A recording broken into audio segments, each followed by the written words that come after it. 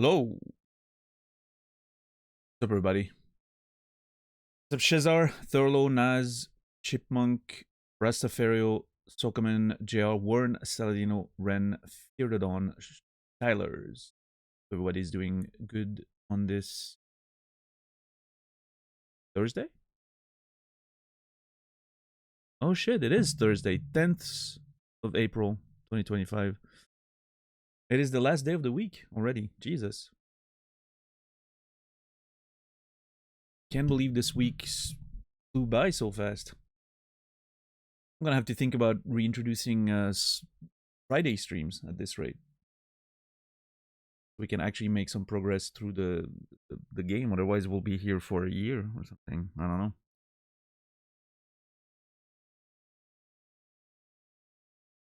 How's everybody doing today?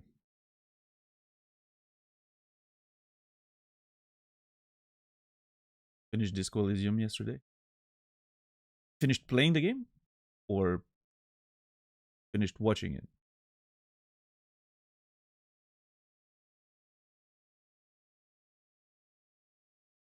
Big difference.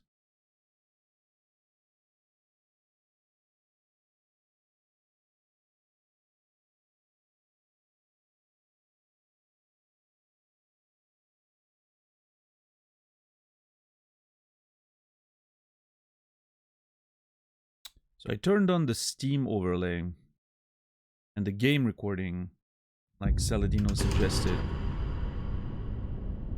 so that I could have access to, you know, the replay features. To go over like dialogue and stuff that just happened. So yeah, mostly dialogue, so I can take notes without having to flip the damn thing. Hopefully it doesn't affect performance or anything. I mean, it shouldn't, right? It's 2025. Those things are pretty well implemented at this point. But if a PS5 can do it, computer probably can do it better.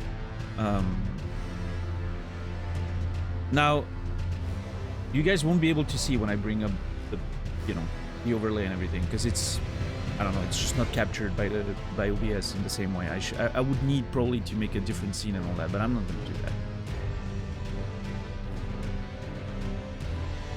So we'll just make it work this way. I mean, it's not going to be a, you know, too massive of a thing. It's just like from time to time I'm going to have to rewatch a dialogue to take notes, and that's about it.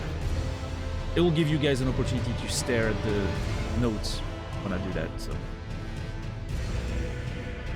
it's probably fine.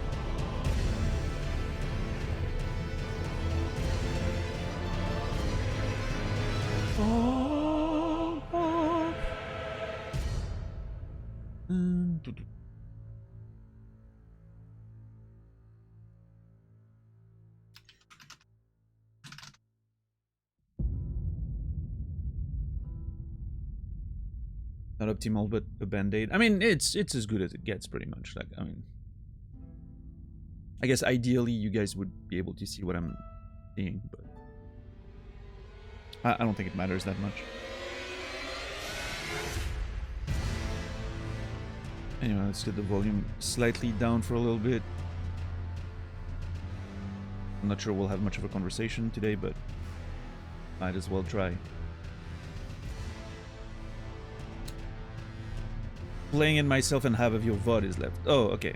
Okay. I thought you meant you know, I wasn't sure if you meant that or that you finished watching Disco and now the second half of the entire YouTube archive was left to watch. Which, you know, it's crazy talk. There's a lot of content. Like, it's almost like 4,000 hours total.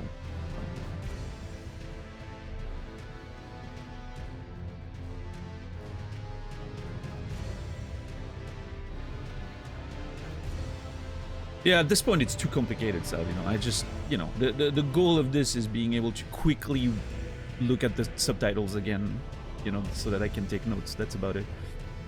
It's not supposed to be a very entertaining moment. There's really nothing you guys need to see when I'm doing that. And again, like, I bring up the notes menu while I'm looking at it. This way you guys can like look around at the notes if you want to, those of you that are interested. Everyone else, you know, probably looking at whatever they're doing on their other monitor anyway, so it doesn't matter what's really happening on this. What's up, White Wolf? How are you doing? We need to be pragmatic about the, you know, the importance of what's actually on the screen during the stream. Yeah.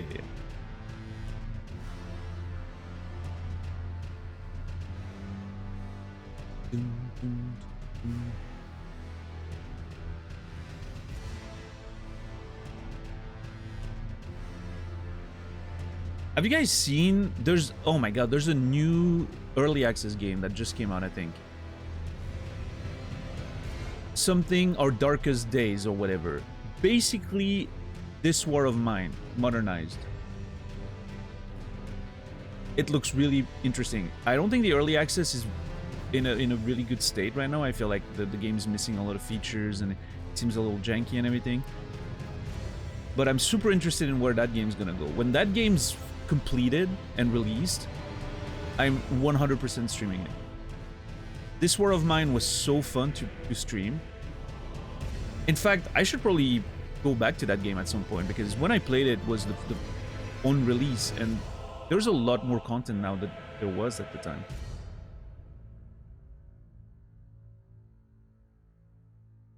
So like another game that sort of follows that genre, I'm really interested in. I'm a bit, it seems to be a zombie game, which I'm a little less interested about. I think the zombie theme's making it just less interesting of a scenario, but I don't know. This War of Mine was hard in a variety of ways. Yeah, I mean, it's hard at the beginning when you don't really know what you're doing, but it gets really easy once you figure it out. I was doing challenge runs on This War of Mine at the time, after like a week of playing. Like after a week I was like, okay, I figured out sort of the game loop. I was doing challenge runs, like the vegan run that I did a vegan run at the time that I completed, by the way. Wasn't allowed to use any of the meat products in the game, you know. I could only survive on like vegetables, which if you've played This War of Mine, you know how hard it is, because you rely on the meat for sustenance a lot of the time, in many different ways. So yeah, I was doing a vegan run. That was funny. I did what I called a vampire run, which was that every night one of my people had to go out in, like, I had like 3 or 4 people, I don't remember, but they each needed to go out in like a sequence order, like every night a different one. They needed to go out, kill at least one person, and then come back home. And if they didn't find anyone to kill or didn't manage to kill anyone, I had to leave them out. And so then you're at the mercy of the game whether they come back, in what state, blah blah blah. So yeah, that was fun too. Especially like managing morale on that run was absolutely insane. I actually managed to complete it, but I remember being at a point during the playthrough where one of my characters was coming home completely depressed and catatonic, like no more talking. They wouldn't respond to my controls anymore. They were just like, and they come home, and one of the second other character that I still had, I had 2 characters left only. The other one had hung themselves during the night. So you come home with your character that's completely depressed and catatonic. The other one has hung themselves. And so I was like sort of watching the game for like a day in game or 2, where I wasn't sure if, that last character was gonna make it, because they were sleeping all day and not doing anything. And you have no control over your character at that point. And then suddenly, I don't know how really it happened, but they just like one day woke up and I was able to control them again, and I was able to actually make it back from there. That was a really interesting run to do. But yeah, This War of Mine was fucking amazing. And doing challenge runs on it was actually kind of neat. There was another one that I had made, like another stipulation for a challenge run, but I don't remember what it was.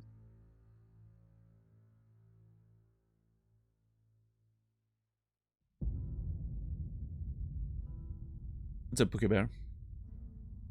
Blueprints just came out. I've never heard of that game. Wait, did I hear of that game? I'm not sure now. Did someone mention that game on this channel yesterday or the other day? Because the name seems almost familiar, but you mentioned it. Okay, that's why I thought I heard about it. Monday, yeah.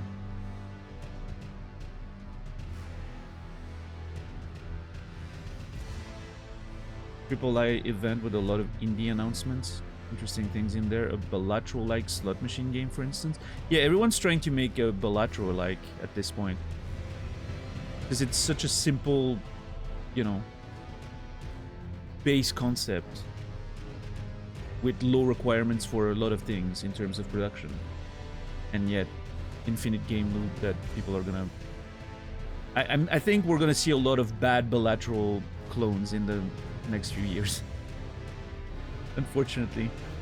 And I'm part of the people who don't think Balatro is that amazing of a game. I think the core concept is incredible, and I think it's really fun for a short period of time.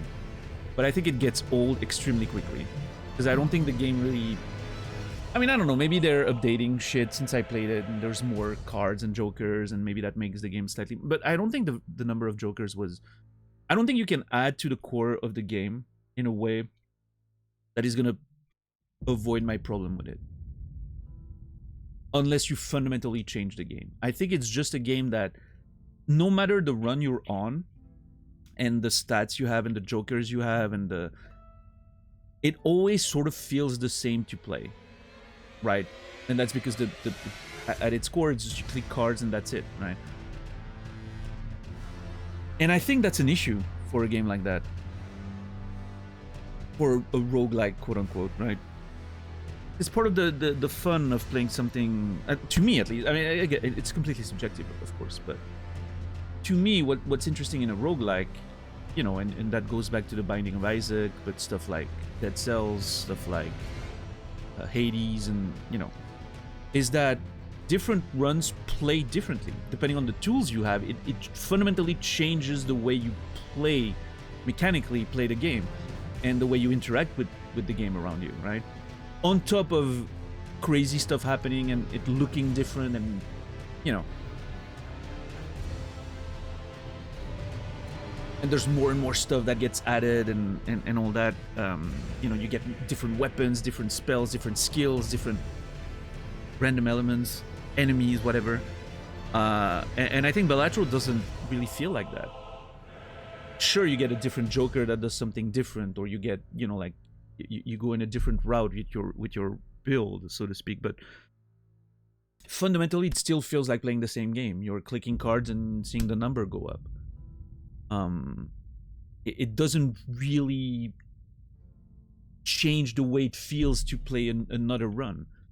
I've done a bunch of different... Like, for a week, I was really addicted to Balatro, and I've done, like, so many different runs. I've tried so many different things. But it always felt the same. So, again, like, it's a really strong and powerful, like, gaming loop. Gameplay loop. I think it's really addicting. But if you get to the point where it suddenly gets a little old for you, like, there's no hope of it changing enough that you will suddenly, like, find interest in it again.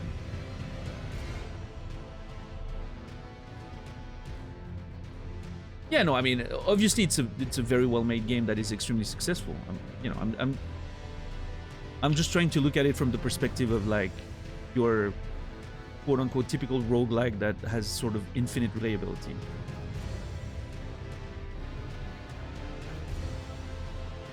But there's a subjective element there, obviously. Like, some people will just enjoy that gaming loop so much that they can play it forever, just like Fishboy said. Like, they're gonna play it like Solitaire or Free Cell or any, you know. And that's just gonna be enough for them. I guess my brain works differently. I need a game to sort of... If I'm gonna play a game for that long of a period of time, it needs to sort of reinvent itself. It needs to add constantly more and more stuff that makes the game feel different.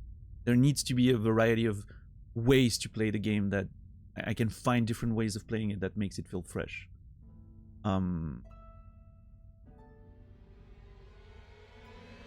Yeah.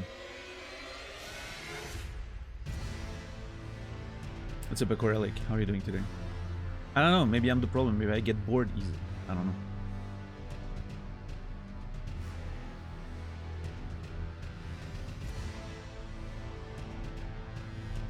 I don't think that's the case, though.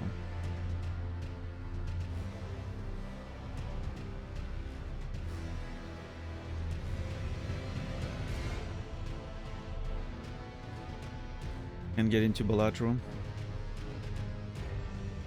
Yeah, I don't know.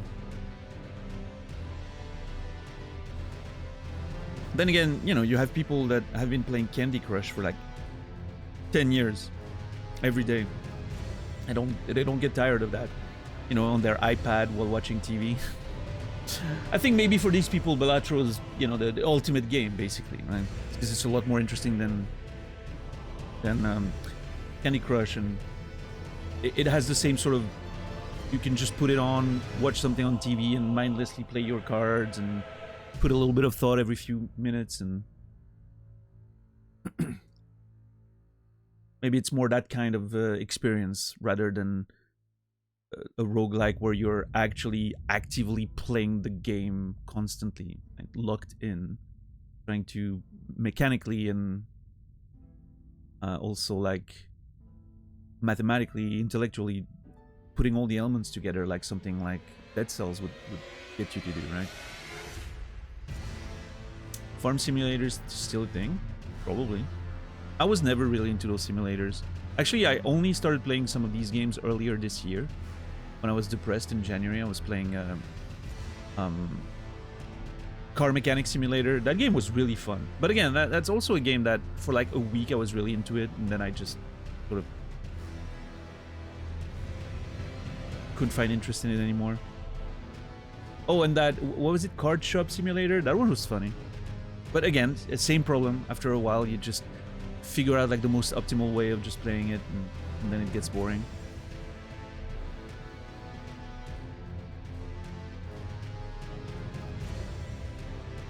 Although I think Card Shop Simulator, once they add things to it, is probably going to be more interesting. It's just not a complete game at this point.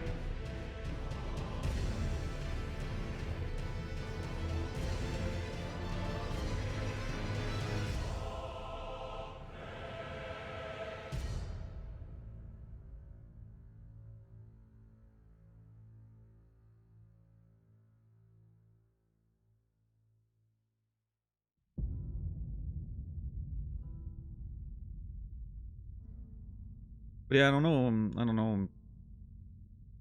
Farm Simulator, I've never played it. I mean, I know it exists. But when you mean Farm Simulator, you mean the actual Farm Simulator game, or do you mean like Farm Simulators in general? Because I think that's very different. Like, there's a game called Farm Simulator. And then there are Farm Simulators, which I think something like Stardew Valley would be part of, or Fields of Mistria, right?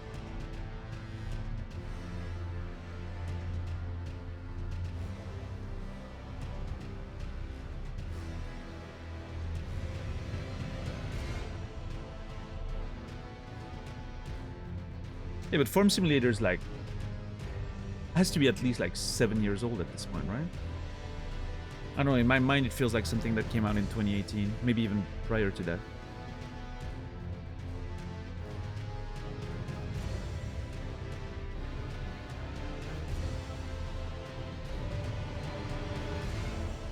I mean, like that Facebook game where plants grew over hours of a day. Oh, that kind of stuff. Well, I mean, yeah, those games still exist. And they probably make money still.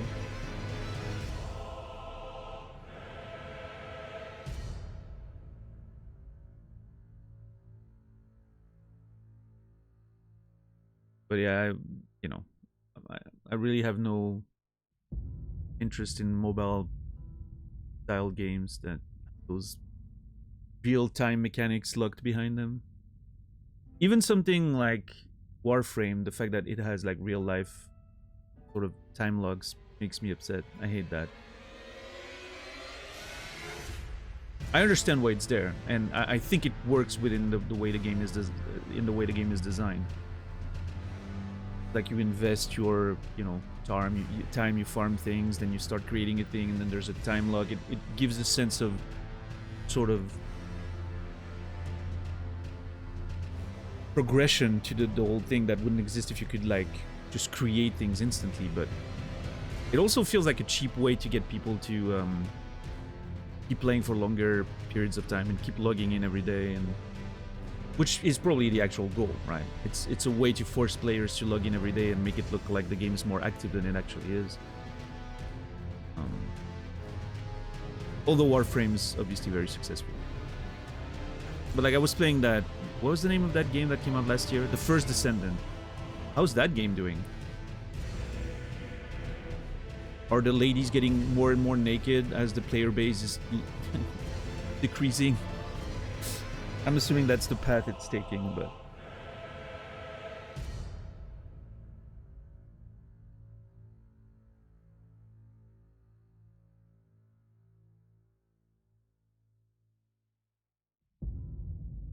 Shout out to Dan. Also, shout out to Daniel for making the DS2 run possible. I like how the also makes it look like it's part of the conversation we're having right now, when it's a completely random comment that has nothing to do with it.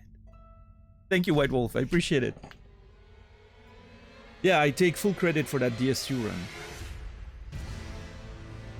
I'm the one that made it happen. Nobody else. Naz was just holding the controller. I was the soul of that operation.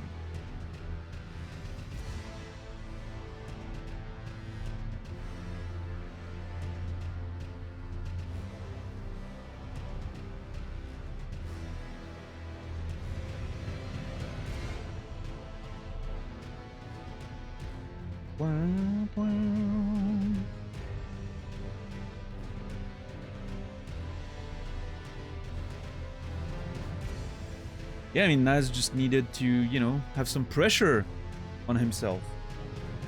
All the eyes of the believers, you know. He needed to feel the guilt of losing Believer's Pause for a few runs. And then he, you know...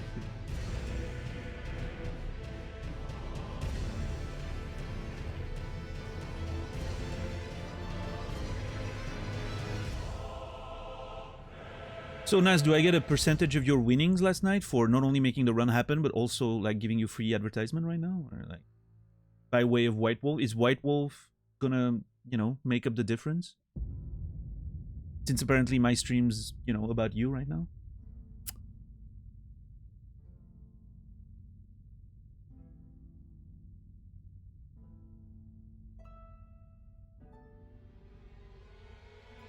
No Gambas and the run was completed once the Gambas came back. It happened. Coincidence? No, I mean, it's not a coincidence. I was just done with watching DS2, so I was like, you know what? I'm gonna bring back the Gambas, and that's gonna make the run happen. I know Nasrallah more than he knows himself. I've done things like that several times over the past few years. If you've paid attention, you will know.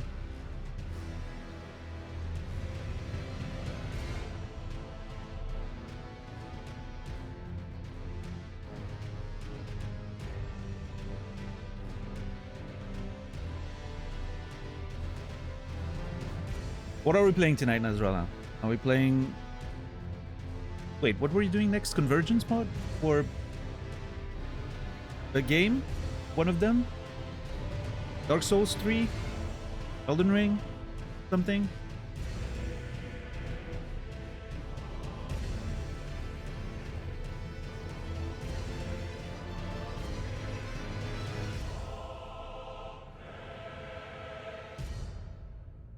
Elden Ring Convergence. Okay. Well, I hope you have fun with that.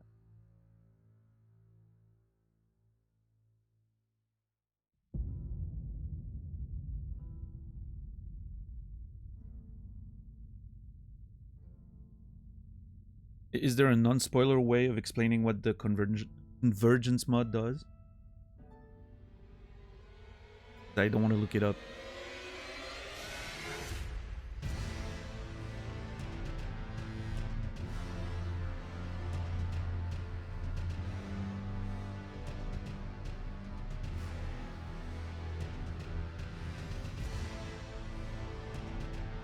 Complete overhaul of the game, 27 classes, new spells, new items, new weapons, new enemies. Okay.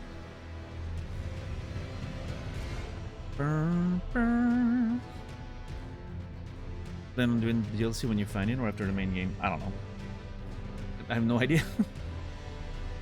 I don't know how you get to the DLC. I can't predict what's gonna be my state of mind when I find it and how it, you know, how it's gonna... I really don't know. I wish I had an answer. Typically, I would say... if I find a DLC and I recognize that it's a DLC, which is probably gonna be the case here. I think it's gonna be pretty obvious, but... once I find a DLC, usually... what I tend to do, not always, but what I tend to do is I leave it behind. I focus on the main game until we get as close as possible that I can figure to the ending of the game. Then I go do the DLC and then I finish the main game. That, you know, I do like the last boss or area or whatever, depending on how the game's designed. But that's typically what I do. But that implies me understanding exactly where I am in the game and what, you know, how everything is sort of put together. So we'll see. I don't know. What's your plan for your Elden Ring build? I don't know. I don't have any. Right now I've been investing in stamina, strength, and dexterity equally. I have no idea what, because I want to wear armor. I want to wear big armor and I want to use big weapons or any weapon I want. Normal weapon, not magic. But who the fuck knows what I can find in this game that's gonna make me want to put points elsewhere, so we'll see.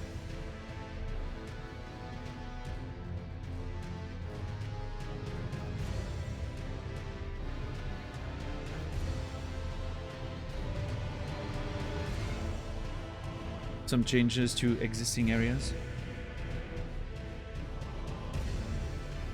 There was a convergence mod for DS3, right? I'm not crazy that my mind went to DS3 when we were talking about convergence. So you're open to respec? Gotcha. Maybe? I don't know, White Wolf. Literally, I do not know. I don't know how much of an effort it's going to be to respec, or if it's possible to respec infinitely. I have no idea how exactly that's going to work out. I don't know if I'm going to need to respec, or if I just can put more points in the things that I need. I really don't know. What's up, Brandon? There's one for DS3. Okay, so yeah, I thought I remembered the convergence mod from something else, but... Brandon, thank you for the raid. Hope Street Fighter 6 was decent. What's your current MR at the end of that session? Did you at least break even? What's up, Visman? Nope. Well, down 80 points? Are you under 2,000 again? Brandon, where's your self-respect? You come to me a lesser man. How dare you? Emasculated. You're barely human. I can't look at you.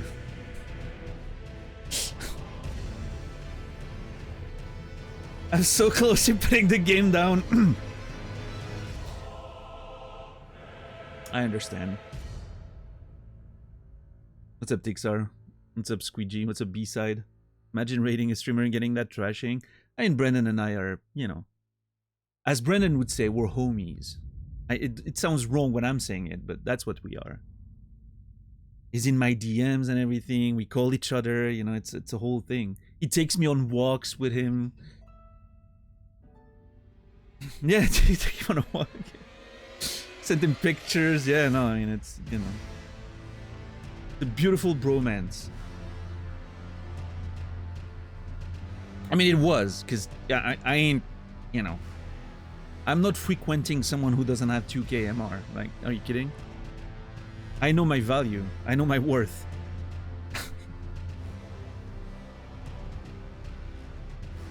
Time to lock in and get that back, Brendan. Jesus. Yeah, that's it. That's it. What's up, Bristlebutt? Dun, dun, dun, dun. But yeah, no, White Wolf, to go back to your question, absolutely no planning whatsoever. The only thing that I know is I don't want to level up Vigor unless I absolutely feel like I have to. If I get to a point where I'm not playing the game anymore or I level up Vigor, I'll level up Vigor. Other than that, we're gonna go in the hard way.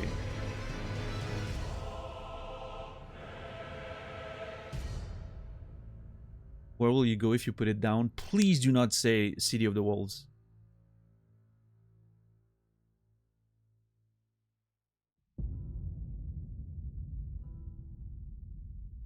Fighting games fucking suck. Yep. Time for Brendan's variety angle. Yeah.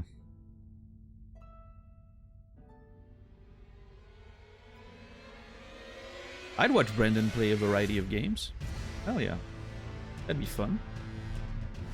What's up, Mopo?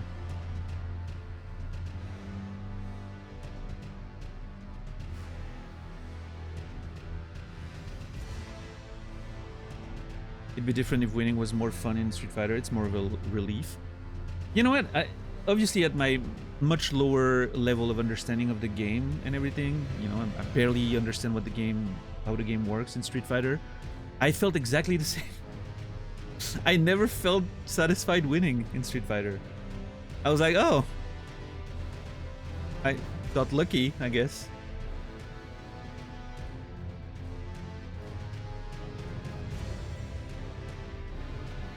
Which is not, I'm sure you don't feel the luck aspect as much as I did because you understand the game more, but to me it always felt like I was lucky winning or unlucky losing. It never really felt like, you know, I never felt in control of the results so much. So a clip of someone hooking up Cyberpunk to their CRT, I got jealous. Shame they takes too much space. That's a vibe right there for sure.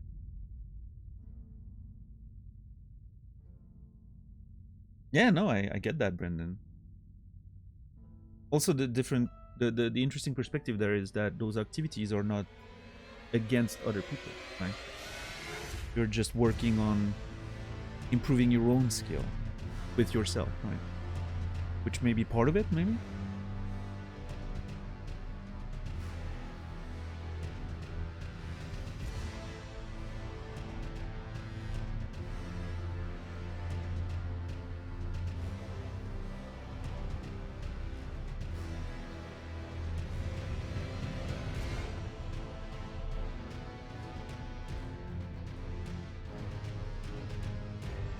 I was thinking, like, you mentioned Cyberpunk being lucked to a CRT, and that reminds me of something I saw before the stream that I was like, oh, we should talk about that, that's fun.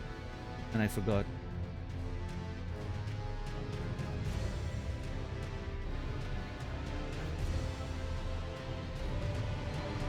Yeah, I can't remember.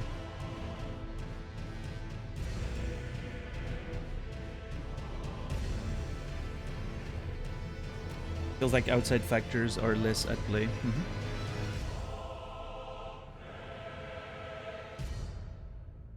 But yeah, I don't know if you were there yesterday, Brendan, when we were talking about working out.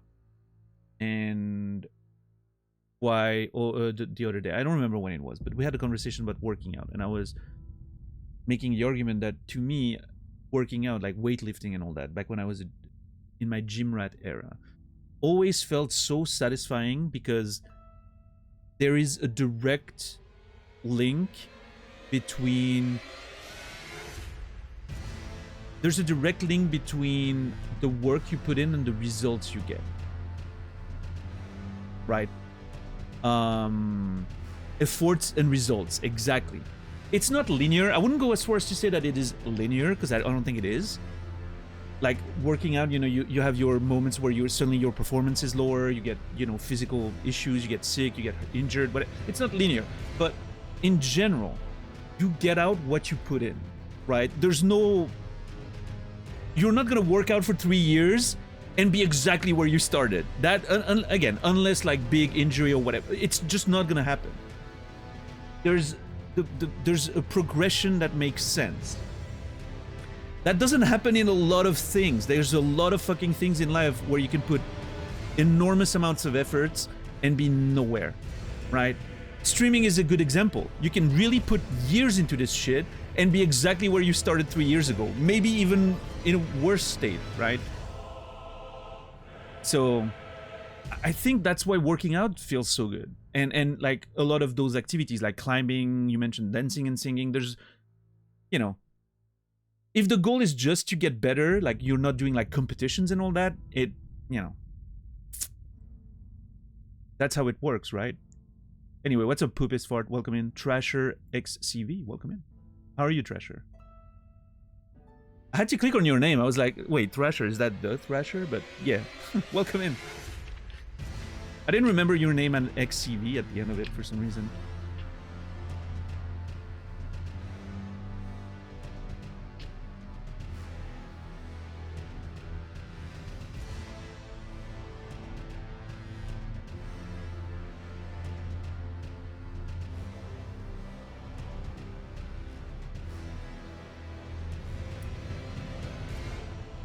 It doesn't need to be linear, it just has to feel like some random shit isn't fucking you, yeah. Even if you get injured, have to regress in some physical discipline, you're not mad at this discipline, you're upset at what injured you. Yeah, that's true. Occasionally the weight started fighting back.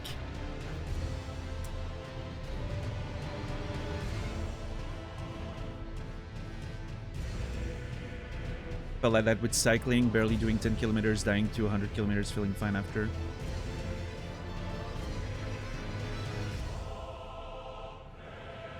Captain Dax, good to see you.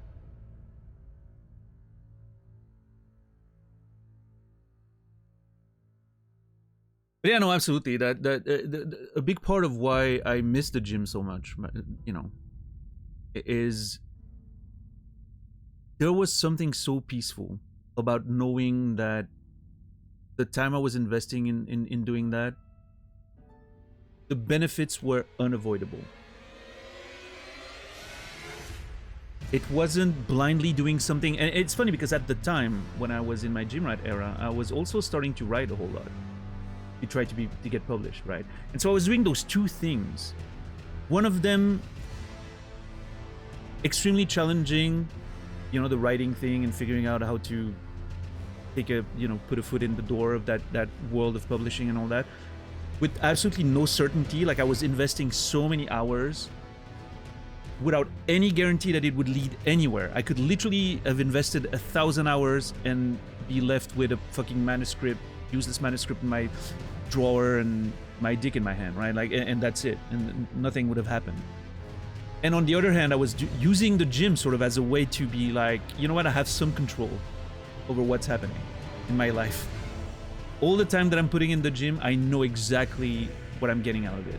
I can look in the mirror every few weeks and I can see the difference. I can take pictures and compare them and be like, oh, there is a difference. My effort's worth doing, like, you know, a direct correlation between the amount of effort you do and what you're getting out of it. I used to go to the gym so often. I love what it did for me mentally more than physically. That was just a perk. No, absolutely. And that's part of it too, right? And obviously that's not going to be every day. I remember having days when I was like, oh, I really do not want to go today. And I go, and you hope that you're gonna, at the end of it, be like, oh, I'm so glad I went. It was awesome. You know, oh, I didn't want to go, but I'm glad I did. No, like some days, there were some days where you would go and you know, you're struggling with the weights, and then you get out of the gym and you're like, ugh, that was a fucking waste of my time. That's the mindset you're in, because you're having a bad day. It always happens. But again, like if you look at it on a grander scale, not just like a day-to-day thing, but you look at it over weeks, over months, the benefits mentally and physically are always absolutely incredible. Like I would challenge anyone to get into working out in the gym for a month or two, and by the end of it think that what they did was a waste of time, and then they're worse off now than they were. I would challenge anyone to go through that process. I don't think it's possible. Again, bearing, you know, random ass injuries or whatever. What's up, Radical? How are you doing today? Meanwhile, in Street Fighter, I'll drill a situation when it matters most. I'll do the exact same thing and get an entirely different result. I don't know. I think I would enjoy seeing the progress, but I run into problems eating enough. Yeah, that's a big thing. Obviously, depending on what your goal is when you go to the gym, the nutrition aspect is, you know, nutrition aspect is majorly important if the goal is body transformation, right? Which it doesn't have to be necessarily, but... And that nutrition aspect, I think, to me personally, was, I would say, more difficult than the actual weightlifting part. The weightlifting part, I mean, it's just, you know, you have to learn the form and everything, but once you have that figured out, it's just you lift the thing and maybe it lifts off the floor, maybe it doesn't, right? But nutrition, that's a constant challenge for me personally. That's what it was. And it's a huge part of the result. But again, I think the same thing applies sort of in that process, right? If you eat enough calories, you're going to see your body grow. If you eat low enough calories, you're going to see your body shrink, depending on what your goals are, right? It's like mathematical. It's physical. There is no, again, outside of very rare and specific situations, but there's something, a direct correlation, which I find extremely peaceful and reassuring. But actually doing the work is what's difficult, obviously. It's a lot of calculations, a lot of paying attention, it's a lot of, you know. I'd argue that the nutrition's the biggest challenge. The goals and bodies are different. Yeah, of course. Yeah, I agree with that. That's true. All very different. And I think the nutrition is where the big mental aspect is. Like, the mental challenge is very often... Well, I mean, at least for me, that's what it was. It was in the nutrition, not in the lifting. The lifting part was where you just free your mind. You're just, you know, you're in the zone and you're listening to music or whatever, and everything just... The voices stop for a second. That's what weightlifting felt like to me. And I miss that very much. The nutrition is when the voice started talking again.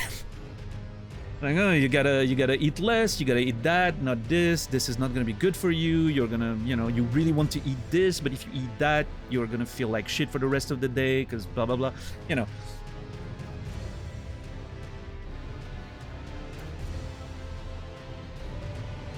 The voices in my head, you know. That's always the main problem at the end of the day. Speaking of which, I slept very well today. The voices shut up for a moment last night. I went to bed, slept like a baby for about 7 hours. I don't know what happened, but I finally had a good night of sleep. I'm very happy.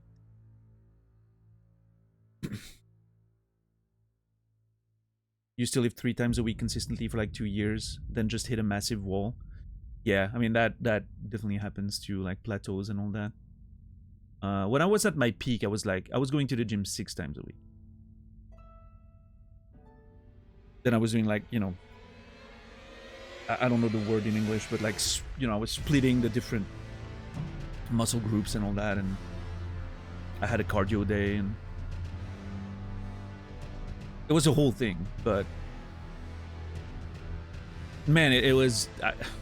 I look back fondly. I look back very fondly. I really want to... Again, like my current living situation is not ideal for the gym. Like there's no really nearby gym, whereas at the time I was living 3 minutes away, like 3 minutes walk away from the gym. But I really want to get it back into it. I miss it way too much. You're not missing leg days? I loved leg days. I was a huge... My favorite exercise has always been the deadlift. Deadlifts made me feel... I don't know how to describe it.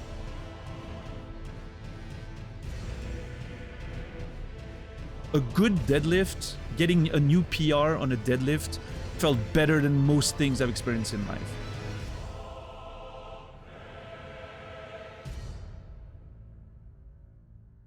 Huge fan of leg days.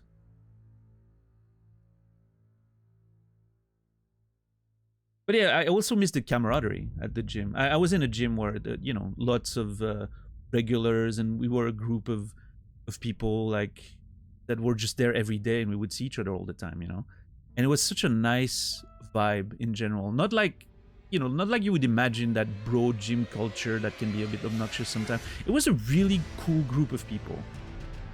It was a very mixed group of people, which I thought was always awesome. Because when it gets a little bit too dudes, it can get to that, again, like that, that sort of obnoxious bro gym culture sometimes. It was a nice mixed group, and everyone was just very chill. Gym bros are the chillest fellas. I mean, they can be. I've also seen some extremely obnoxious behaviors, though. I don't think it's, unfortunately, always that perfect. But anyway, personal experiences, right? Anecdotal. Anyway. All this to say that the group that was at the gym that I was going to was so fucking awesome. And we would go like on the Fridays, we would go to have like, restaurant outings all together. We had a WhatsApp group where we would like organize outings, and we would go to like all you can eat buffets. We would just run through those buffets on Friday nights. It was so fun. But anyway, and that feeling of, everyone watching over each other and getting new PRs, everyone would just stop for a second and look at, the attempts, and then the screams of joy whenever someone would... It was such a vibe, man. I really miss it. Oh well, nostalgia. What can you do? I mean, I could go to the gym again. That would probably do it, but... One day. You know what? 2025, one of my goals... 2 goals for 2025. 2 major goals. I'm making myself accountable by saying it out loud right now. I need to seriously... I'm trying to find a way out there. I need to finish a first draft of a new book. I was going to say I need to start writing seriously again. That was finding an out. I need to finish a first draft of a new manuscript. That's one thing. And the second thing, I need to get back to the gym. I don't know exactly how that's gonna work, but I'll make it work somehow. Get ready to clip it. Well, I guess it's out there now. What's up, Ankthar? I've heard we get the same dopamine hits describing goals as we do accomplishing them.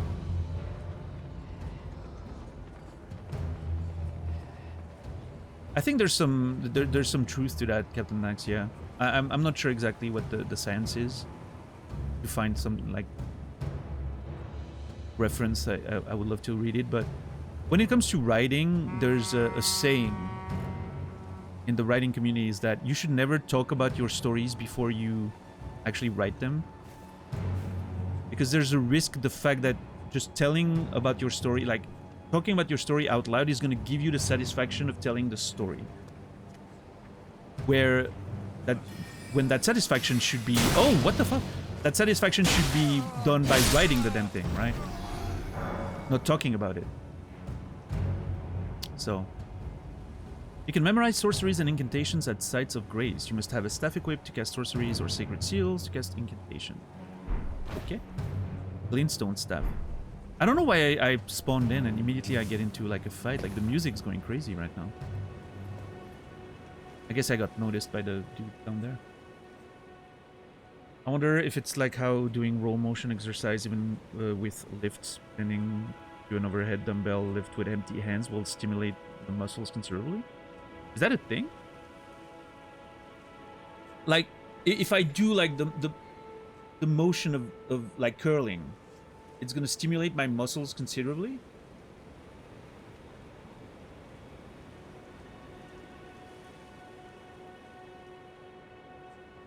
With intention, I've heard. I'm working out on stream right now. Look at me. Hey, one goal already accomplished. I think we can scratch that one off, right? That's how it works.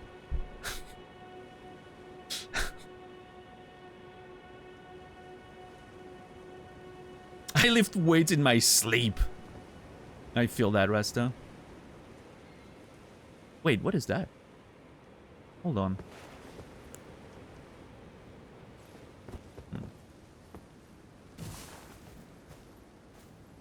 if you tense your muscles while doing it. Yeah. I know, I get what you mean. I understand. Which you should be doing when you're lifting, by the way. You should activate your muscles, like, consciously.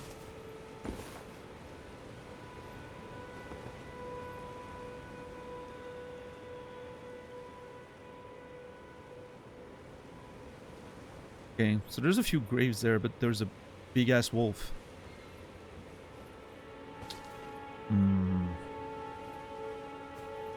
Yeah, anyway, another one of those conversations that makes me really want to hit the gym again. I've been saying that for a year at this point.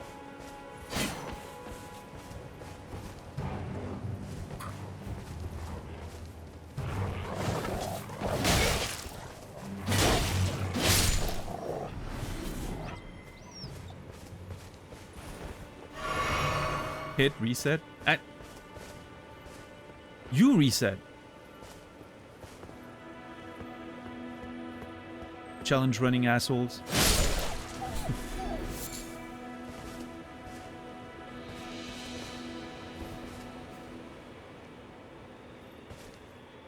My biggest discovery after a few months at the gym was that I can consciously tense up my back muscle. You know? What's everyone's favorite exercise at the gym? I'm curious.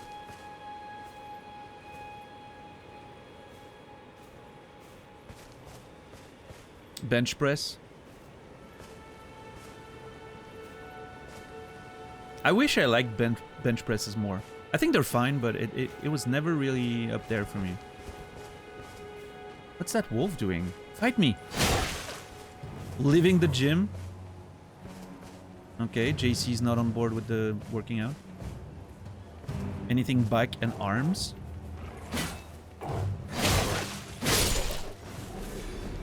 Yeah, the back, I think working out the back, that's why deadlifts were a big thing for me. It's like, it's not just the legs, right? It's almost everything, but there's something, the back feels, I don't know, you feel so good after.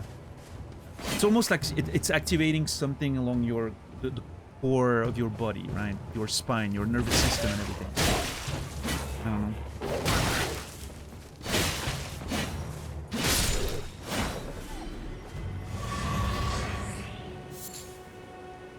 Got a flask there. What's up, Slythe? How are you doing today? Weighted pull-ups are underrated too. Yeah, pull-ups are satisfying.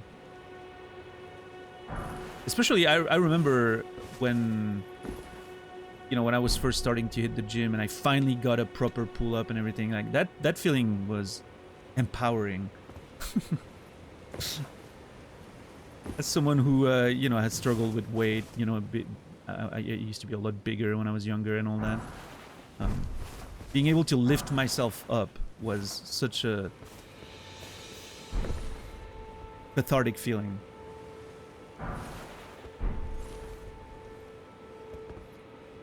Back muscles are just so hot too. Hey, that's an important factor. You gotta embrace it. All motivations are good. There's one of those fucking bugs around here. I can hear it. There it is. What's up, Stoner? How are you doing today? Makes me feel like playing this again, but that would require me to buy it first. It's a trap. I don't know. Maybe you can find a cheap version on G2A or something if you're willing to use those websites. Is that one of those things? I can't tell. If that's one of the things that gives me a flask, right? Let me try. Fuck! Thank God. Yeah, that's what it is. Okay, the red ones give you flasks.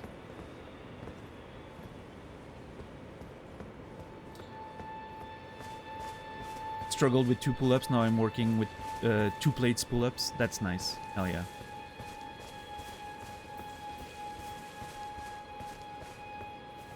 Became scared of front squats after I blocked I blocked circulation in my head. Oh, did you actually like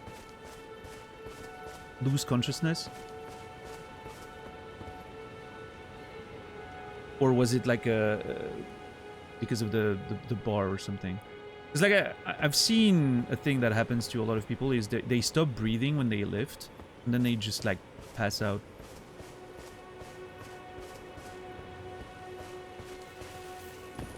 But I think you may be talking about like actual like circulation. But this game, streamed it for 8 hours, never played it again. Maybe I should revisit it. Well, let me ask you this: why didn't you play it again? Did you not enjoy playing it? Was the, you know, was it the community that came with it that can sometimes be a little, you know, annoying with the backseating and all that? Was it too frustrating?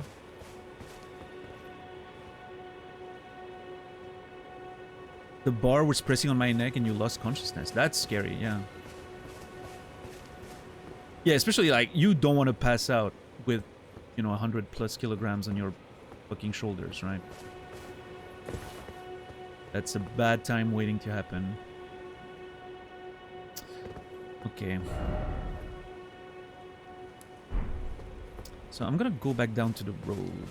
Make sure I don't miss anything on the cliffs. Wasn't used to the combat style, frustrated a lot, never played a Souls game or anything. Okay, yeah, fair enough, fair enough. Yeah, I mean, there, you know, once you sort of... There's definitely a learning curve, right? But once it clicks and you get into it and the exploration, and especially Elden Ring, I feel is one of the most accessible because since it's an open world, if you get stuck somewhere, you can just, you know, go somewhere else to level up or whatever. Now, on the other hand, it's also very overwhelming because there's this big open world and it can be hard to know where to go or what to do.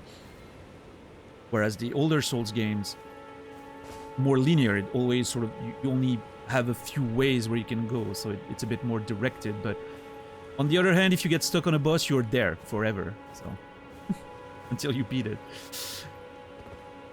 So yeah, I don't know.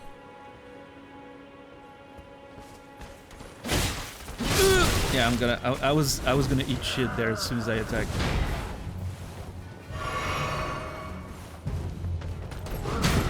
I tried to parry.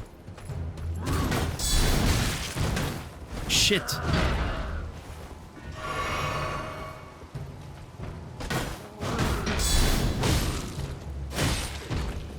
I'm out of stam. Okay, I need to stop trying to parry that shield. It's too big, it's too slow.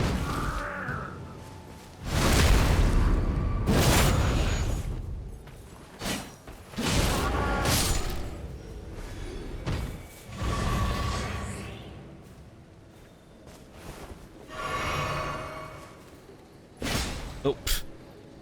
How do I have so little range on that move? It's like the jumping move. Hold on, I need to look at the animation. No. Jump, you nerd.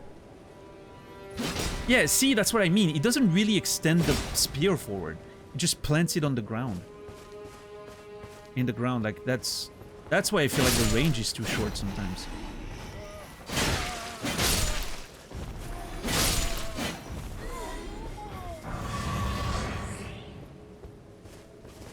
Alright, that's why I wanted to go back down. Not miss anything against the cliffs. Hey Granada, how are you doing today? Good to see you. Yeah, there's a whole ass lake right there. Very intimidating. Oh, great. Dark Souls 3 crabs. Love those.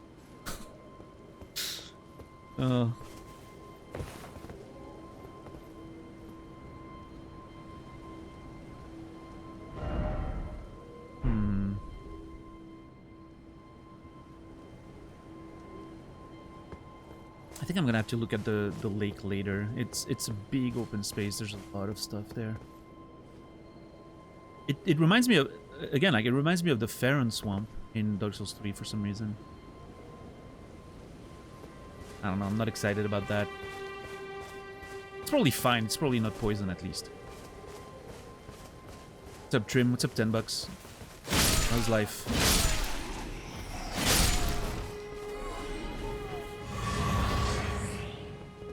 Went to Endermat, tried to fix the Ethernet cable in the Airbnb and broke it. Well done, Mrs. Yeah.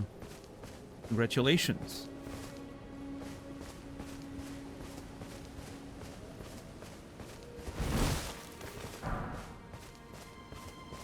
Runes. Hey, Kemikara, what's up today? What's up today? What's up? How are you today? My brain just skipped half that sentence.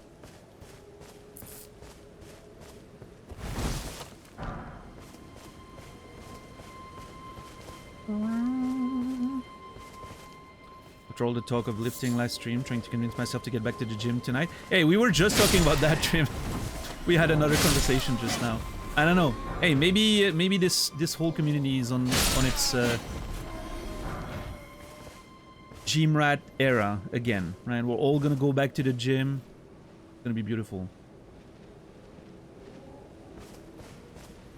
We should all move in together and open our own gym. That's what we should do.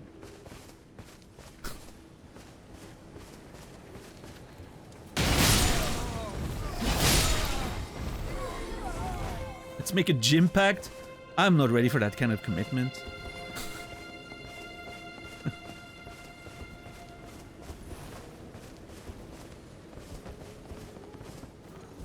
Oh, I thought that guy was gonna fight me and then he runs away. But yeah, no, do it, Trim. Let us... Sir! Is that guy just... Am I just not a threat to you, sir? Look at this guy. I've never felt so unimportant in my life.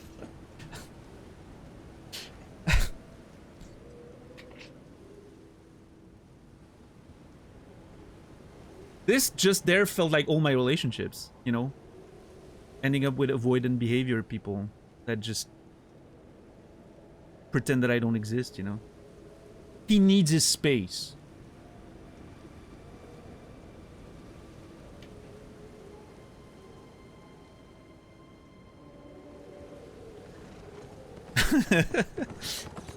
What's up, Pitkiss? Yeah, that rider right there just he just needs his space. He needs a little space. That's it. That's actually hilarious though that he's not attacking me.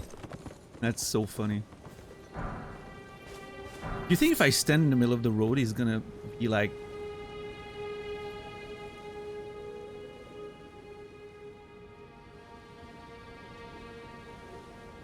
Also, there's a grace over there that I can see. I need to get that. Where am I? Yeah, I'm gonna need that. Take that grace that's here, and then I'm gonna take those two keys there. Okay, is he gonna attack me now that I'm in the way?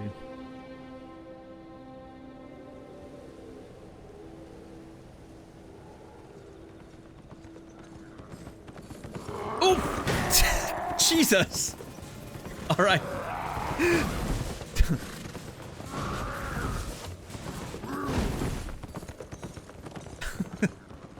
You know what? I think a horse fight is... No! I pressed the wrong button. I can't get used to the muscle memory. Why am I reversing them now? Yaha!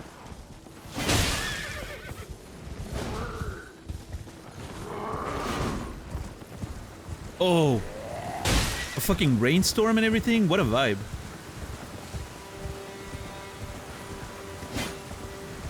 Proper jousting right now.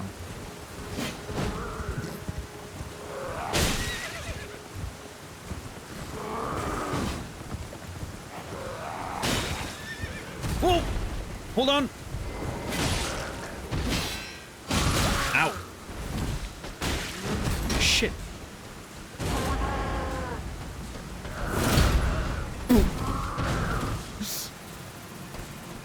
Both of us completely missing the mark. Love to see it. I'm gonna die. Ugh.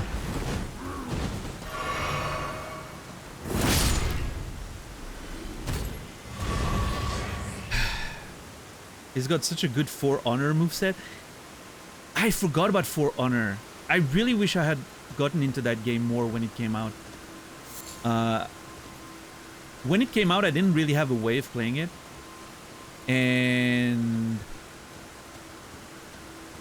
once it started being free on, like, you know, PS Plus or whatever, there was just not really a community for it. It felt like it was too late. So I never quite got into it, but I remember watching a lot of streams of people playing For Honor when it came out, and that game looked really fucking fun. It felt like a different kind of fighting game, and I'm always up for that. But like the base fundamentals of a fighting game still applied somehow, you know.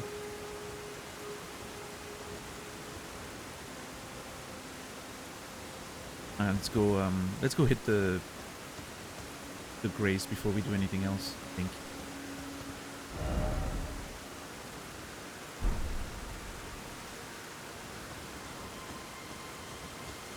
Two friends of mine were really to Mordhau, but Mordhau is a bit different, right? It's more like a team. It's more like what was that? Chivalry, right? Or a team hack and slash ish game. Or am I confused?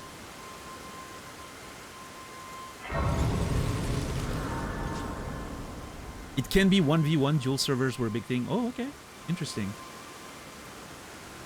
Yeah, for me, what I was really interested in For Honor was the sort of fighting game approach to it, right? With the combos and the plus frames and like everything was very similar. Is Elden Ring all you're streaming these days? Yeah, so Thrasher, basically when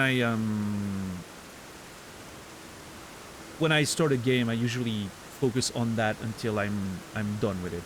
Whether that's because I'm bored and I want to move on, or because I finished. So yeah, Elden Ring's the foreseeable future of the channel, I guess.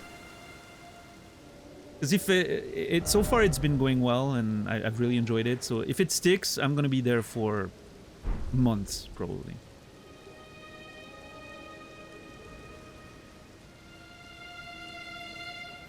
Yeah, I typically I do variety, right? But I do it in the way that when I play one game, I play one game at the time. I don't like jumping from game to game.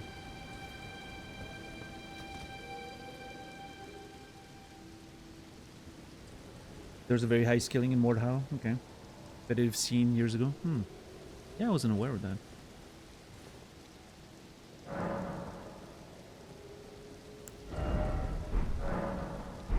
Okay. Wait. Oh.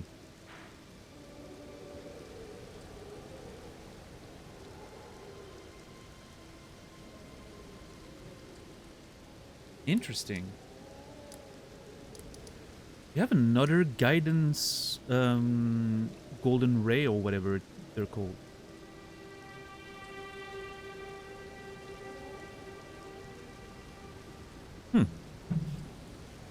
That's curious. Now that I'm intrigued about, because I got no information about it. No, like, what's her name? Melina didn't show up or anything telling me, hey, you know, something to do there. Better that way. I have a tendency of starting a game and never finishing it. ADHD. No, I get that. Yeah, I mean, at the end of the day, whatever works for you, and as long as you're having fun, right? But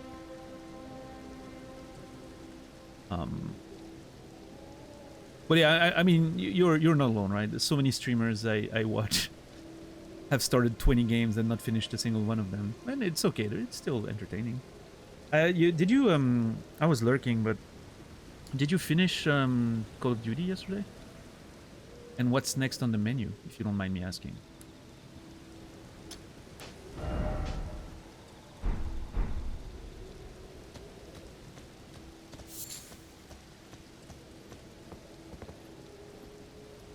Okay, so I definitely want to investigate this. I want to check that side first, and then this side, and then we can see if we want to move all the way over there. Yeah, that's the plan. Oh, that asshole's back. Shit.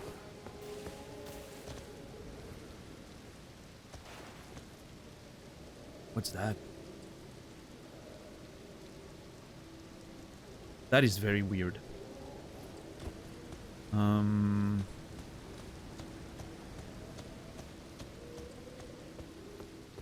I'm there.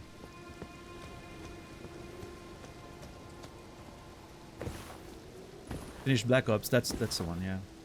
I'm not huge on Call of Duty, so I don't know the games very well. I played a little bit of the new Zombies mode last year. I wanted to get into Warzone maybe a little bit at some point, but I had an itch for a battle royale, but I never actually went into it. It was free on Game Pass, that's why I kind of got into it. But I never got into Call of Duty back in the like the modern.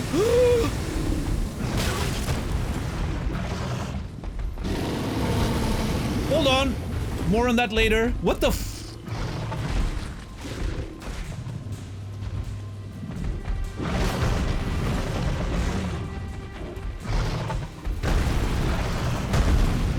Holy shit, what is happening?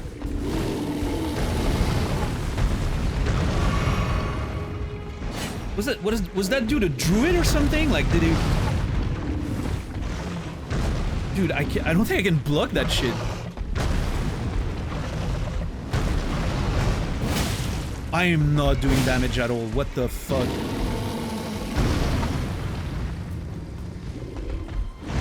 Ugh. Yeah, the stamina damage is crazy. I don't think I can block this. I need to go 2 hands. Poke him in the butt. Ugh.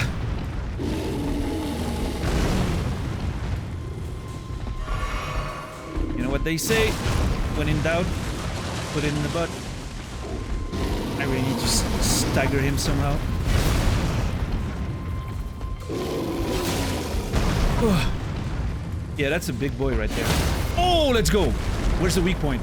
Ahead. Okay. Okay, we got this. Ugh, that's still half HP.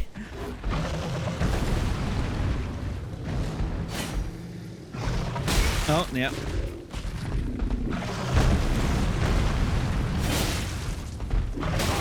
Yeah, shit. Okay, heal. God, okay, I kind of wish I had my sword right now rather than the spear.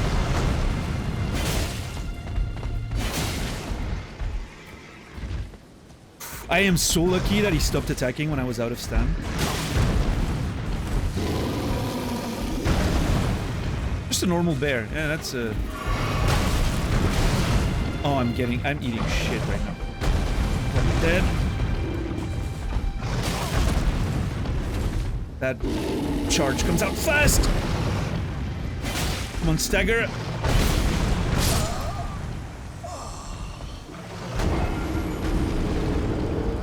I put everything in that last hit. I was like, if that last hit staggers, we're good. If not, I'm probably dead. Oh, I should have been safer. Okay, that was crazy. I don't know what happened there. I don't even know how the fight started. I was reading chat and suddenly I had a bear on me.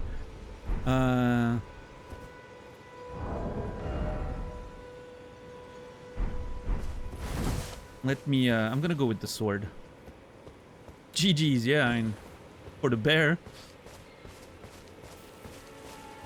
What's up, Shepard? How are you doing today?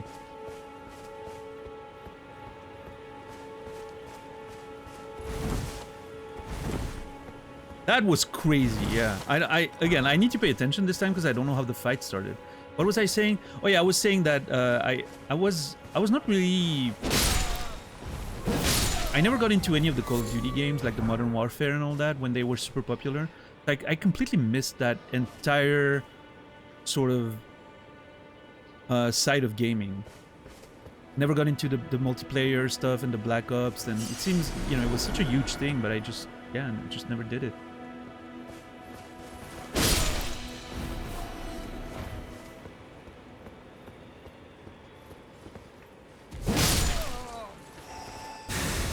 Okay, that's...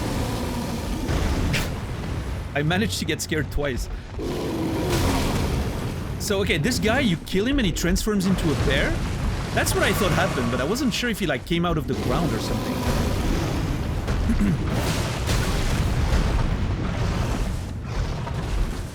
This is your first time playing the Call of Duties? Oh, that's nice. You're revisiting the series. That's really cool. Panic jumping there.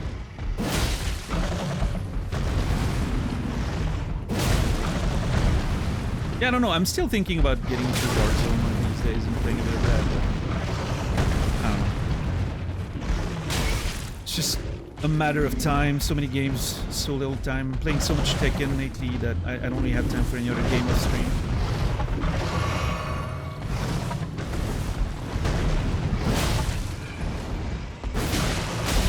Bunch of them on Game Pass, yeah. I do more damage than prior with the spear, but I'm playing way worse. I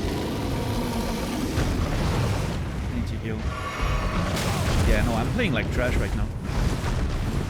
Actual garbage.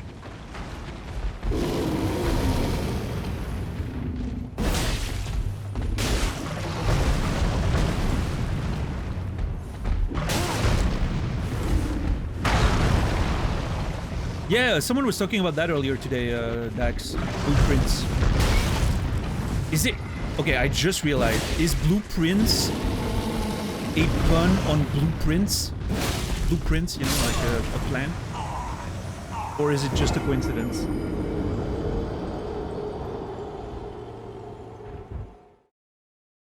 I think so. I didn't think about it until you said so. Because if so, I don't know. If a game title is a pun, I don't know if I can play it, you know, like, and still respect myself as a person.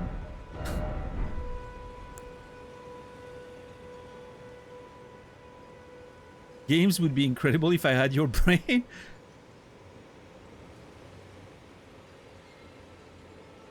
I'm not sure what you mean by that, Captain Dax. I will choose to take that as a compliment. I don't think that's the case though.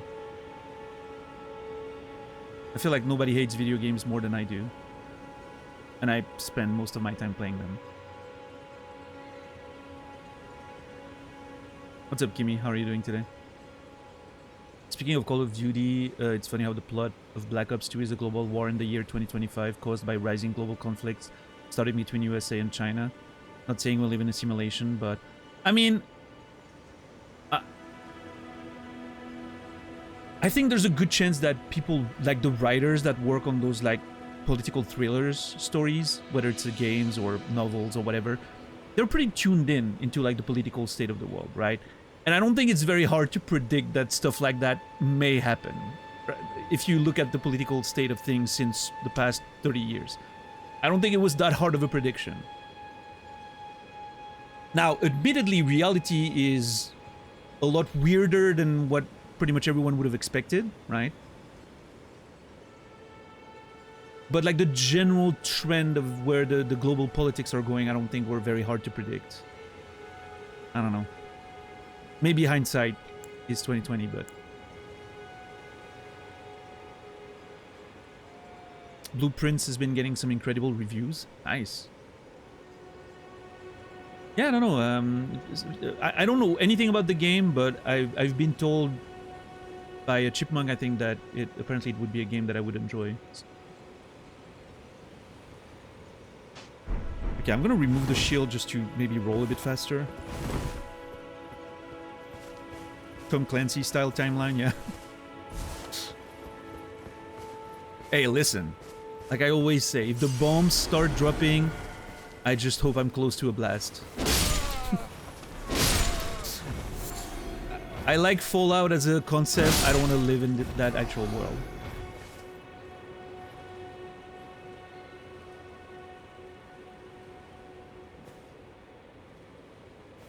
Another series of games I should get into. You mean like the... Tom Clancy's the Rainbow Six stuff, right?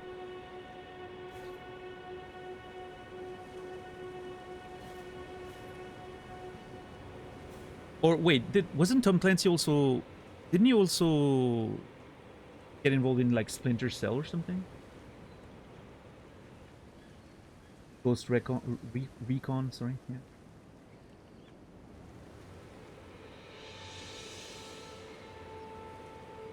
Yeah. I remember playing the first Rainbow Six all the way back in the day. You know, that was still a single-player tactical thing, where you had to... You could plan your own mission before you actually got in it, and I had to play it. You could plan the movements of your troops, you could plan, like, what the other characters would do, like where they would look, and so like you were meticulously planning the whole, you know, intervention, like anti-terrorist attack or whatever you call that, and then you were playing it. It felt so satisfying to do. I remember that very fondly. Yeah, old school Rainbow Six was really fucking cool. I like the planning aspect of it almost more than the actual execution of the mission. It's a Brainy, by the way. How are you doing, Quasi? Good to see you. A lot of Tom Clancy games. The Division, yeah, that's another one. Yeah. I haven't played The Division. I heard pretty good things about it, especially like the second one. I think got pretty popular. But yeah, I missed most of those games. I haven't played a lot of online shooters in recent years. I used to play a lot of like Quake 2 back in the day, Team Fortress Classic, and then Counter-Strike quite a bit, but back in, again, like early 2000s. And then I really haven't played shooters then for a long period of time. And the only shooter that I invested time in the past 5+ years was Escape from Tarkov. I played a lot of Tarkov. But that's because Tarkov has, I don't know, it's a multiplayer game that doesn't feel like a multiplayer game, which I enjoyed. Like the immersion, the realism is really, really cool. The way you can customize all your, you know, your weapons, and that's a really cool aspect of it.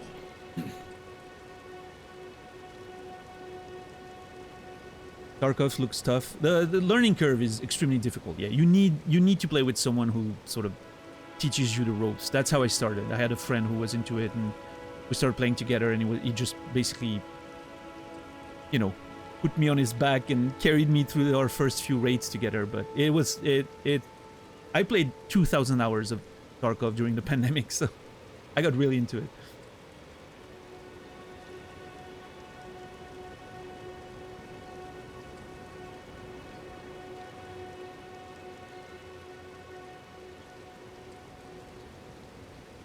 Couple of reviewers got advanced copies of the game. They both said it was one of the best game they've played, for whatever it's worth. That's interesting. Like, that's high praise for any game, really. Yeah, Blueprints. I'm gonna keep that one on my radar. You guys let me know when it comes out, if you have played it, and if you've enjoyed it, and if you know my channel, if you think that it's something I might enjoy. Apparently it's the best puzzle game ever made. That is, again, extremely high praise. It released today, okay. Yeah, whenever you guys play it, without spoilers, let me know if you liked it, and if you think, you know, it would be something that my brain would, you know, work well with, I guess. Some of you guys know me very well. You know what kind of stuff I get into.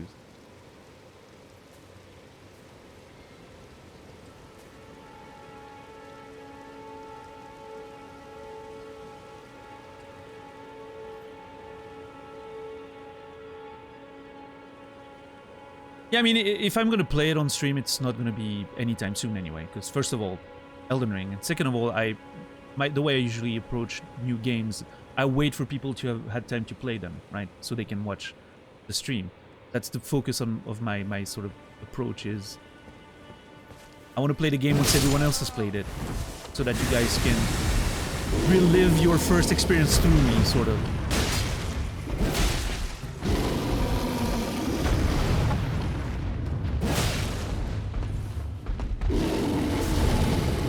And hopefully see things you haven't seen in your own playthrough, because I'm so meticulous.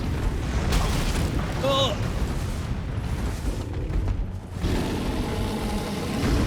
Well, that's the thing, Brainy. If you haven't played the new one, and it just came out, how can you say that? Maybe it is the best game, the best puzzle game ever made. Because the one you're thinking of, at some point came out, and someone say that's the best puzzle game ever made.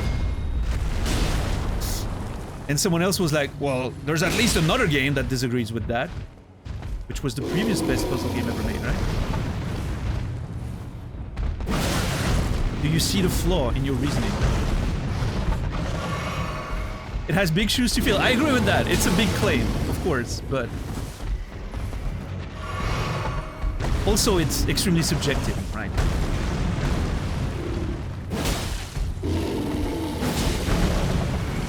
You know what? I think I'm better at the game when I'm not really thinking about it. And I'm just talking and gaming. Look at that. Easiest fight ever. Not even a thought. Absolutely destroyed that bear. And I was barely conscious during that fight. Oh my god, is my subconscious better than I am at video games? Should I be offended? Should I be hurt that my subconscious is better than me at video games?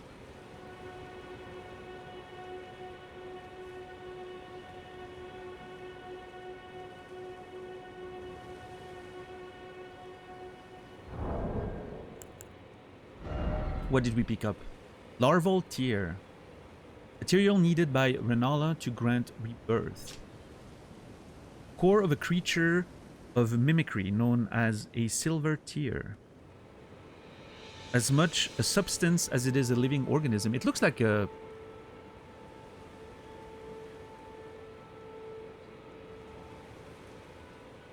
placenta.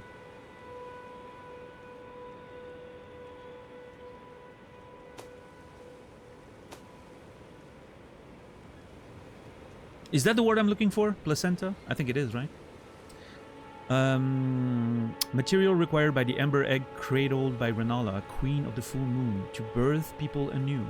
Being born anew allows the reallocation of attributes boosted by leveling up. Well, there you go. We're talking about respect today. I guess I found the way. But apparently, yeah, I need to find Renala, Queen of the Full Moon.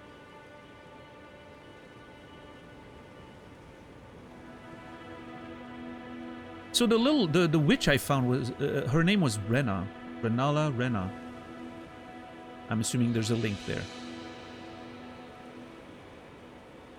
Blueprint says really high bar to clear to be the best puzzle game ever made. Doesn't have to clear to be amazing. If it doesn't clear, just mean it's really something special. Yeah, I mean, obviously people are being, you know, hyperbolic, because when a game comes out that you really enjoy and that it's a game that is that good, you tend to be hyperbolic about it, right?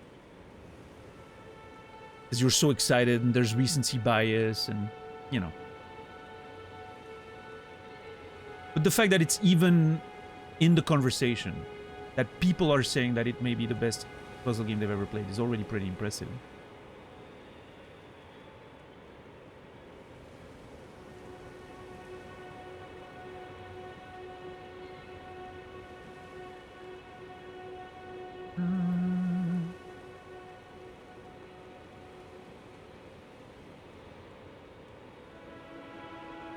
Okay, I'm noticing that I have a lot of exclamation marks there, which means I have a lot of stuff that I haven't checked. Staffed with a glintstone embedded at the tip, a catalyst for casting sorceries. Must be memorized first at the site of Lust Grace, and the staff must be equipped to cast them. I don't think I read those spells. One of the glintstone sorceries at the Academy of Raya Lucaria. Enchants shield hand in the left hand with additional damage negation. Sorcery can be cast while in motion. Taught to the Knights of the Cocoon by the Academy as payment for their contract. The Knights of the Cocoon. Yeah, if I was gonna create an order of knights to be hired as a mercenary or something, because that I think that's what it is, since they're mentioning a payment for their contract, right? I would not call it the Knights of the Cocoon. It's hard to take seriously. In my opinion. I don't know.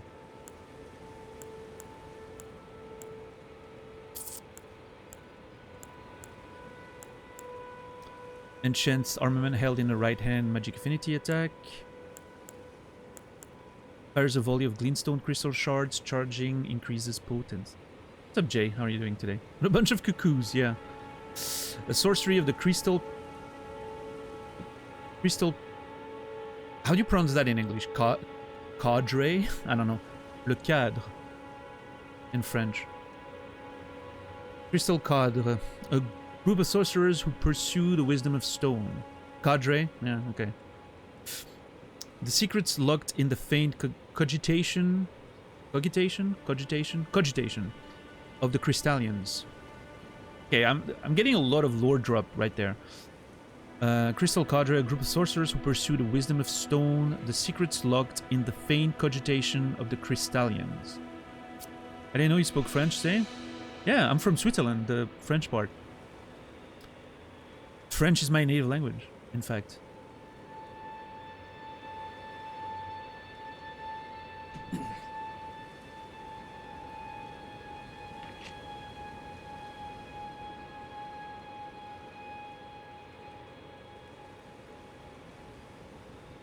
I'm impressed you didn't notice the accent. Typically people pick up on the fact that I speak French, but...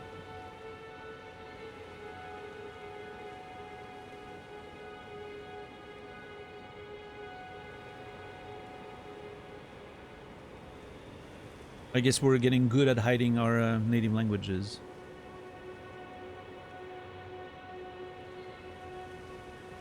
I know you. I remember seeing that you're from the land of poutine, so you know. Poutine is the food of the gods.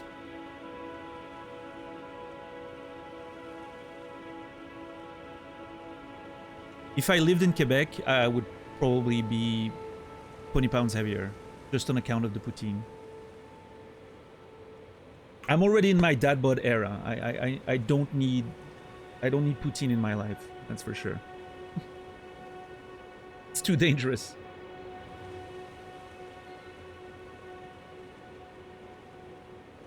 The French sounds much proper than mine. Well, you never had a chance, you're from Quebec, so... I'm joking. But... I have quite a few friends from Quebec that I made all the way back in the day when I was playing Ultima Online. Back in the early 2000s, and so I'm very in tune with the Quebec jargon, so to speak. I'll take the slander. Yeah, sarcasm, banter. That's my you know, that's my true native language.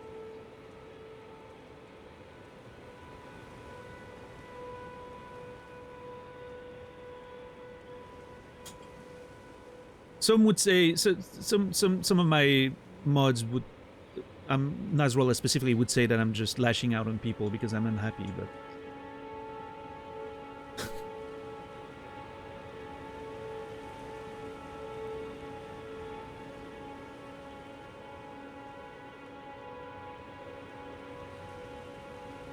Maybe catch up on chat, I missed a few messages.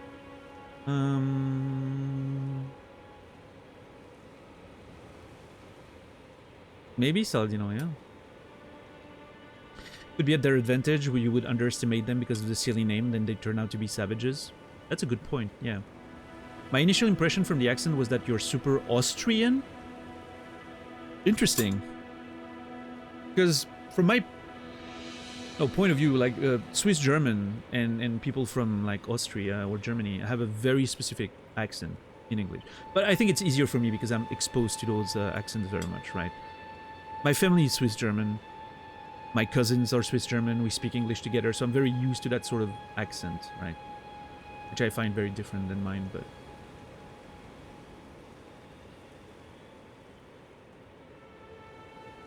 Yeah, I mean, accents are weird, so...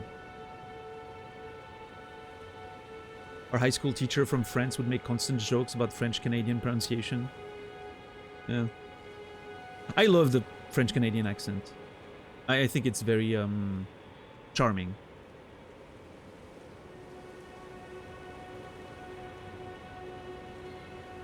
Much more interesting than, like, the Swiss French accent is basically, it's very bland, unless you go, like, in the countryside and you talk to old people that have a very pronounced local accent, but other than that, it's just a very bland accent.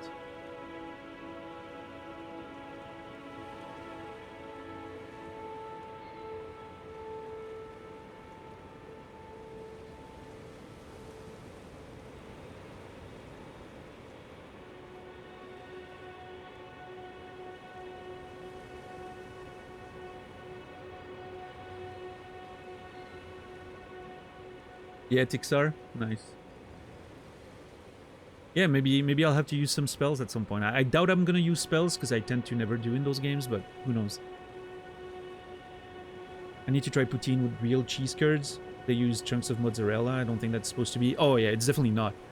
The real poutine cheese has nothing to do with mozzarella. Different taste, different texture, all around different, like, meltability, I guess. I don't know if that's a word, but it's very different. Yeah.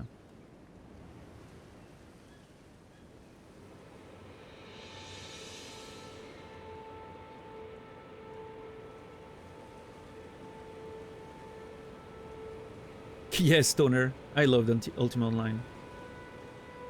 I've only played Ultima Online later. I didn't play...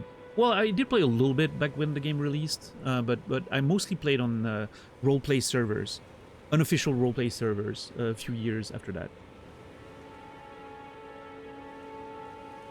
Yeah, Quasi. Same thing. Your accent isn't very French either, to be fair. Hmm. I mean, I think, Stoner, that has to probably do with the fact that I've been basically... I've been speaking English more than French for the past 20 years at this point. So, I think that's part of it. I barely speak French anymore. Legitimately.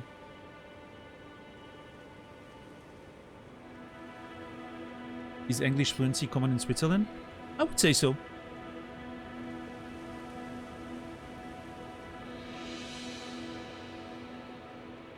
Not everyone's, you know, not everyone's like super fluent, but you will... Most people can manage. Kids learn English from age 8 around here, so...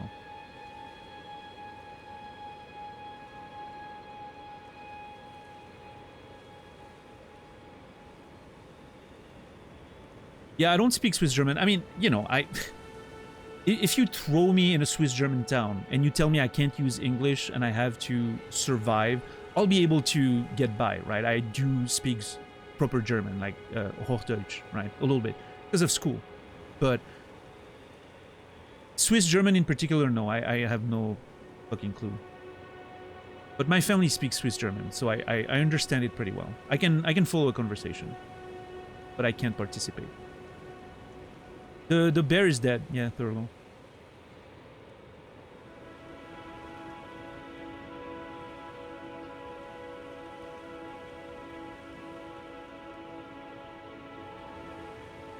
All right. There's a lot of concepts here. The Knights of the Cuckoo. I'm actually gonna take... Let's bring down the notes for a second. Okay. Knights of the Cuckoo.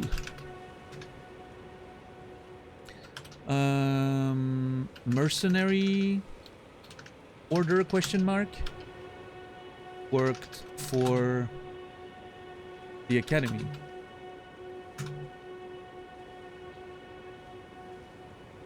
Put that here.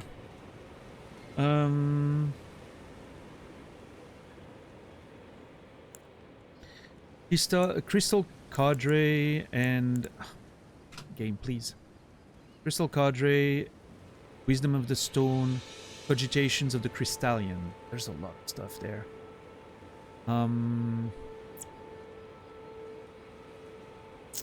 Secrets locked in the faint cogitation of the Crystallions. Wisdom of the Stone, the Crystal Cadre. Let me take a general note about the Crystal Cadre, Crystallions. Group of sorcerers pursuing the wisdom of the stone, whatever that is. Alright, let's send the notes back up. Keep studying those spells a little bit.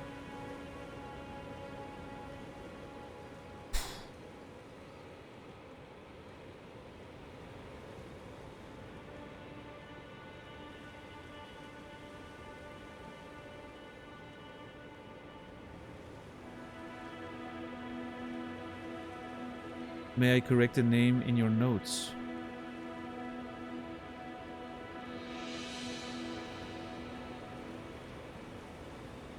I'm afraid to say yes.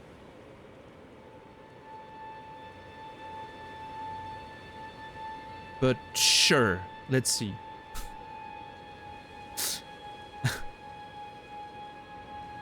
I'll say go ahead, and I'll let the mods delete it if it's not supposed to be said. Oh, well. If Saladino deleted it, that's probably a correct deletion. Because Saladino's pretty light on the deletions usually.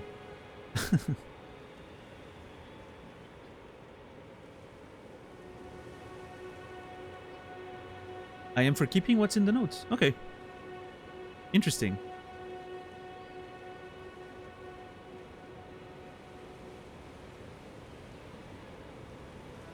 Now I'm wondering what it could mean.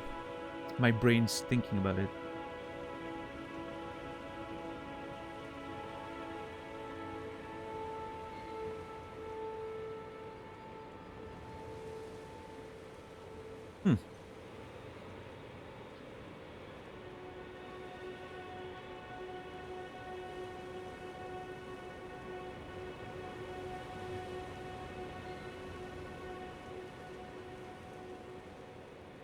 I'm not gonna think about it too hard.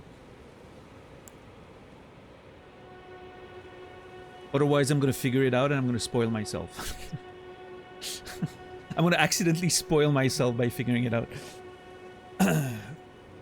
Gleenstone Arc, one of the Gleenstone sorceries in the Academy of Raya Lucaria, fires a horizontal arc of magic that spreads outward. Sorcery can be cast repeatedly and while in motion. That sounds pretty fun.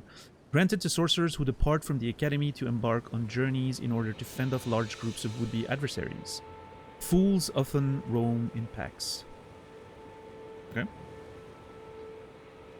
One of the Gleenstone sorceries of the Academy of Raya Lucaria fires 3 magic shooting stars that pursue the target.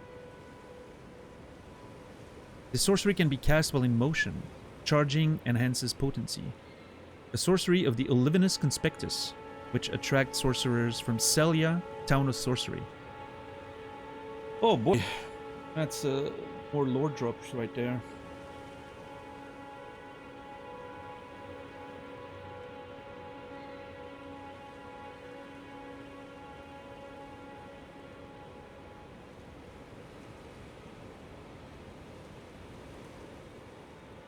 Nothing major, just a mistype, misheard, I'm gonna say you're wrong, based on everyone's reaction.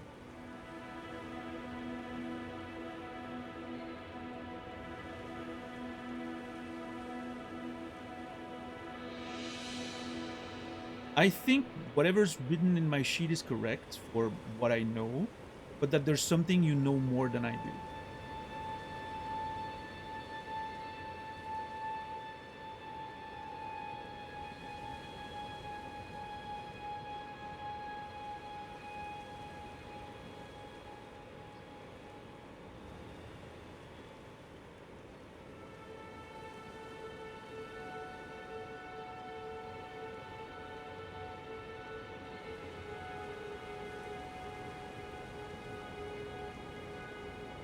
Let's not talk further about that.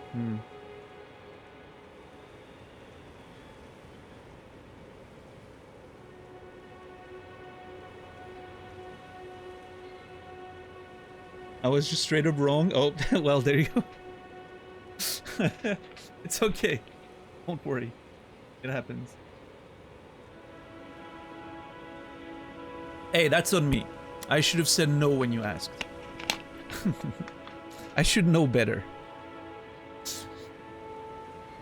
There's a reason my rules are set up the way they are on the channel, and I should have believed in you know. But I appreciate you for admitting that you're wrong. Not a lot of people do that. This could have very well been one of this could have very well ended in a roulette, you know? Another more ego-driven person would have certified that they were right, and then it would have been a roulette, and they would have been banned, you know? But instead,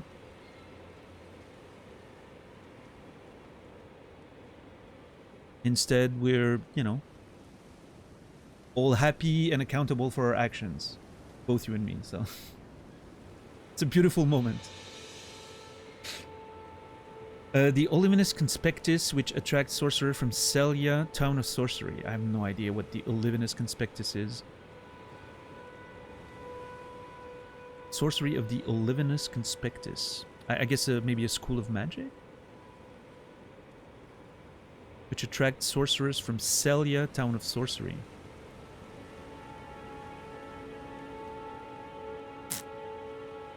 Interesting. I have a name. One of the characters we met yesterday was name was Selen, right? S-E-L-L-E-N. So Celia, Selen. Something interesting there.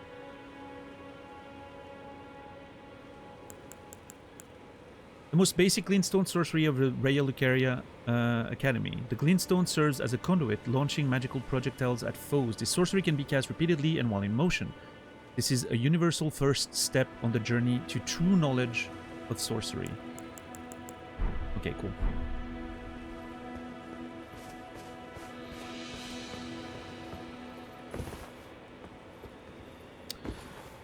Anyway, how's everyone doing on this beautiful Thursday?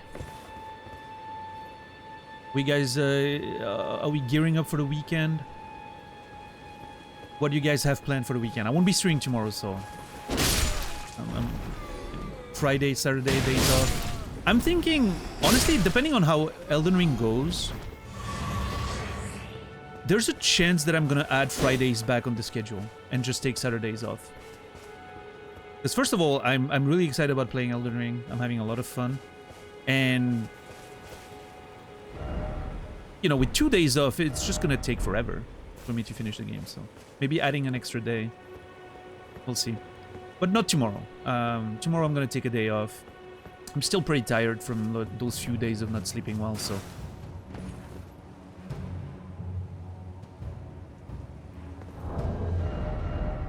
but maybe starting next week I'll be adding Fridays back. I'm about to get wrecked. How did that thing miss me? I don't know. Ugh! I'm getting absolutely molested in that corner right there. Jesus.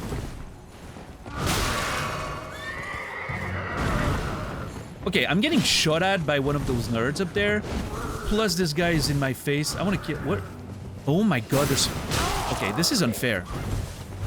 I'm getting shot from all the way up there.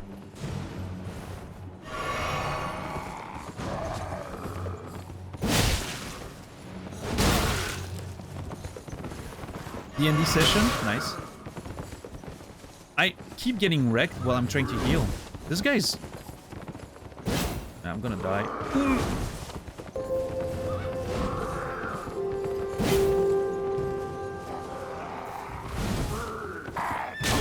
Oh my god, that kick. I'm just about dead. Yo, Jay, thank you for the 14 months Prime Gaming sub. I appreciate that. It's the first sub of the day. Thank you, Jay. Appreciate it. Oh! Fucker!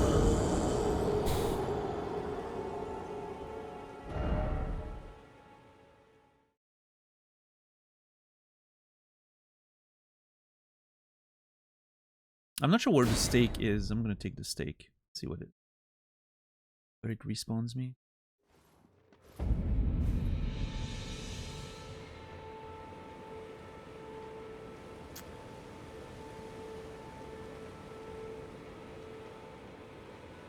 Yeah, welcome in, Philanor. It's good to see you today. Split Fiction sounds good. Shepard, hell yeah. D&D session. Also, Jay, thank you for the Prime Gaming sub. Sorry, I need to do that. 14 months. Less money for Jeff, more money for me. Jay Ganja, you will be remembered. Thank you very much. I'm assuming the ads just hit. That's why you subscribed.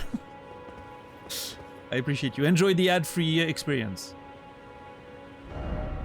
Oh, wait, I'm respawning here? Oh, I see. Okay. I'm on the other side, though.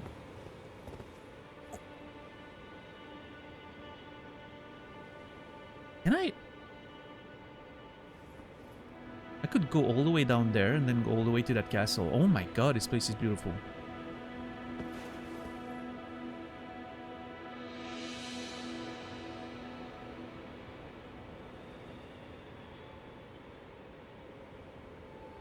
This is really cool.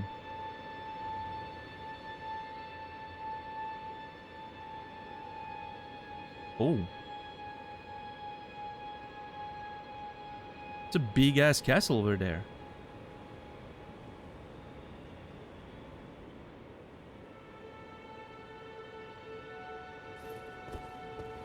Yeah, I mean, it's almost... Well, maybe not. Stormvale seems bigger. I mean, maybe when we're closer it looks different. I don't know. Trying to find the energy to get up and shower and eat breakfast on the balcony with my book. Well, go on, Kimmy. Get your ass out of bed. Do something. I don't know, I'm just trying to motivate you. I'm terrible at this.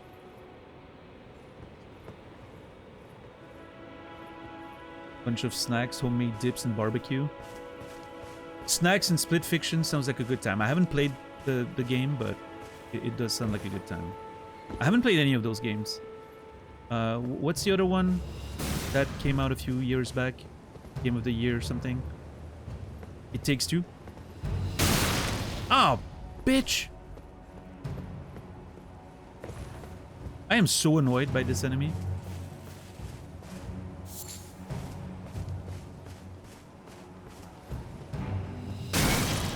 Dude!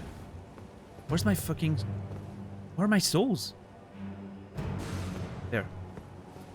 Runes. If I was a richer streamer, if I was one of those huge streamers that's, you know, kind of rich and can afford to do whatever they want, I would totally make it a stipulation that every time I say souls instead of runes, I need to gift a sub to chat. But I cannot afford that.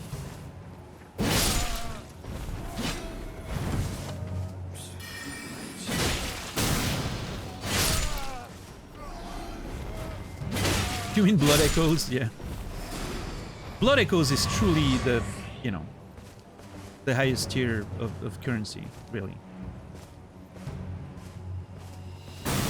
Dude, that fucker, I swear to God. That is so unfair, the distance. The range at which this guy can attack you is so busted.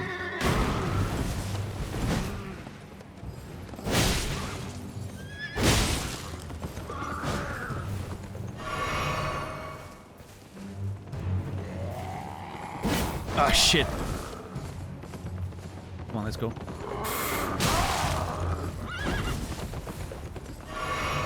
Okay, I'm getting up. Bye. Bye, Kimmy.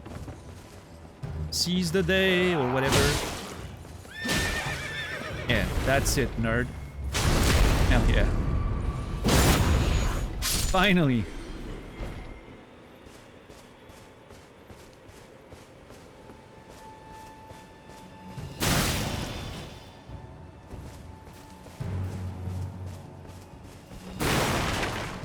Okay, do not tell me you can break this.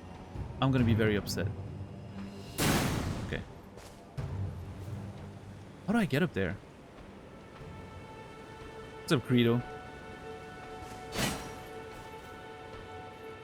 I really want to run up there and kill that guy if I can, but...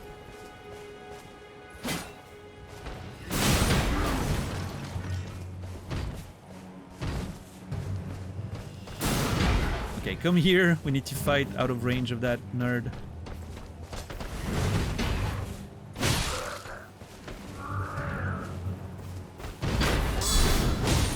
The range on that attack is crazy too. Like, it lunges forward so much.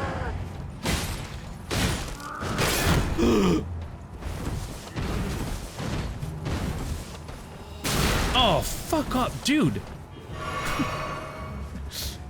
Killing that nerd up there is gonna be the best time of my day. Like, the best part of my day, I swear. Titan trousers. I already have a pair of those, I think. Okay, I'm going straight for that asshole up there.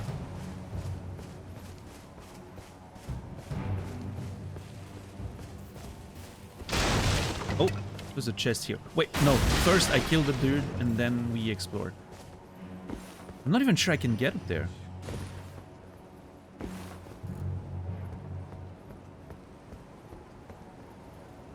Immediately distracted. See, that's why when Captain Dax said I would enjoy gaming more with your brain, I'm like, you do not know what you're asking, sir. What you're seeing on stream is the result of years of me harnessing the terrible way my brain processes information to make it somewhat digestible for other people.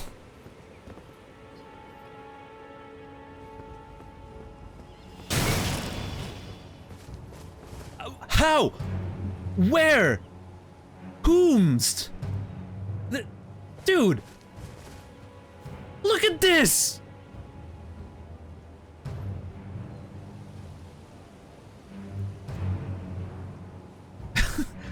How does he get an angle to attack me from there? He's the protagonist of Wanted. Yeah. Dude's bending bullets over here. And we do not even get the benefit of seeing Angelina Jolie. Which was really the best part of Wanted, let's be fair.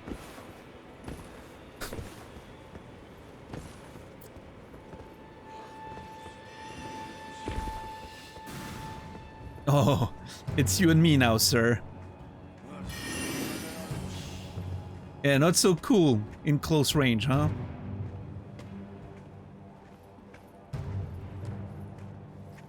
I'm thinking about how I want to kill him. You know what? You don't even deserve my best attacks. Oh. It would have been funny if that killed me, though. That would have been really funny. See, if I was a better streamer, I would have intentionally let myself get killed there after that speech. Content farming. I'm not good at doing that.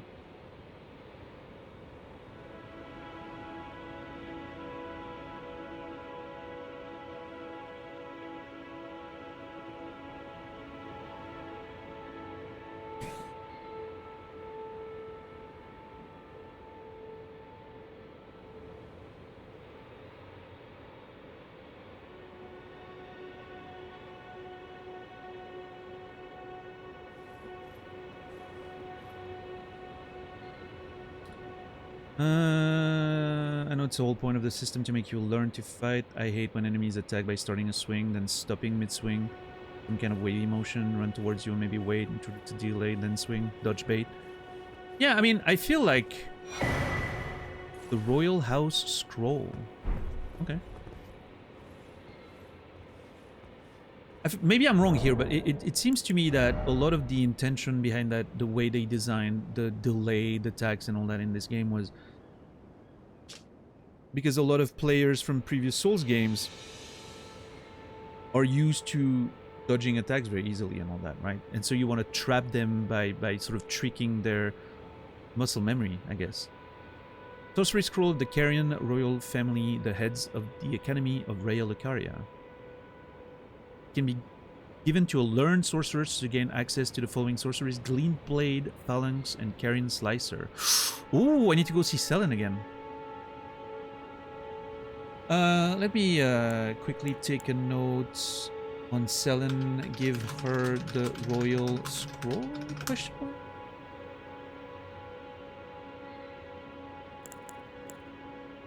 The Carrion Royal Family, the heads of the Academy of Raya Lucaria.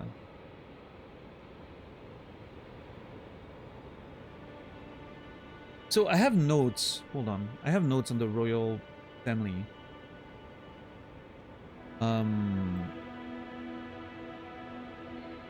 But I did not realize. Okay.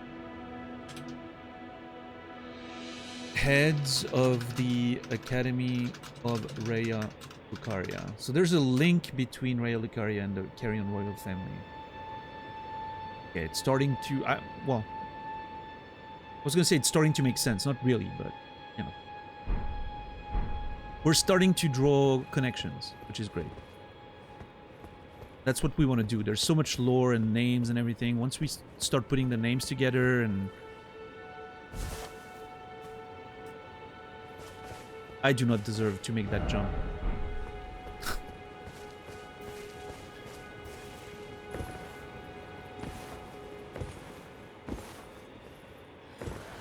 What are those dudes doing up there?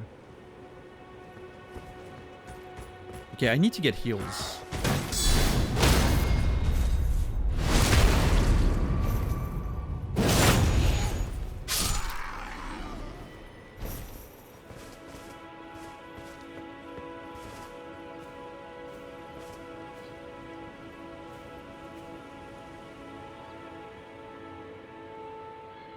Yeah, Philonor for sure.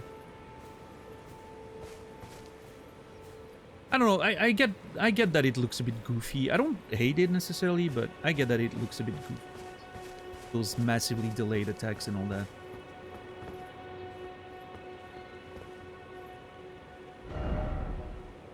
Okay, so that's the direction that other Grace is pointing to. The Grace there.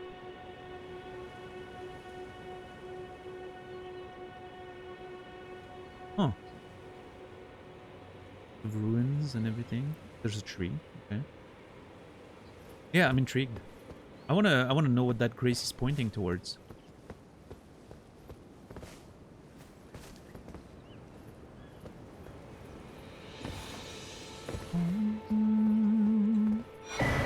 Starlight shards. Is that a clock? Oh my god, that's a... What's the name that I'm blanking on? A solar clock? A sundial. Thank you, Kasara. Yeah, that's the word I was looking for.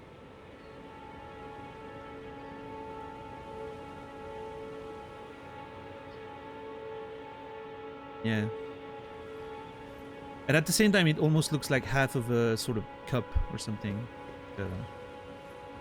Interesting.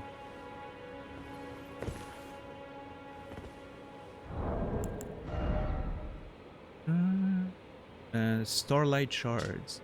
An ephemeral sliver that gives off a pale blue glow. What remains of passing flash of starlight. Gradually recovers FP. A prized item that was once used in the Eternal City as an ingredient in intoxicating drafts. So they used this as an ingredient to make basically cocktails. to get, to, you know, intoxicate themselves. That's kind of cool. Getting high on starlight is a concept, I will say.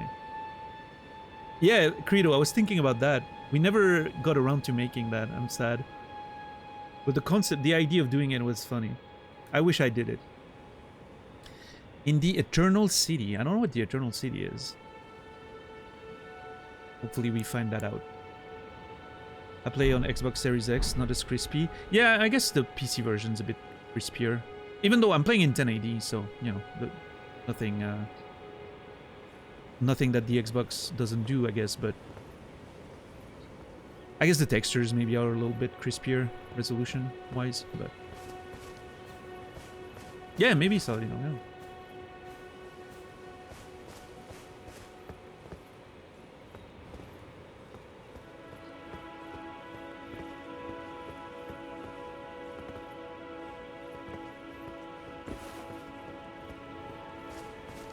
Let's...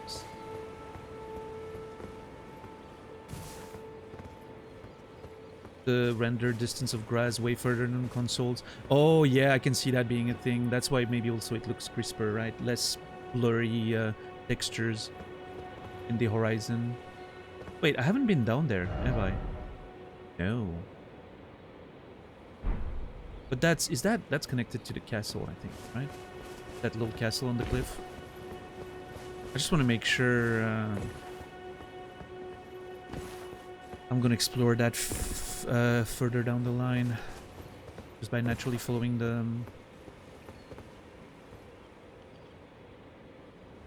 Yeah, I think it is.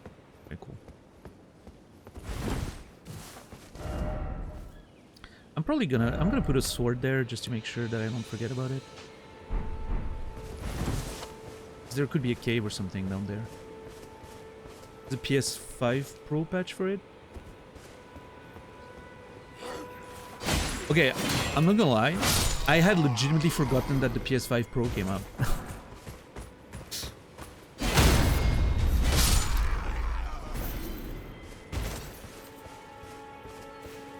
Yeah, you literally just reminded me of that.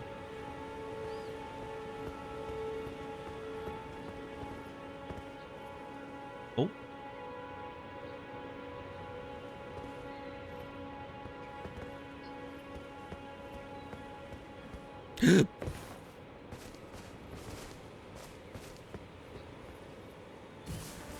I'm always scared, but the fall damage in this game is so low that I feel like I could jump from any height and be okay, pretty much. I legitimately haven't taken a single point of fall damage so far this game, as far as I can tell.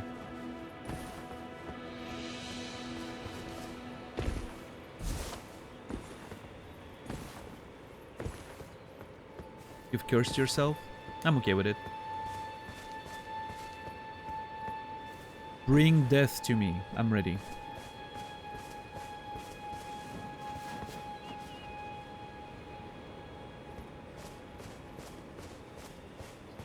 An acceptable curse.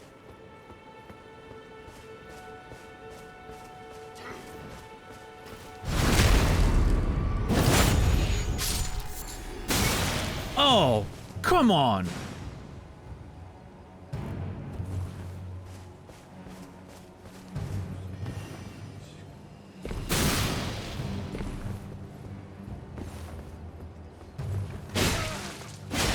No!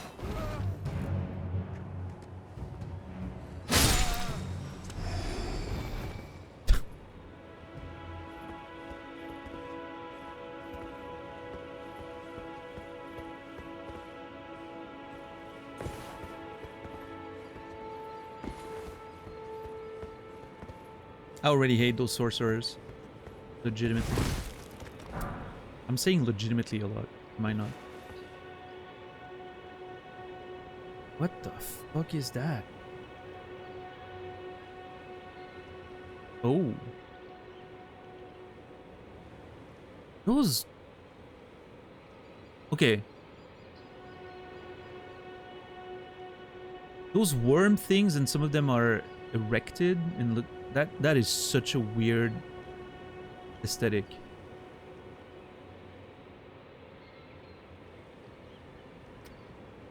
Okay, that's the next place I want to investigate, so that's good. Get out of here. It looks like a modern art project. Best description that you could have come up with for this.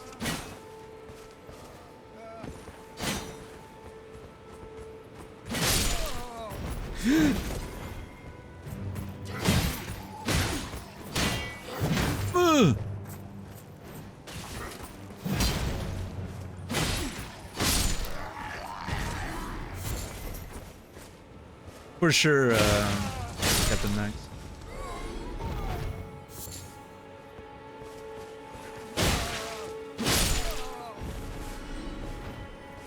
I would like a flask, please.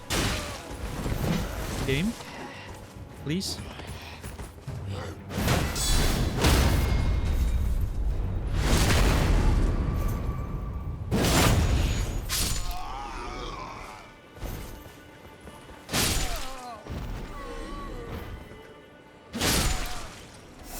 Okay, I'm murdering all these people and I'm not getting flasks for it. That's upsetting.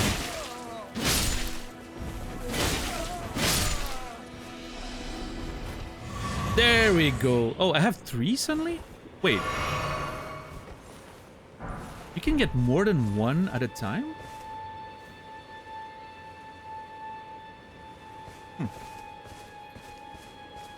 I don't exactly understand how that works.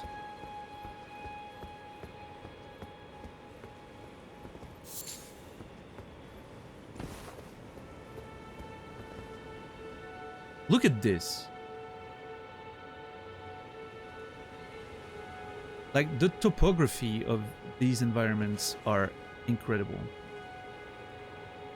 Like, you can tell every level, right? We've explored that first level, and then there's the gate, and there's that second level that I want to explore later.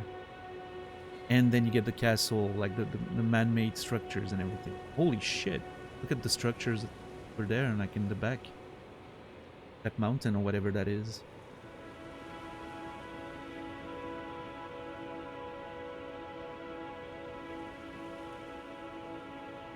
Like, they've done a really good job with the verticality.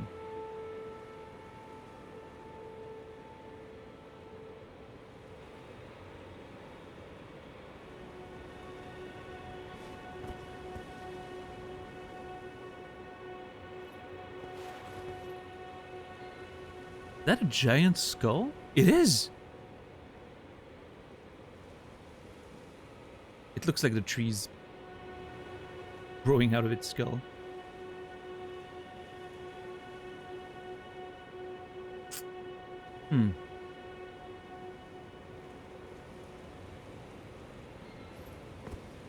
So many interesting places to explore. I'm excited.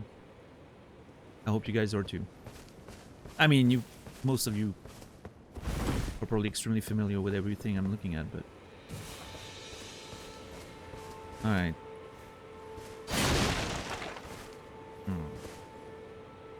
I don't trust those things. Ugh! I rolled in case it was a trap, but I rolled into it. Great épée.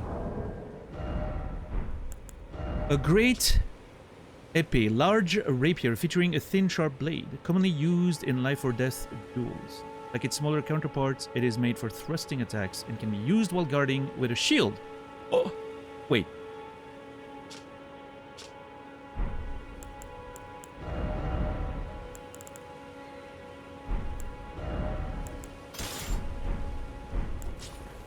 Oh, damn.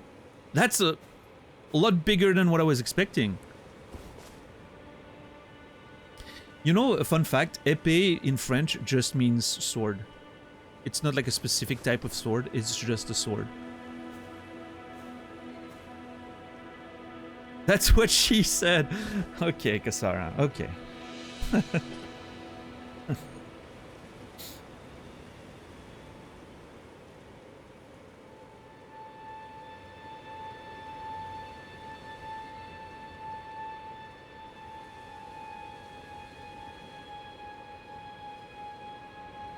Character became 100% more French. Mm-hmm.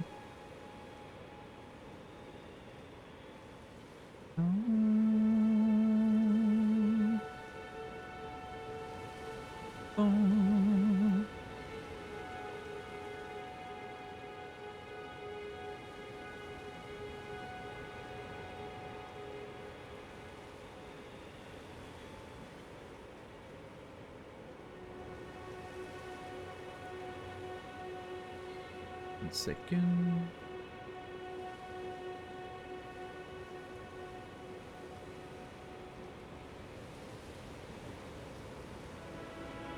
Is there a separate sword word for this kind of sword? Well, that's the thing. I think like in fencing, for instance, like every type of sword has a special name, and one of them is épée, I think, and then one of them is sabre, and fleuret is one of them. I'm not exactly sure, like I'm not an expert on weapons or anything, but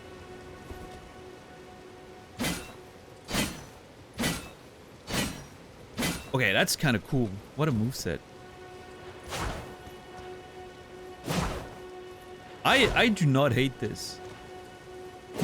It's a little too noble for my taste, like, you know. I don't quite think that's the vibe of my character, but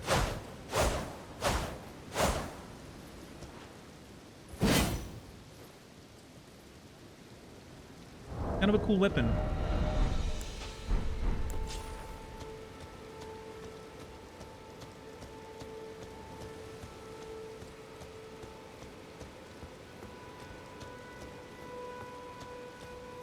Yeah, it's a thrust thing.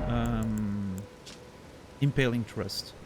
Piercing armaments overcome enemy shields. It's basically the same as the one on my spear. Killing trust.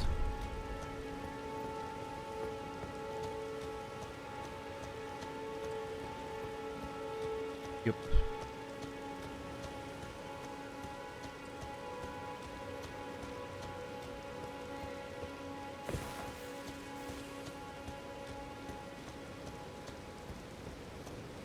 All right. Let's hit the Grace and then check that other hill that had that weird modern art exhibition.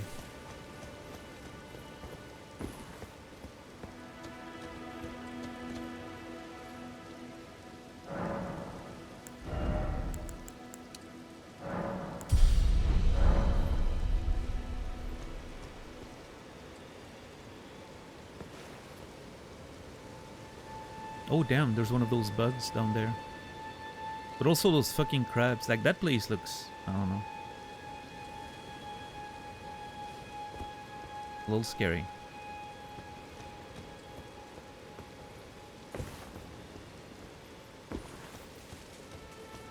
If those crabs are as terrifying as the ones in Dark Souls 3, I'm not excited about fighting them, let me tell you.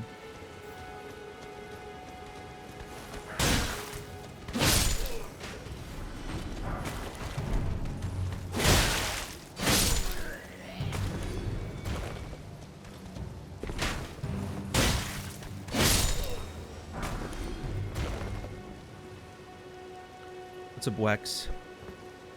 Not a fan of Torrent? Nah, I'm okay with it, but I don't know.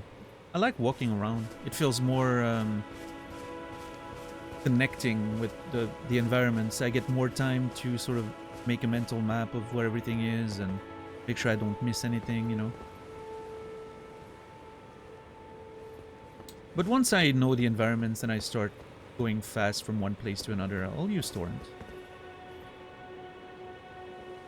I'd much rather use Torrent than fast travel in a lot of cases, but yeah, when I'm exploring, I like being on foot.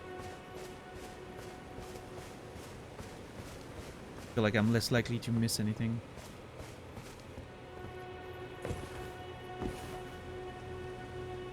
Oh shit, wait, those things are enemies. Uh-oh.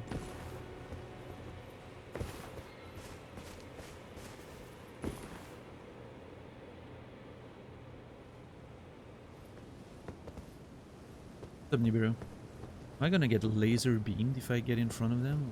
What's the deal there?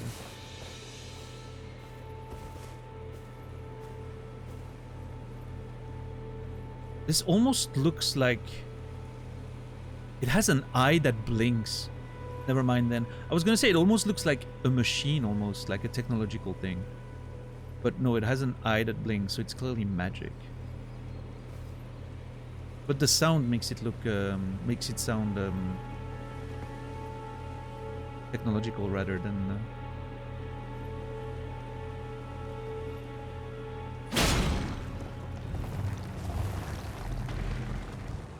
Oh. I have no idea what's going on. What in the hell is this? It's like a slinky going down a bunch of stairs.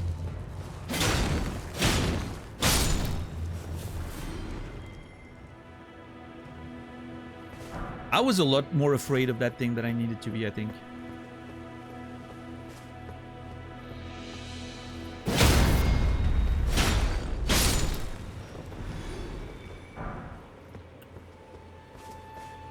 Getting some ruin fragments. Excellent.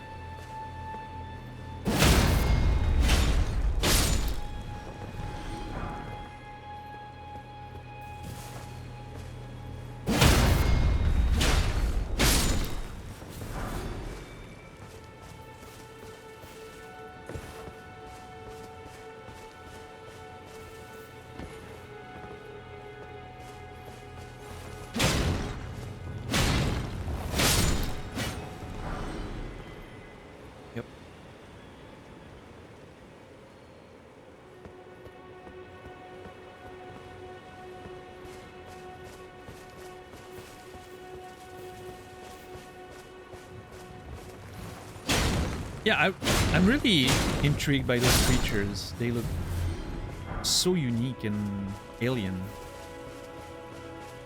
Even in the context of a game that already has a lot of stuff that looks weird. It's like an extra level of weird. Oh shit.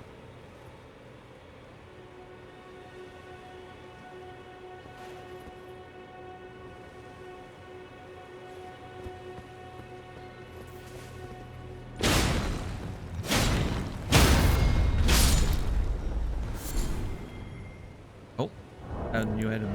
Sanctuary Stone. A rare piece of stone fragment found near places where ruins have fallen from the sky. It feeds and strengthens the light as it shines. Similar to the rune fragments.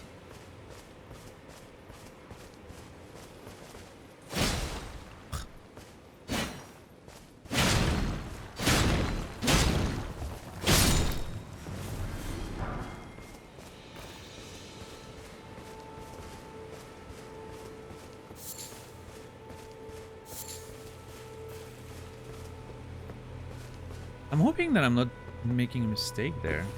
Because, like, there's this light in the middle of this thing that looks the same color as those things.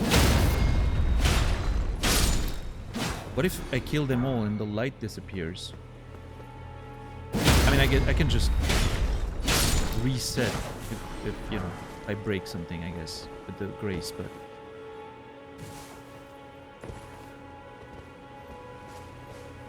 I wonder what the link is between those things and whatever's in the middle.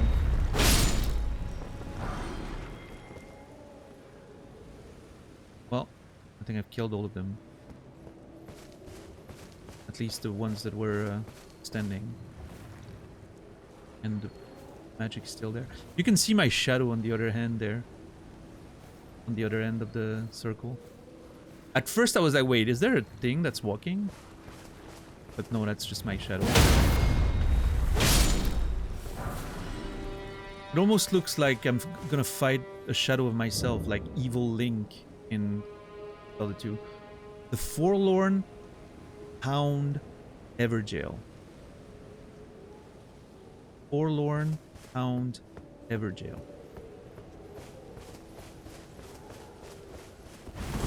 Niga Daniel. Nega. I'm not sure how you pronounce that correctly, but that sounded really bad.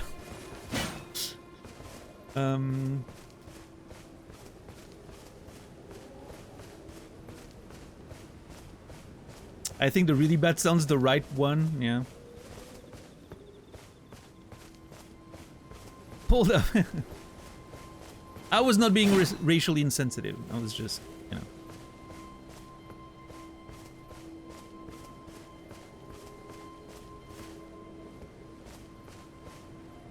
Yeah, Scott Pilgrim, exactly. Yeah. That's what I was thinking of.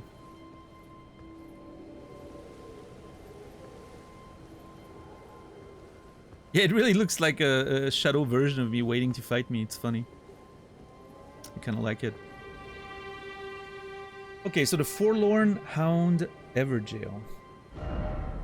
It even appears on the map.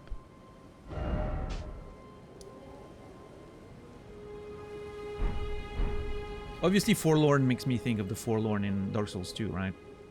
And Everjail...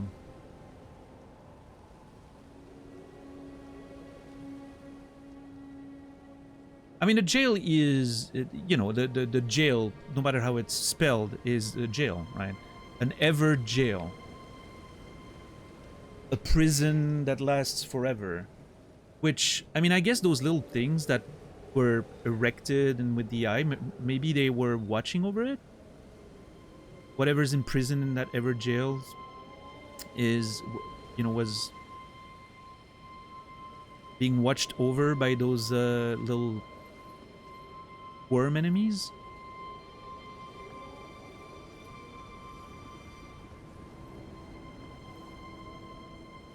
I'm a little scared. Is it gonna go underground or something? Examine, okay. Well, there's only one way to know, right?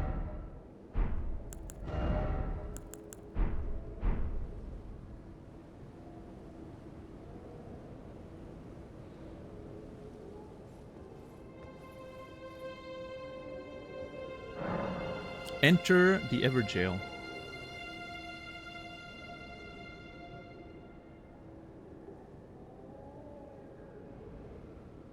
Yes.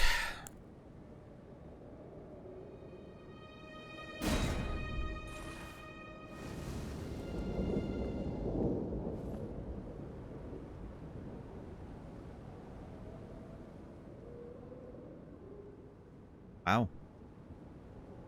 That's a vibe. Can I go out? Nope. I'm stuck here. Okay. Subzindern. There's light here, so...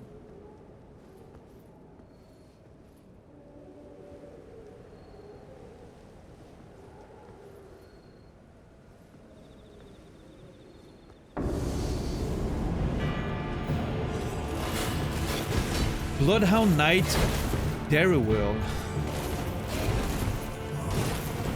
Holy moly, what a moveset. Jesus. Whoa! Did that... My god, it turns invisible. Dude's just disappearing and teleporting to me like... fucking Clive in Tekken.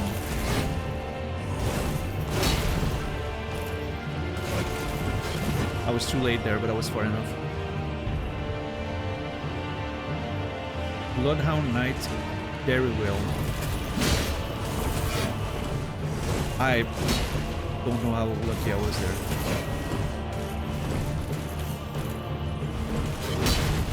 Okay. Shit!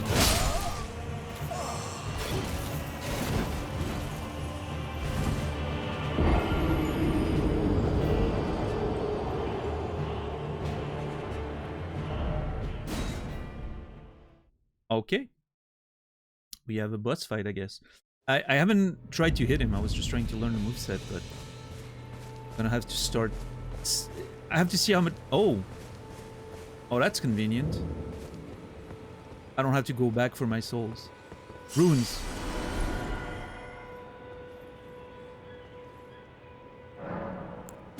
And I'm gonna go back anyway, but... Okay, let's see how much damage I can actually do.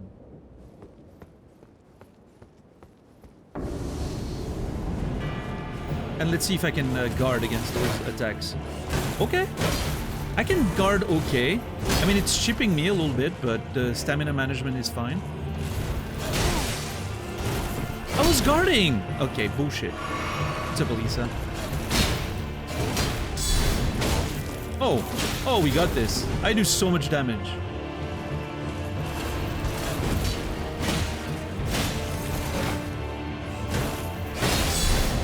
What do you mean, bloodloss? Oh. I was getting... I didn't see the blood. Oh, okay, I see it now. I didn't pay attention to the buildup of blood. Okay, so no blocking against that guy. Well, let's two-hand the weapon then.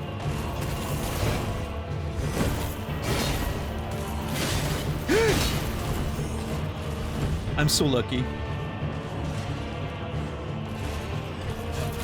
Ah!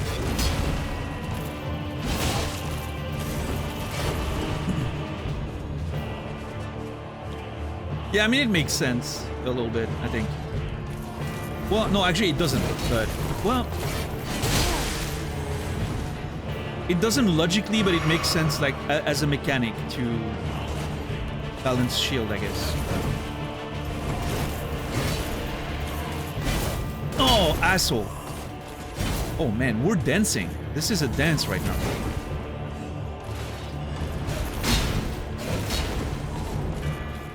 Shit. I need to stop trying to do charge attacks and just get a little damage when I can. The fact that he's missing that overhead every time kind of blows my mind. He hasn't hit it once. Even though I'm right in front of him. Shit.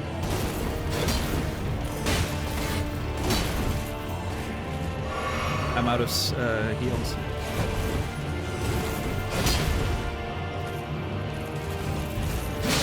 Shit. Oh. fuck. Ah, I was doing so well for a second. Fuck.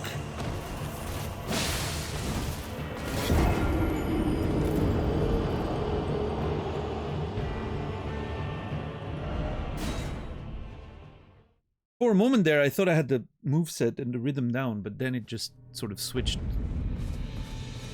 It switched its moveset on me and...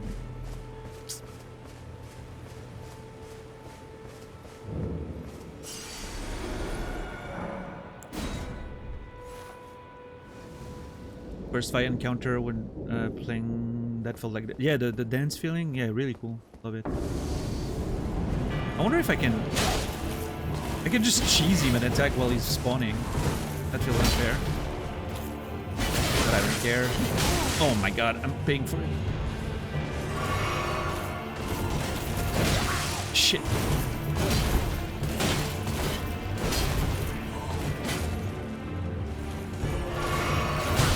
Oh, bullshit. Yeah, I think the previous round may have been a fluke. Oh, come on.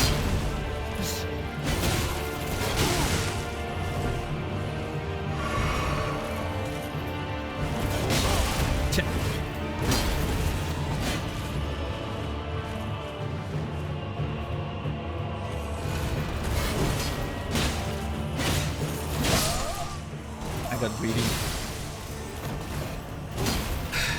Okay.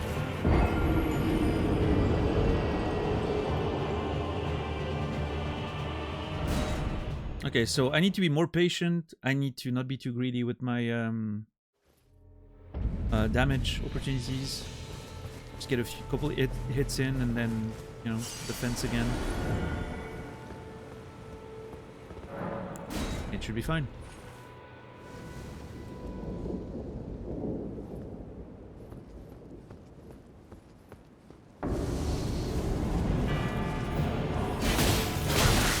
That's not worth it.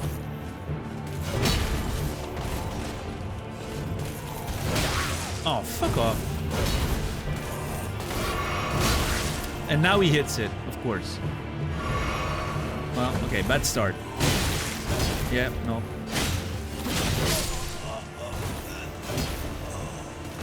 Let's forget about this one.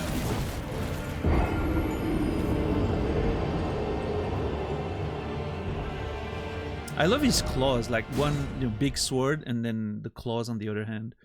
It's kind of cool.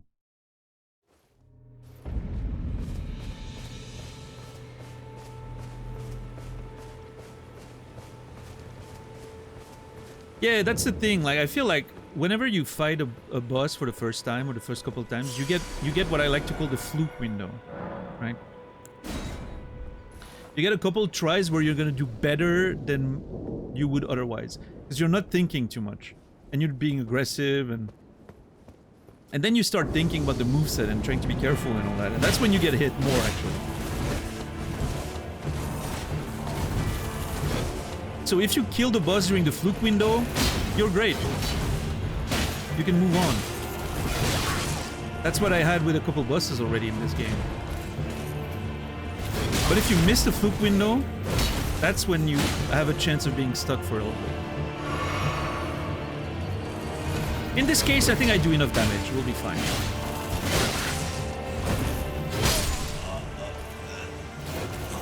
Forget what I said.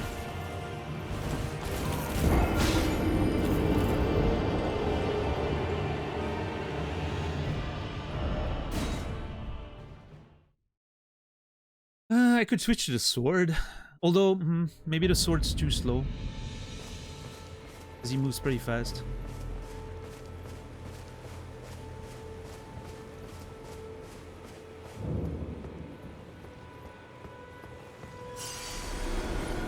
Yeah, how are you today, Elisa? What's good?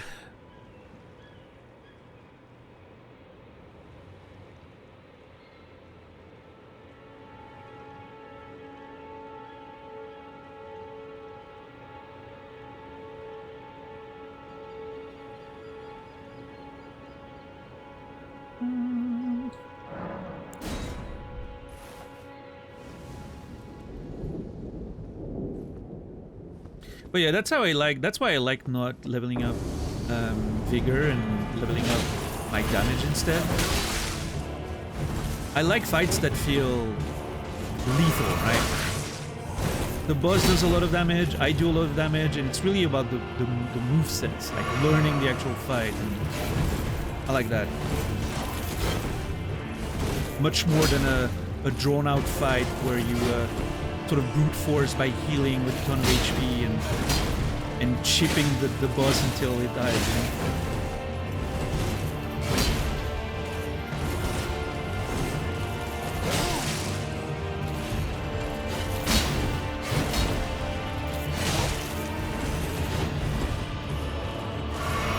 Ah, shit!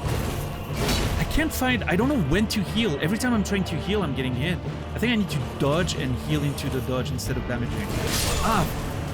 Damn it.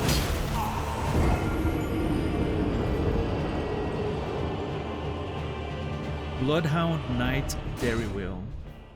Bloodhound. Dairy Wheel. I wonder why that character was jailed. Who was he?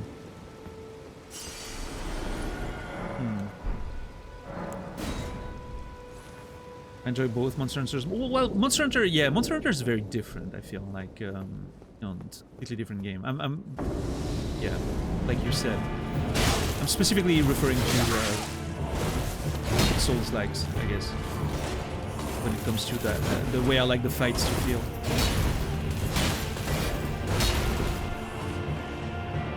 Monster Hunter, I do enjoy the grindy feel of them, the long, drawn-out 40 minutes fights. It's a vibe in its own.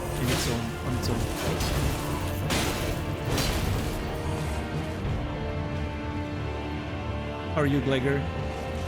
Yeah, I understand. I get that. I love the exploring, but I love a good boss fight suck. I'm hoping we get fights in this game that I'm gonna get stuck on for like a week. I really want that experience again. I missed that from Dark Souls 3 days. The free-death fight in Dark Souls 3 was one of my favorite moments in streaming ever. I was on that boss fight for like 26 hours, I think. I don't remember exactly, but I think it was like 5 days or something. And I loved it so much. The feeling when you finally get it, there's nothing much that compares very much to that. Yeah, I can't heal. I can't heal outside of dodging and then healing.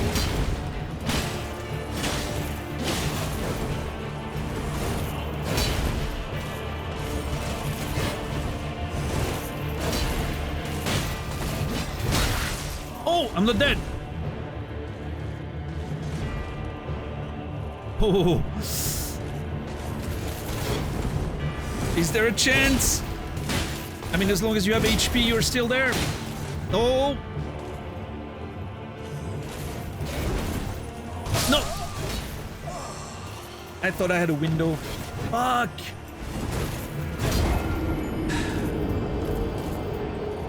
What's up, Malachaz? How are we doing? He downloaded a bunch of MP3s. Ah, that's why he got imprisoned. That makes sense. That scoundrel. How are you, Strange Pie? Does Switzerland get mixed up with Sweden as much as Sweden gets mixed up with Switzerland? I would say yes, but it's mostly, I think it, you know, I don't think people actually mix them up, they just make the joke.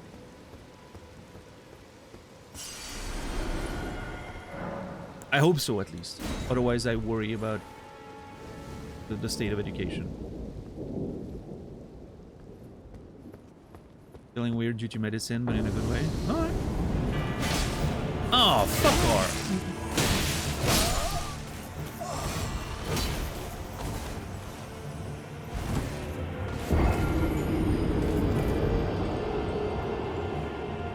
This one never happened.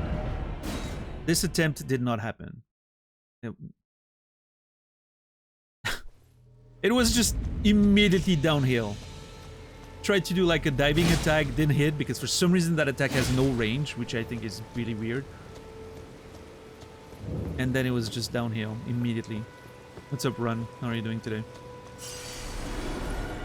Look, window closed. Oh yeah, after the second attempt, That was it. The fluke window was gone. We're fighting now.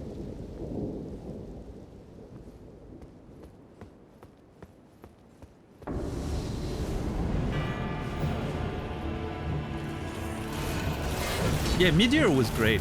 I loved fighting Meteor.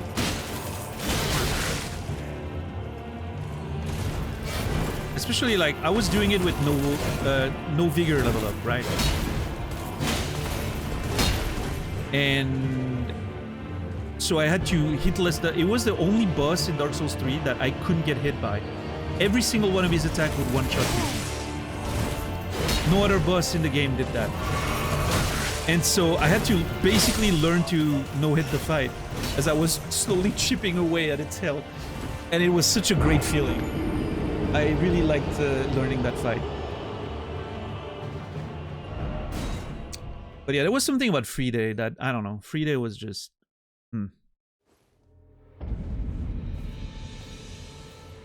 I remember it being my favorite fight of Dark Souls 3.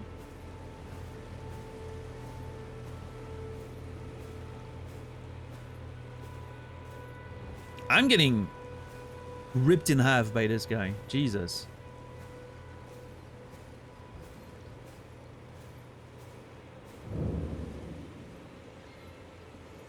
I love the Demon Twins, but not for the fight.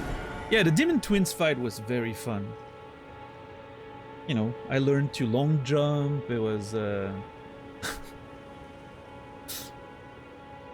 it was a whole adventure on its own. And it gave us a beautiful animated emote that we'll remember forever.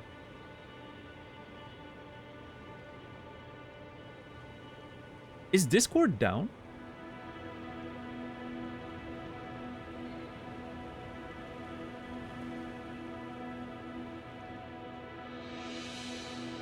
Yes? Yeah, I just randomly noticed that it wouldn't log in.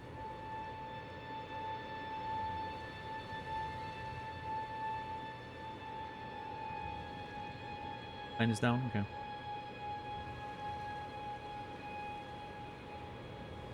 Free Day is my favorite boss fight in the perspective of the drama and probably overall. Yeah, to me that's always like one of the most important aspects. I do enjoy a good gameplay, of course, but I think the dramatic presentation, the music, the style, like visual style of the boss, and just the lore often plays a role in how much I appreciate a fight or not.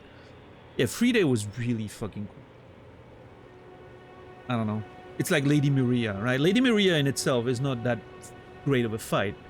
It's pretty short. She doesn't have enough health. She's pretty easy overall, right? But damn, that fight is beautiful. It's my favorite Bloodborne fight. I can't wait to play Bloodborne again. It's been a while at this point.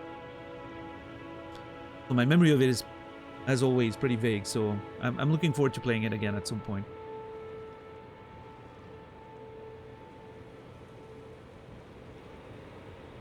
Maybe I should, down the line, maybe I should play the emulated version to get like proper 60 FPS and everything. It looks pretty good.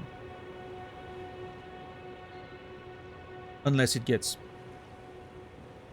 God forbid, remade at some point in the near future. But I wouldn't hold my breath for that. And I don't necessarily want it myself. I think the original is fine the way it is. I'm not on board with remaking every video game that ever existed. I want new video games, god damn it.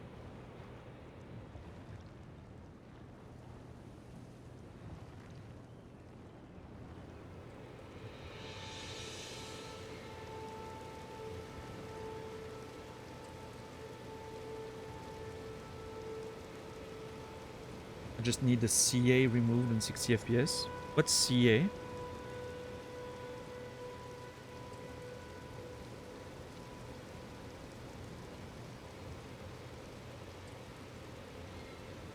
Chromatic aberration?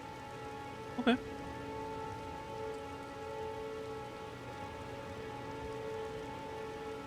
I never noticed chromatic aberration in...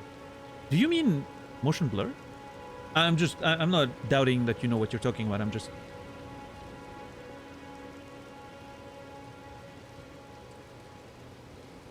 But yeah, 60 FPS would be nice, of course.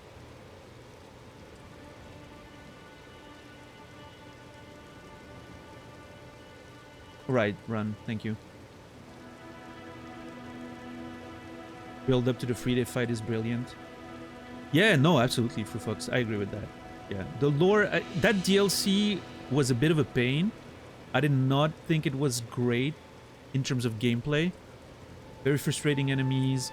But overall, like the lore of that place and the general vibe of it, like the winter, I really enjoyed it. That dual-colored kind of look it has? Okay, so, well...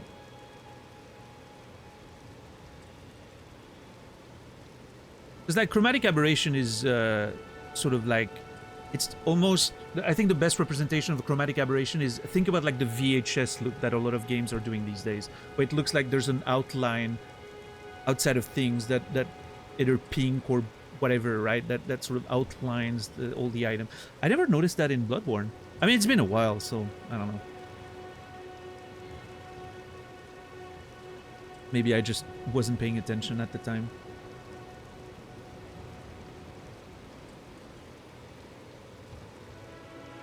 Yeah, that's I feel the same, Quasi. Yeah.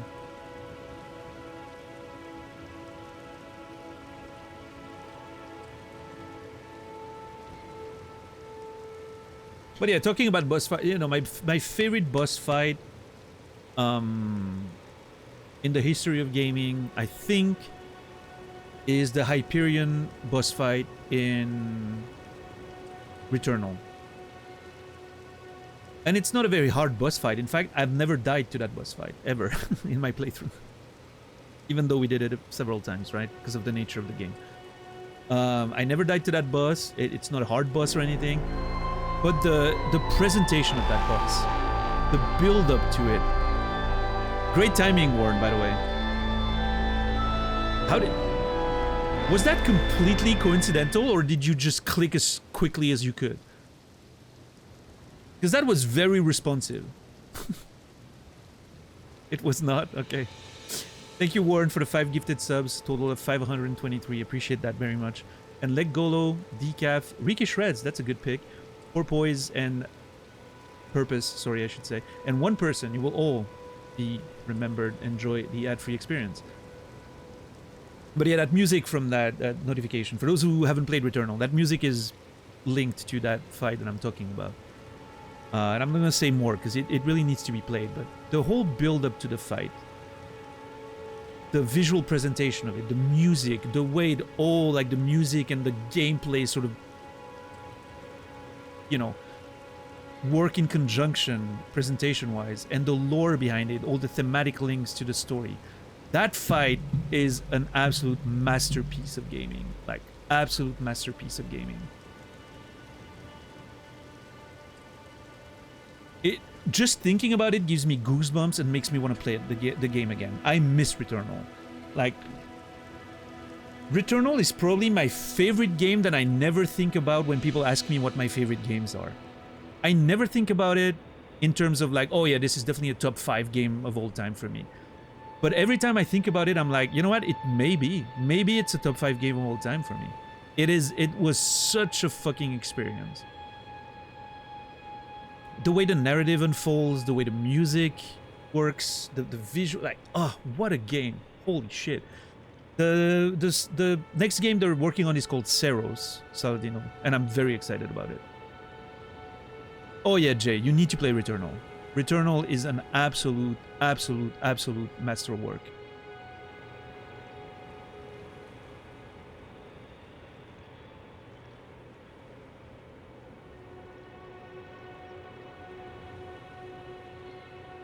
And, you know, as always, there's subjectivity there. Maybe it's not going to be something you enjoy. Maybe it's not going to work for you. You're not going to connect with it. But it's definitely worth trying. On the chance that it's gonna hit, right? And Run, I haven't tried Kazan. No, I've heard a lot of people mention that they quite liked it. But there were comparisons to Neo, and I'm not a huge fan of Neo's. I don't know. Maybe one day I'll have to try it, but I will say it's not really on my radar.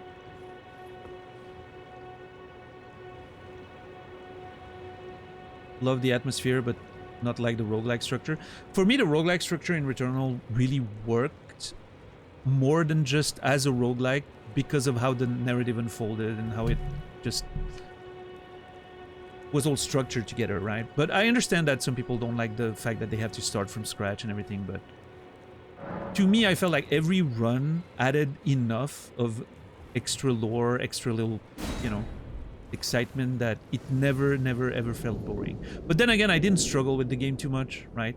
A lot of people struggled on the bosses, and so they had to start again way more than I had to. I died only once to one boss, right? All of my deaths were to the environment, the levels and the enemies in the levels. I only died once to a boss because JC challenged me to do it without you know, progressing my character at all. Like run to the boss right at the beginning and try to defeat it, and I lost. So I didn't get stuck on bosses like a lot of people did, which obviously means you have to play the game way more times from scratch than I had to, which can increase that feeling of being frustrated and bored with it. So for me, almost every time I started a new run, I would get more story, I would get more content, because I was progressing so well, which obviously made it more interesting.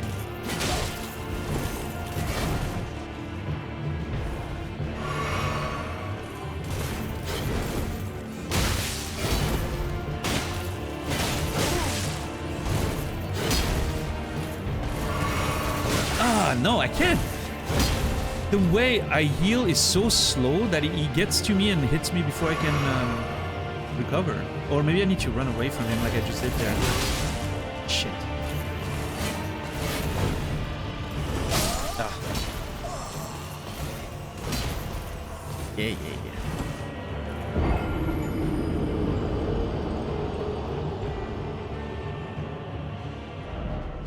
I love everything about it except the shooting, which was disappointing. Really? I thought the weapons in Returnal were extremely satisfying. I like the way they use the haptic triggers for, like, you know, you press and then you press extra and it gives you a secondary attack. Loved it. Just a bad shooter, it's on me. Oh, okay. Well. Oh, you meant this? You were disappointed that you could enjoy the shooting more. I thought you meant the shooting was disappointing. I misread that.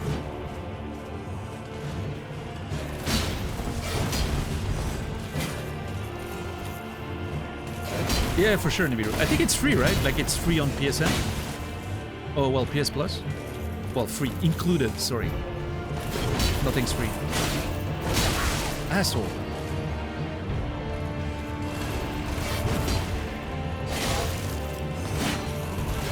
I haven't been able to stagger him once yet.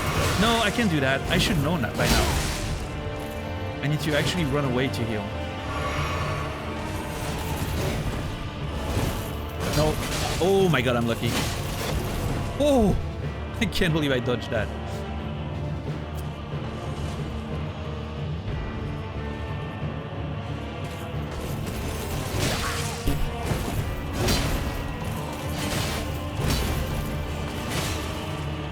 Completely fumbled that one.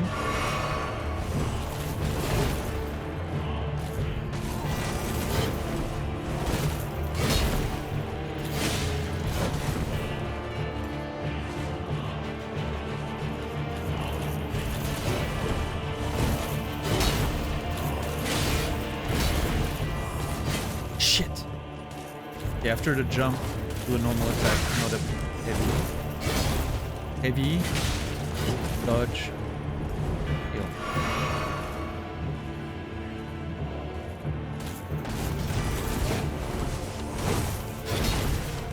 I'm panicking! Ugh! Not a heavy, fuck.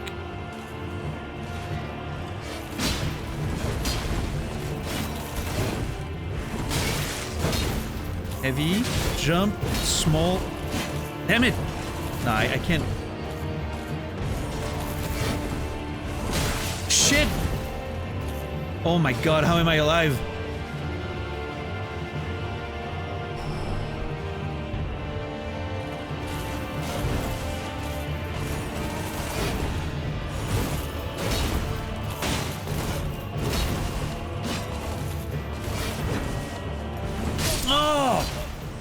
too early. Fuck!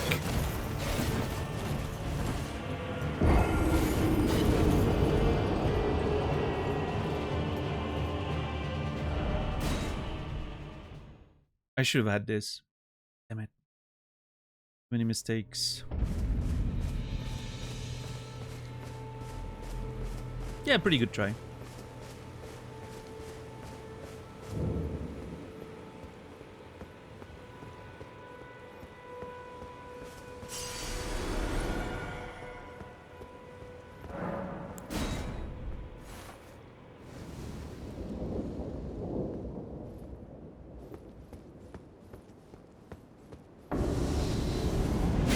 Oh, come on. I thought I could get a hit in, but apparently it doesn't really spawn before a little bit.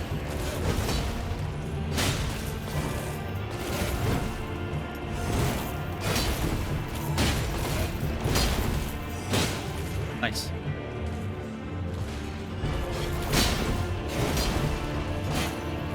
How was that not a...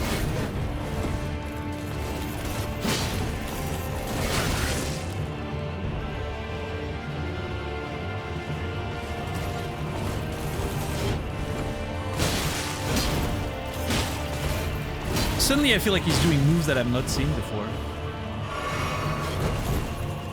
Yeah, that one's nasty. And I'm not used to it.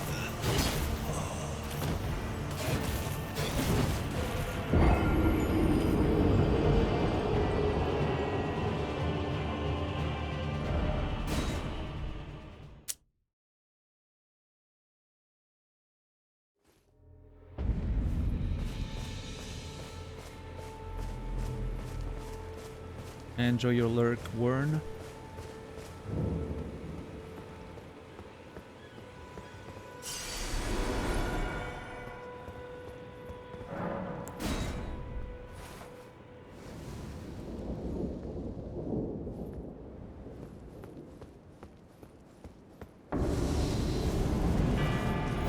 Okay, this one was better.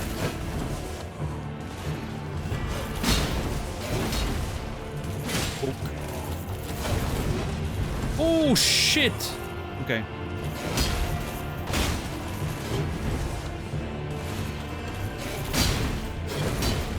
Poke, poke. Good start. I shouldn't have said that. I jinxed myself. Yeah. I'm gonna risk taking another hit, I think.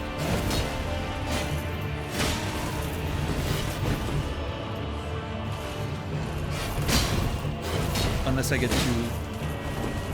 Okay, he's almost at half HP actually. I'm gonna use a flask. God, I'm such an idiot. Fuck!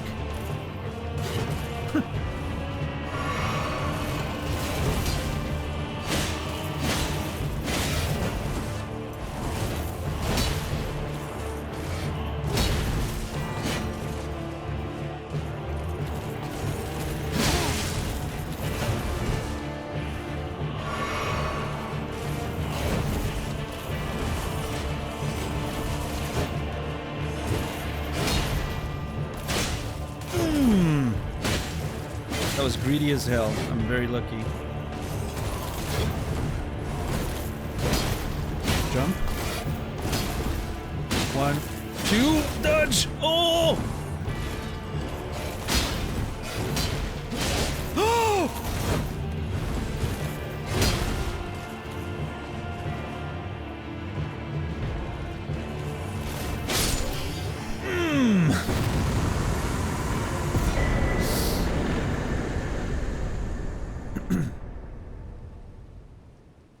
Nice. Oh, wait. No, I was... Oh, okay. I didn't know what was happening there. What's up, Maxos? Thank you for the GGs. Appreciate it. Bloodhound's Fang. Curved greatsword. With a gently undulating blade wielded by Bloodhound Knights, plural. Okay. A fearsome blade capable of brutal airborne attacks. Bloodhound's finesse. Slash upwards with the Bloodhound's fang, using the momentum of the strike to perform a backward somersault and gain some distance from foes. Follow up with a strong attack to perform the Bloodhound's step attack. Okay.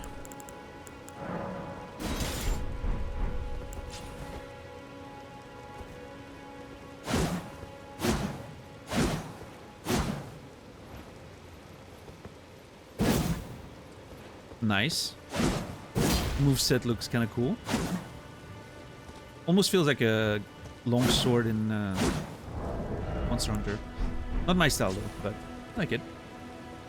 Alright, hey, we are making good progress. How many soul runes did I get? Okay, 2,000. Go back to the Grace.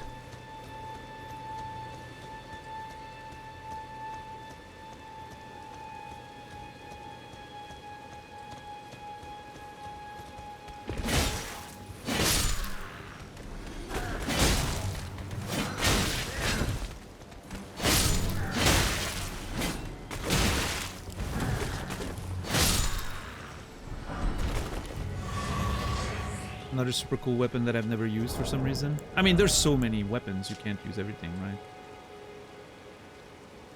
Hell yeah, TM Run. Thank you. Have a good night.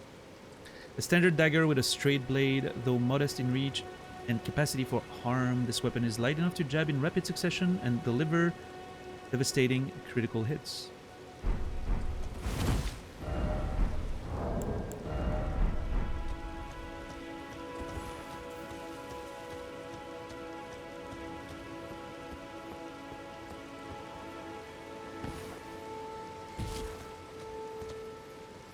Love me a simple dagger, aesthetically pleasing. Yeah, I'm not against it, for sure. Hey Colette, what's up? How are you doing today? Alright, more entrance.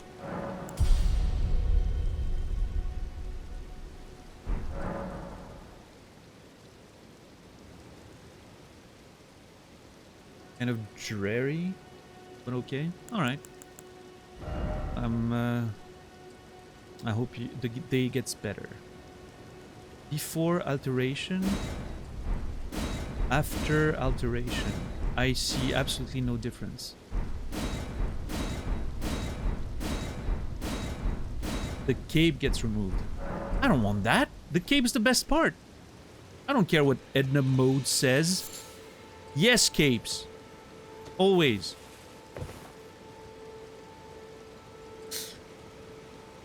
Capes are amazing.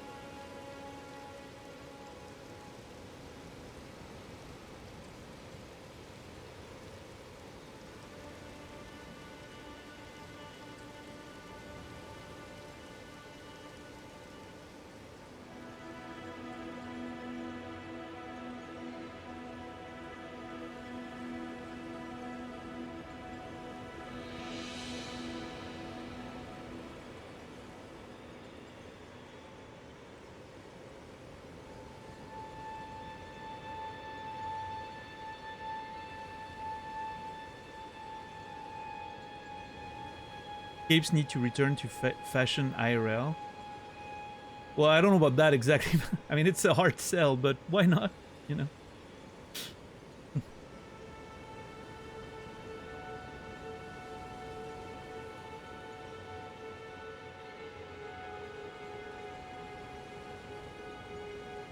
Or I need to care less about what people think about me wearing a cape. Yeah, maybe so. I don't know if I would wear a cape, if I'm honest. But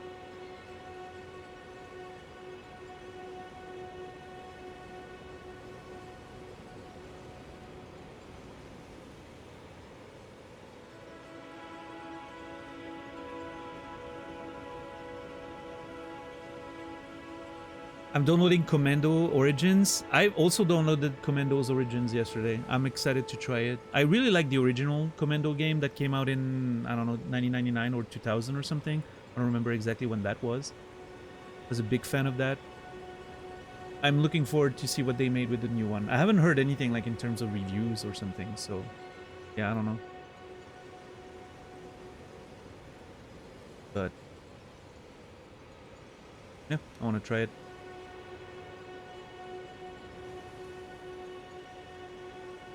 If you're attractive, I'm sure you could pull off a cape. Probably.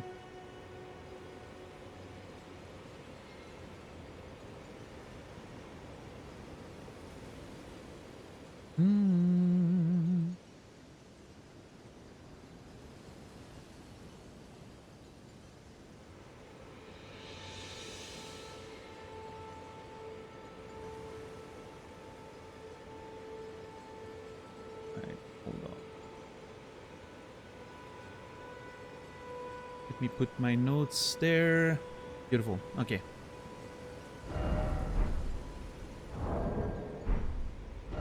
Okay, so there's this entire area plus the lake that we need to explore.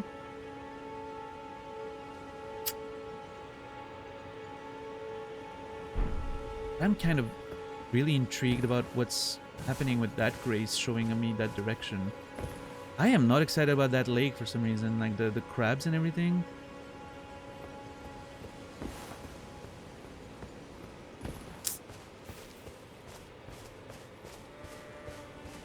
I'm gonna take a look.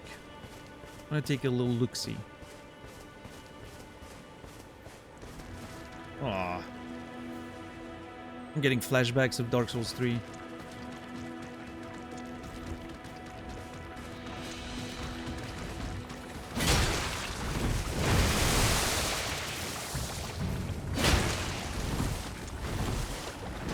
It's a mortal god.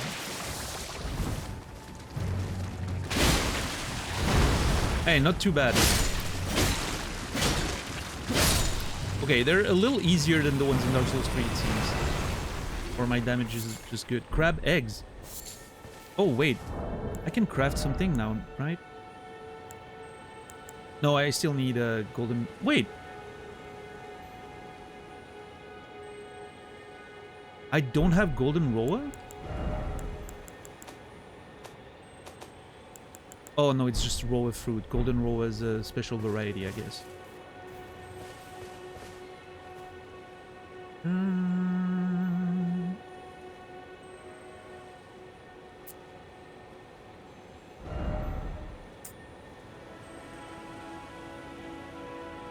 Is it illegal to say my favorite weapon if I don't say much about it? Unless the weapon's name is like a boss, you know, like has the name of a boss or an important location or a lore element to it. I guess it's fine.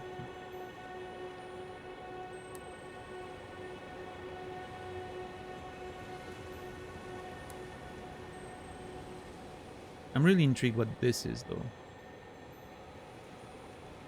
What's up, Sorrow? How are you doing today? Punishable offense. A great sword. I like a great sword. Yeah.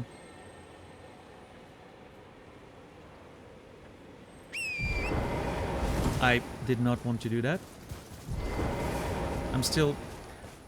I'm pressing up for both the horse and the fucking telescope. I can't get my brain around pressing two different buttons. It's gonna be a problem the entire playthrough, I'm sure. Okay, I really don't... I like completing areas before moving on, but like I'm too intrigued by this. I'm breaking my own rule right now. I'm letting myself get distracted. This is Hollow Knight all over again. Making a detour out of nowhere. Instead of being structured and organized.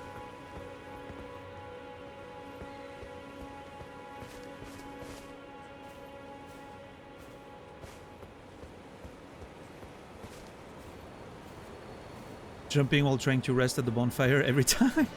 Yeah. That's why I switched jump to triangle. And action to X. Because I think triangle to jump makes more sense in that context. I hate jumping, or... No, jumping with cross is... jumping with X is fine.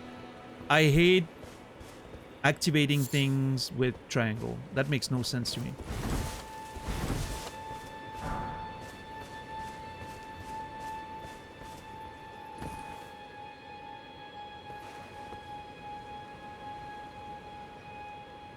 Oh, that's welcoming.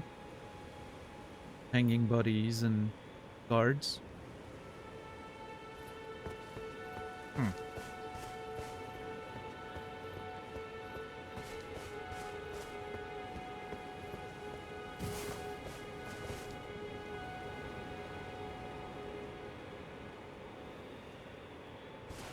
What is that?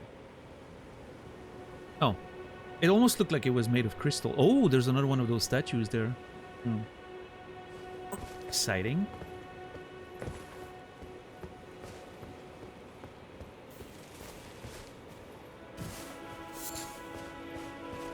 That one was for you, Credo. And Jay. Jumping instead of picking up the fruits.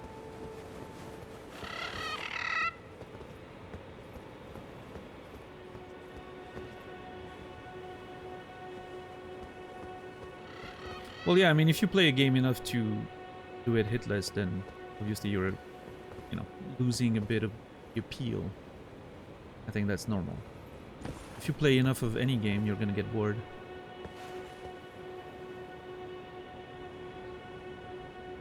What the hell's going on over there?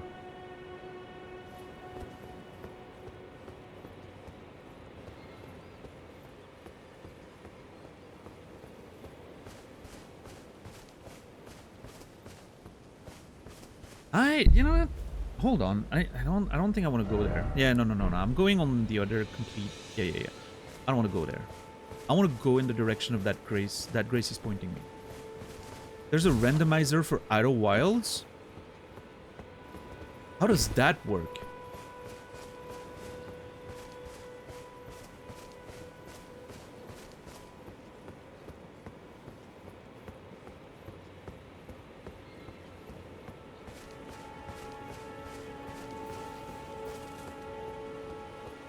Like, does it move? Well, I mean, we can't really talk about it because I don't want to spoil anything to anyone who hasn't played it in chat, but let me put it this way. Does it move, like, important milestone things you can find on different locations?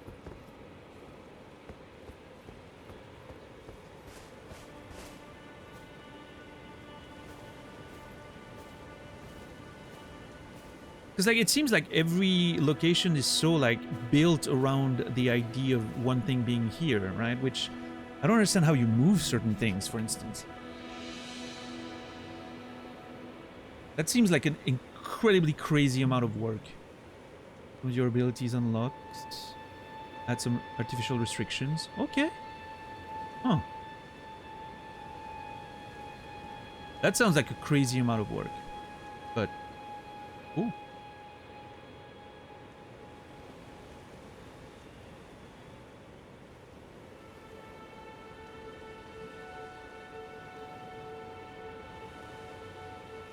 No, we're talking about Outer Wilds, Mortal God, not Elden Ring. I know how Elden Ring randomizer works. And Souls games randomizers work. Different game.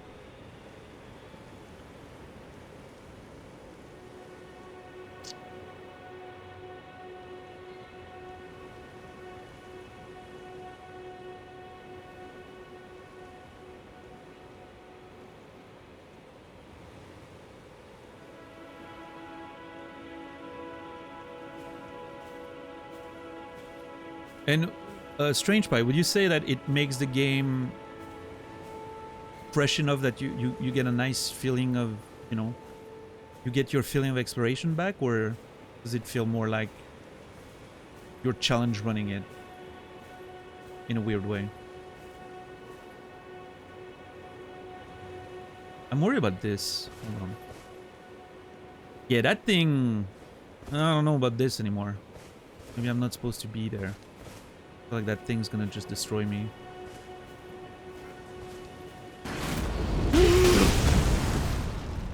I peeked the chat the moment that thing activated.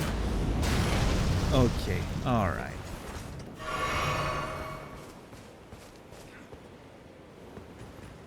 Yeah, you're gonna have to come fight me here. I'm not getting in front of that again. Poke. Ah, what an idiot.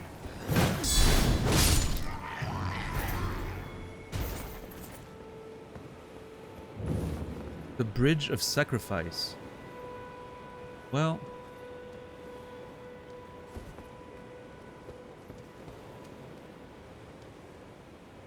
I'm so worried.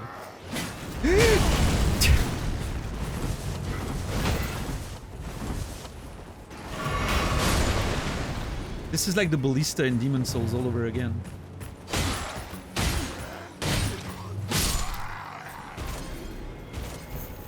Also, it breaks cover, apparently, so that's great. Okay, hold on.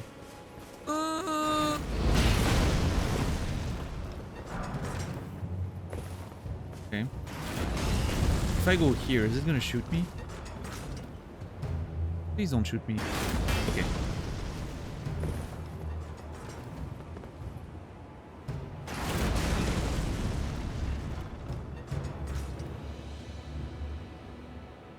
Okay, there's a grace on the other side at least, but... Nothing down there.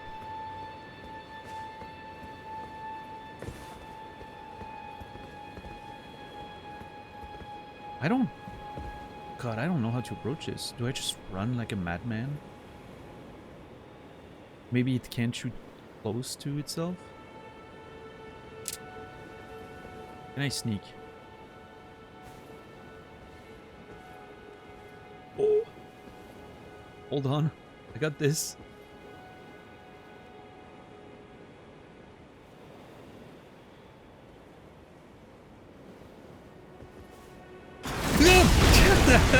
Jesus. Okay,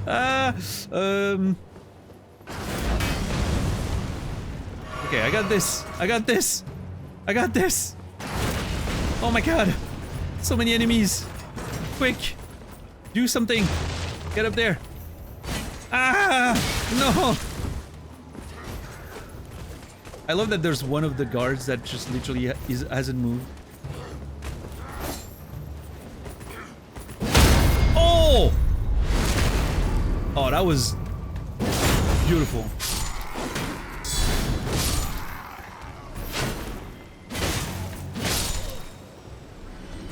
Well done. A stone sword key. Foot soldier cap. Okay. A sword-shaped stone key breaks the seal on imp statues, but remains embedded in the stone after use. In the statue after use, meaning it can only be used once as an item. Think well before using one. Oh boy. If there's not enough in the game for unlocking everything, it's gonna be torture for me. Flanged iron cap, widely issued to foot soldiers in a lord's army. Looks like a mushroom. There's already we found one thing where we can use the...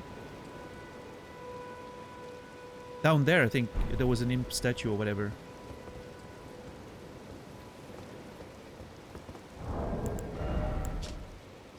Yeah. I don't want to go there now and check that. Oh, wait, hold on. Fuck! I took a note of something we needed to do today and I completely forgot to do that. Ah, shit.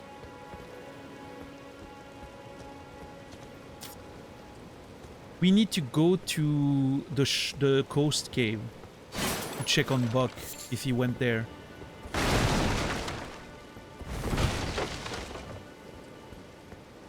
Oh, let me activate that grace now that we're here. The Weeping Peninsula. Ooh.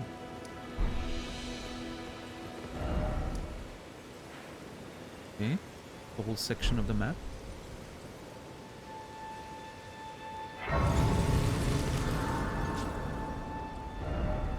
Oh, but I'm all the way down there now. I cannot... I mean, I could fast travel, but I hate fast traveling. But yeah, I need to go all the way there.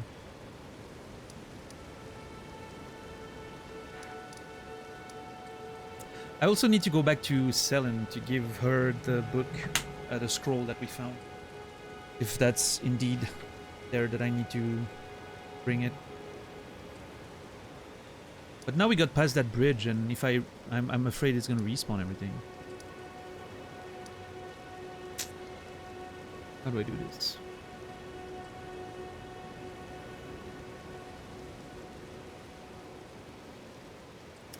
Okay, hold on. Let me take a few notes. Go back to the coastal cave. Bring scroll to Selen, question mark. Sorry, let me bring down the notes so you guys can see. Bring down the scroll to Selen, and also... I mean, it's gonna be in that... Wait, hold on. Which order? And then try stone key in... What's it called? The graveyard?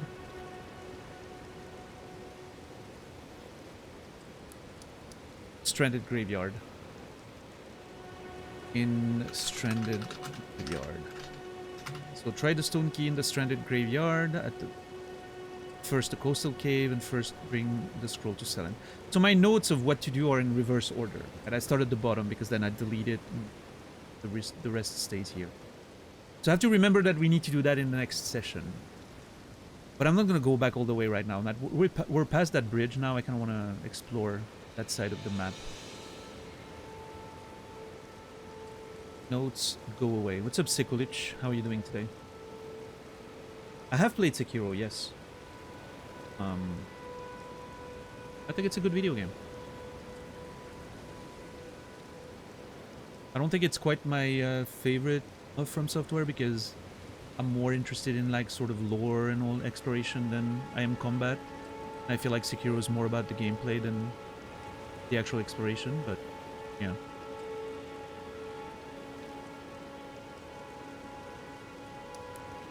All right, so okay. Yeah, I mean now that I'm here, I'm just gonna keep resting and exploring. What's up, vendor? How are you doing today? Okay, the Grace is showing me the way there again. Fun.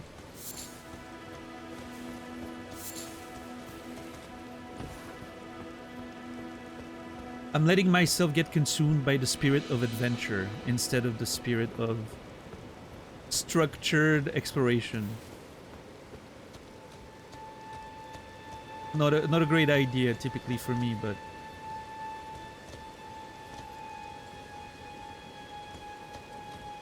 what if it...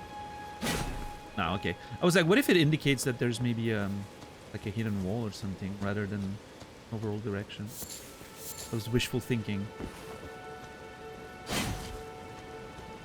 Giving into chaos, yeah. Wait, I didn't kill those dudes. Oh. Who's that?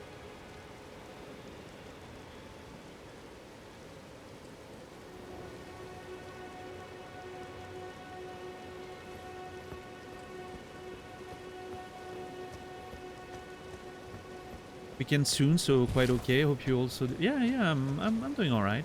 I'm also excited for the weekend, you know?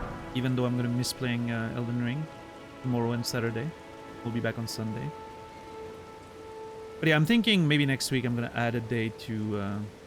I'm gonna add Fridays back on the schedule potentially starting next week. I want to play more Elden Ring. We'll see. We'll see how I feel next week.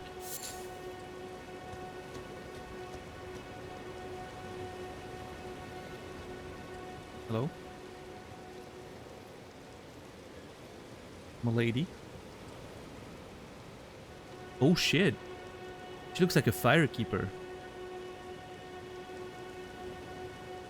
Just me, or do you guys see it? She looks like a firekeeper with the... You know? Covered eyes and everything.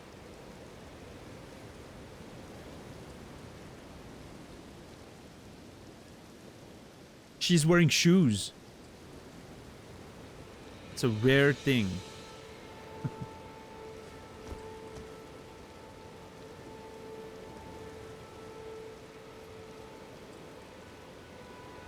Hello? Is somebody there? Might I bend your ear for a moment, please? My name is Irina. Okay. I've escaped from Castle Morn to the south. The servants there have rebelled. I can't be sure what it is. My eyesight's been weak since birth, you see. But I swear I heard frightful howling from all over. My good father secreted me out the castle, but decided himself to stay. He says it's his duty. As commander. Okay. Ooh, okay. Time to bring out the notes there. Alright. Irina.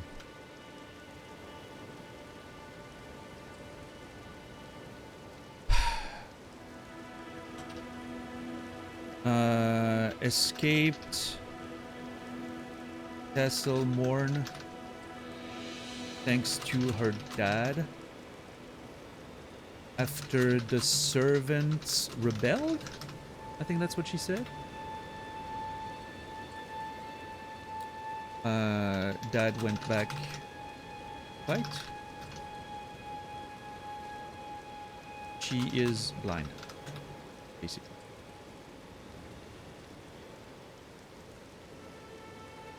Okay, I'm gonna, let's see.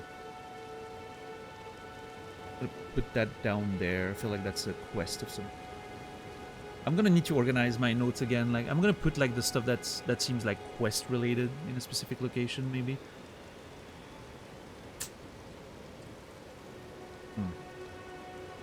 What's up, Mikir? How are you doing today?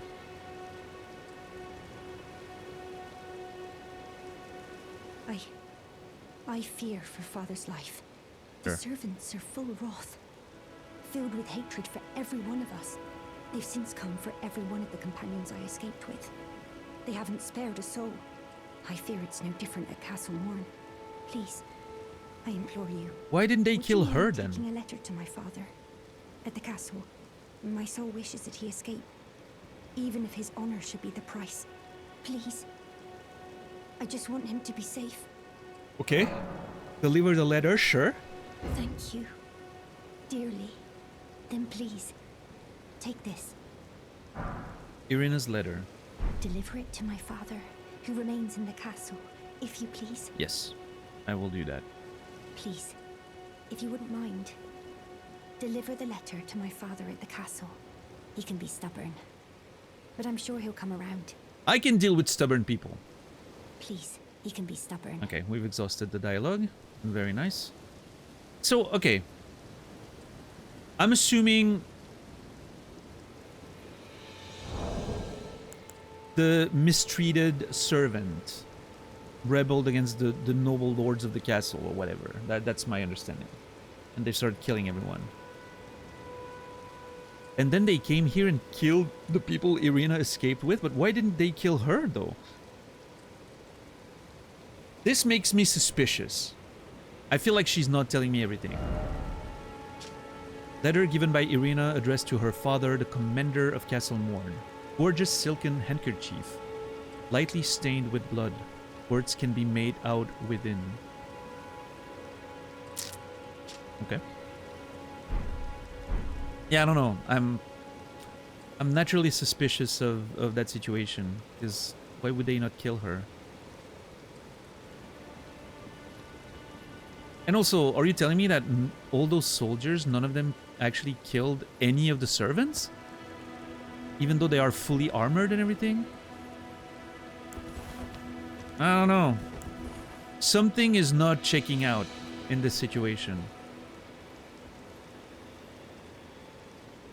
The math isn't mathing, as the young people say.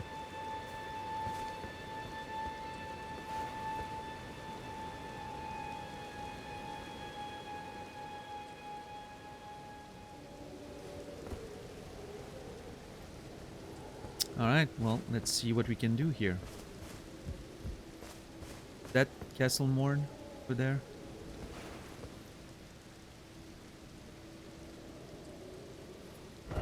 It's the only castle I see. Oh shit, That's a fucking giant. Uh-oh. Mailman Dan. Yeah, Death Stranding. We're playing Death Stranding, turns out. I'm just over there delivering letters for people.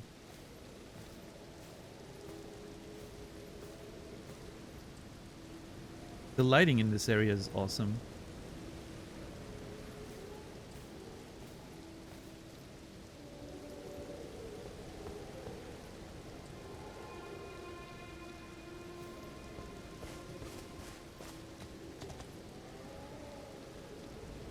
That... No, that thing is not dead. Okay, hold on.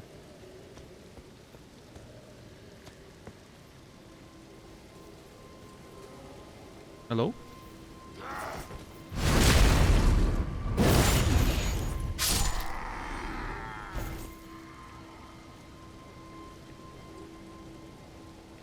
What's up, Kimmy?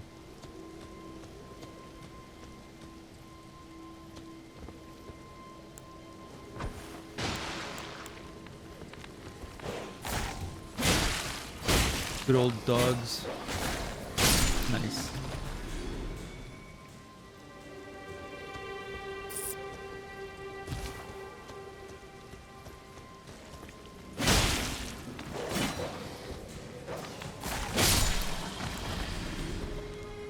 Okay, those look like nobles. Have like a coat and everything.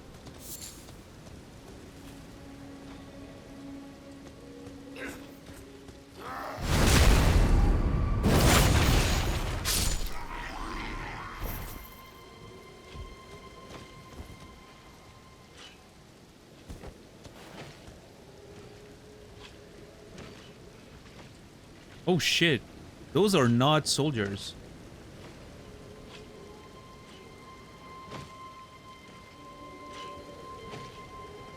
They look a little bit like the demi-humans we fought in that cave, I think.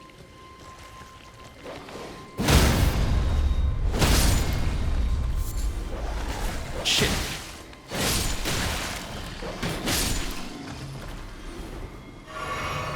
Why is that giant not attacking me though? I mean, none of the enemies almost has attacked. Oh, he's sleeping. Oh.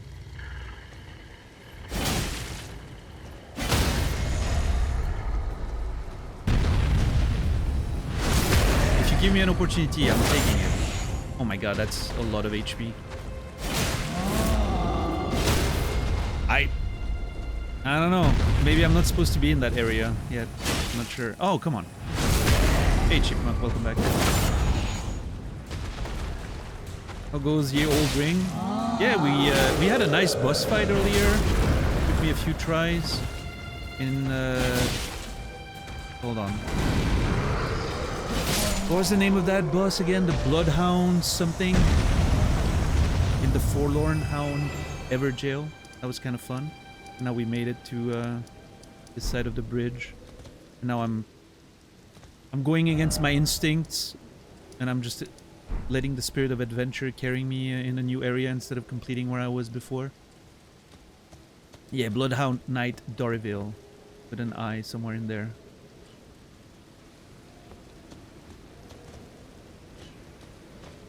But yeah, I'm letting the spirit of adventure just overwhelm me. I don't know if it's a good choice, but... Ooh, Morningstar. Oh yeah. Battle hammer comprised of a globe attached to a handle. Though a bludgeon dealing strike damage, the appellative star is covered in spike, causes blood loss. Ironic given its grateful name, this weapon often reeks of blood. And the skill is a kick! Oh, nice! Yeah, that's... hell yeah. Hold on. That's kind of cool.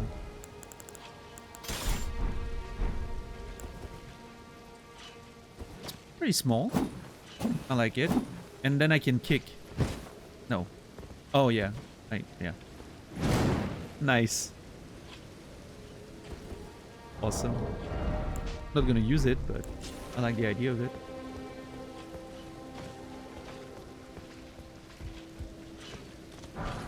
Golden runes. Are these things not gonna attack me? Like, it seems like everyone is not interested in fighting me here. Like, I'm just passing by and nobody cares about me. I wonder if that's intentional. Or if I'm just...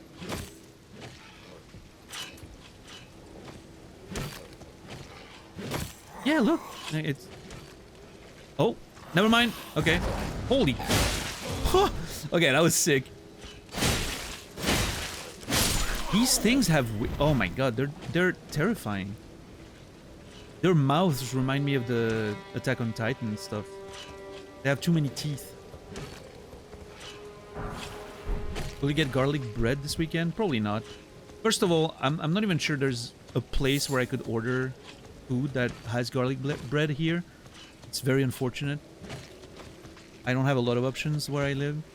And second of all, my food order budget has been drained recently.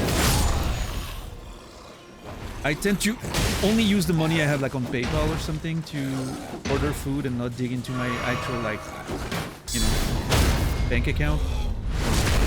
So it's been a little difficult lately with that. So you could always make it, I guess so, but I'm lazy. I don't want to.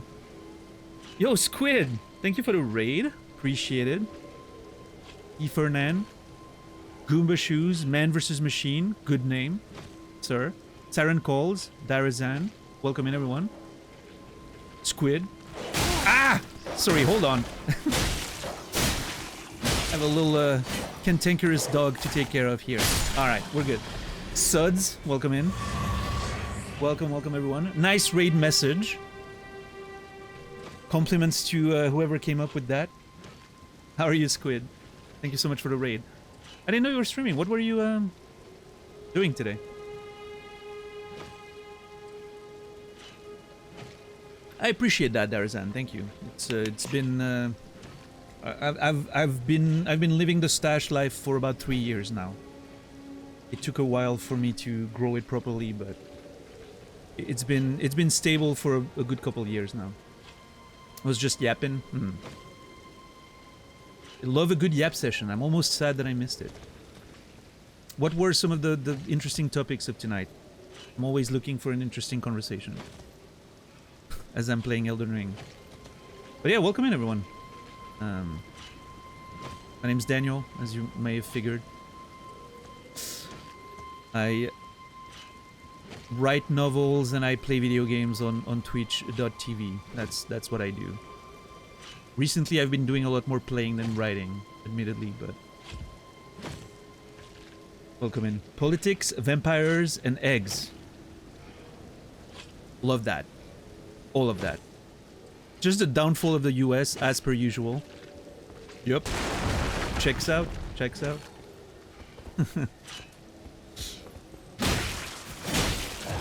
Which, you know, the price of eggs obviously related to the you know, downfall of the US. I'm not sure how vampires play in that whole thing, but...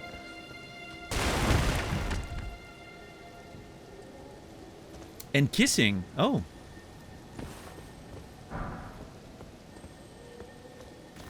I will admit, that's a topic of conversation I've never had on Twitch. Kissing vampires, maybe? To forget about the price of eggs and the downfall of civilization?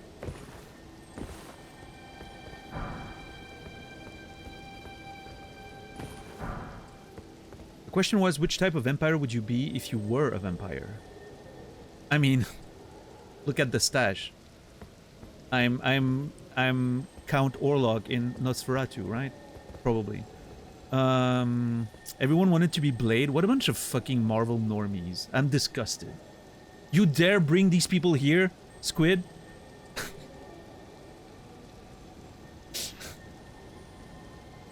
No, I respect it. I respect it. I kind of enjoyed Blade when I was younger. My apologies. It's fine. It's fine. Let me give you a shout out. I don't think I have any. Unless there was a shout out and I missed it, but you can get two if that's the case. I don't care.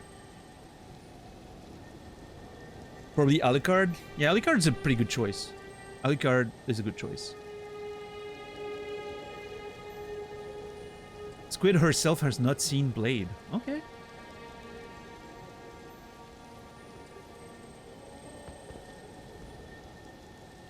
He's only half vampire, so I don't think he counts. Okay. This is why you don't get more viewers, because I insult people as soon as they come in. Listen. You gotta, you know, you gotta let people know who you are very quickly. You don't want to lead people on, you know? This is not how you do it. You let people know who you are, and whoever is gonna vibe with that is gonna stay around, right? That's a normally uninformed. Gary Oldman's Dracula, that's a good choice. Yeah, I don't know. I think obviously the Nosferatu stash is pretty popular these days, so I guess that would work for me, right? I'm definitely not a Twilight vampire. I don't know, that sparkle would probably hurt my eyes or something. Yeah, I don't know. Maybe Interview with a Vampire. I like that story back in the day. Big fan of Tom Cruise's interpretation of Lestat. That was very cool. Sparkling isn't as bad as burning alive in the sun. Says you.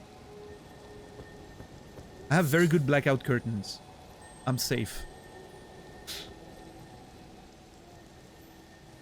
The TV show. Oh, there was a TV show of Interview with a Vampire. I haven't seen that. I should get on that at some point. I really enjoyed the novel and the movies. The movie, singular. I'm realizing that I don't know a lot of vampires. That is okay. Ash of War, Mighty Shot. I'll show you a mighty shot. I'm sorry, Chad. I'm a normal person, I swear. Raiders, please give me a chance. I swear, I can be better.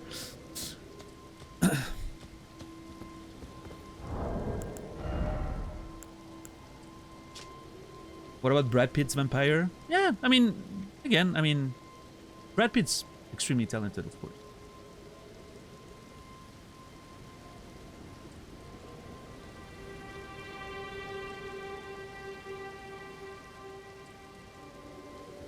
What's up, Noger? I mean, people have accused me of being a vampire already before that conversation, just because of, you know, the aesthetic of what's happening here. I'm pale. I live in complete darkness, you know. I never see the sun almost always. On the plus side, I have pretty good skin for a, you know, early 40s individual. I can still say early 40s for a couple years, so I'm gonna use that. I haven't seen True Blood. That's a gigantic gaping hole in my vampire knowledge.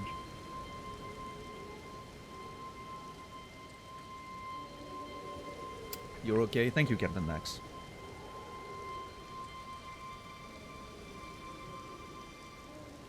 You're missing out? I love that show, yeah? Huh. Well, maybe I need to watch True Blood at some point. I'm gonna have to consider that. I'm watching these days. Okay, listen. Earlier this year, I've been very depressed. In January and a bit of February. So, my TV show choices recently have been all about feeling better about myself. And I do that in two ways. I'm watching Always Sunny for the first time. Makes me feel better about myself because at least I'm not as bad as these people. And I'm watching New Girl. Because it's a cozy, cheesy show that makes me hope that maybe, you know, life can get better. So that's my, you know, TV show choices for the 2025 so far. So I haven't seen Schitt's Creek, no. Who's the... I've heard of it, though, I think. Who's the main actor in Schitt's Creek again?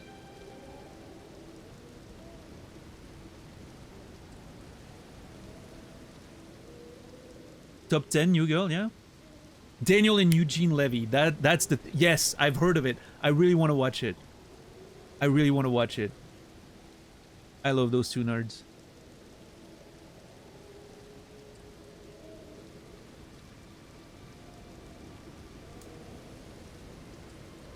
True Blood worst ending than Game of Thrones. Okay, that's... Wow. That's heavy. Do you need more feel-good show? I've seen Ted Lasso. Ted Lasso is amazing. One of my favorite shows. I always say the same thing. Ted Lasso is finally a good representation of masculinity in TV shows. Like a masculinity that is about honest communication, sharing feelings, being vulnerable. Finally, we see some of that in a TV show instead of the usual stereotypes. For that reason alone, Ted Lasso is just like, you know, top tier forever for me. And it's one of the only shows where they manage to keep interesting drama without resorting to like cheap writing tactics such as, you know, miscommunication between characters. How many shows revolve around characters not communicating with one another, and that creates all the drama? No, in Ted Lasso they do communicate with one another, except just like in real life, communicating is not always enough. Problems still exist and it doesn't fix anything, right? Which I thought was brilliant. We need more shows like that.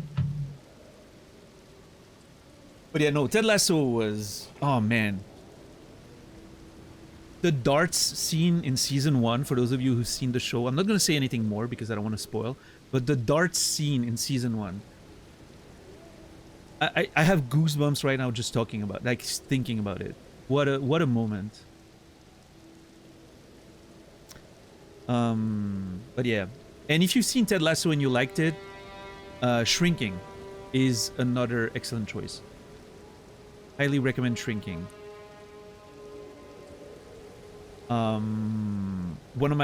Shrinking's probably one of my favorite shows in the past 5 years. You're on the second season. Yeah, that... again, no spoilers, but that season, especially towards the later parts, broke my heart. Absolutely beautiful show. Another recommendation, A Man on the Inside, by some of the same people that made The Good Place, which of course also a very high recommendation if you haven't seen The Good Place. A Man on the Inside, 1 season so far, absolutely incredible show. Also broke my heart in 1,000 pieces, but awesome.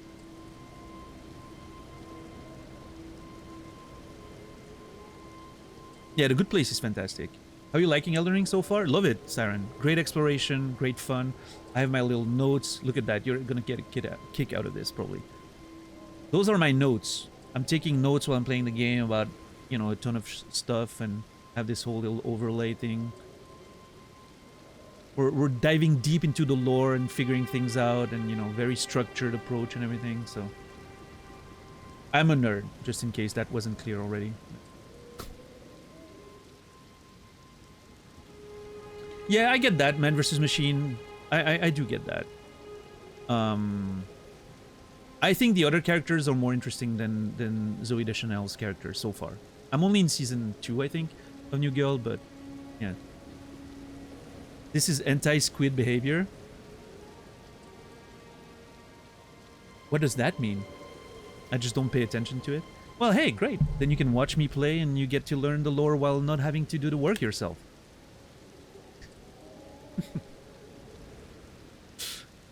See how I turned that around to my advantage? That's how you do it. I love having people explain things to me. I feel like that could be sarcasm. Yeah, let me mansplain the lore to you, Squid. It's sincere, alright. Fair enough. It could have gone both ways, you know? I'm just being careful there.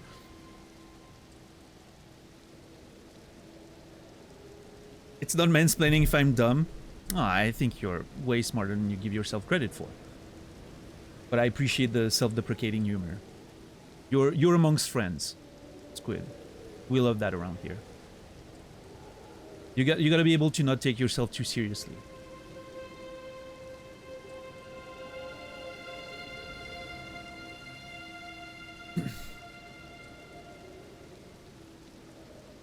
But yeah, what's on the menu, Squid, as far as game goes? Wait, you were playing God of War the other day, right? Yeah, of course, Squid. Absolutely. Enjoy the dog walk. And yeah, I'm still on for at least an hour or so. So hey, maybe later, or I'm sure I'll see you around very soon. Thank you again for the raid.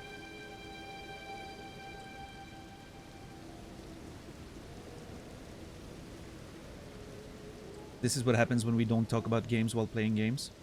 I'm not sure what you mean, but what's up, DJ? Alright, this Ash of War grants no affinity to armament, but imparts the following skill. Mighty Shot, archery skill, performed from an oblique stance. Ready to bow, then pull the bowstring to its limit to enhance the power of the shot, penetrating the enemy's guard. Usable on light bows and long bows. Probably not something I'm gonna use very much, but not mad about that. Alright. Full on flasks.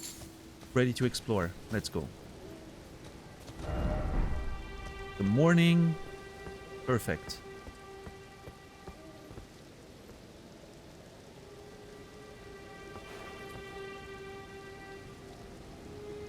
Oh no, it's another one of those nerds.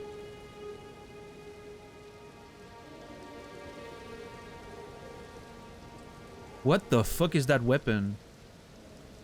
Is that a flail with several balls? Okay, that's kind of cool.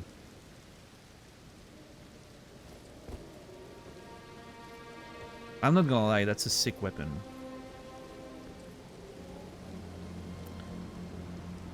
Yeah, new friend, yeah, I guess so. Nah, shit.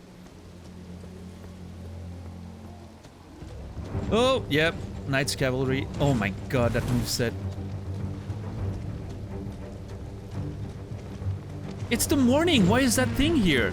The other one was only there at night. I guess it's just still night. Yeah, I'm gonna get... Oh, there's a Grace over there. Shit! Hold on, how do I do this? Run away! Brave Sir Robin! We got this! Felt like that was close. Can I activate it? Yes!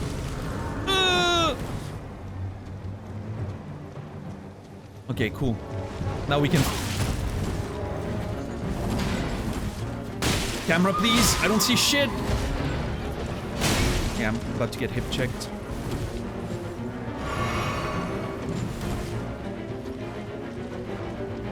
No.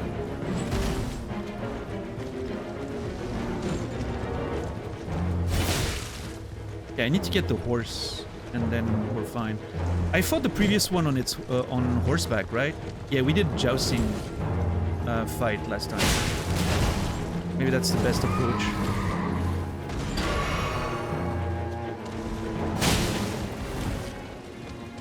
I killed one of them, yeah. Ugh. That didn't damage me. What?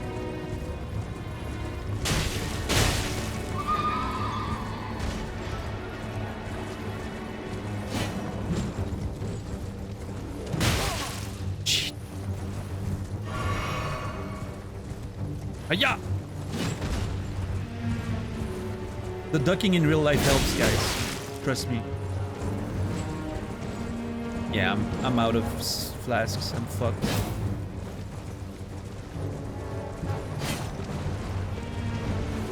Yeah. That moveset is a lot harder to ride around than the previous one. Like, the other one had much slower movement, so I could just kind of, like, run around him. This one is just, like, swinging straight through me. Okay, so that confirms that I don't need to sit at a site of grace to respawn there, so that's good. Now we know that.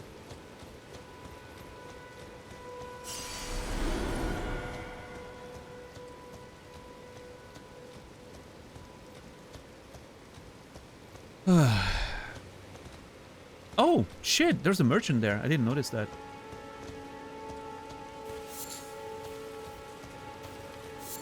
Hold on, let me, well, actually, no, let me talk to him first, in case he has some interesting stuff to sell. Buying or selling? Selling first, sir.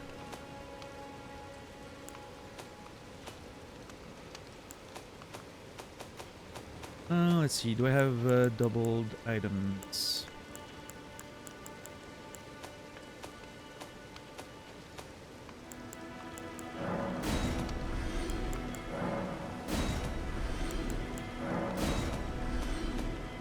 right?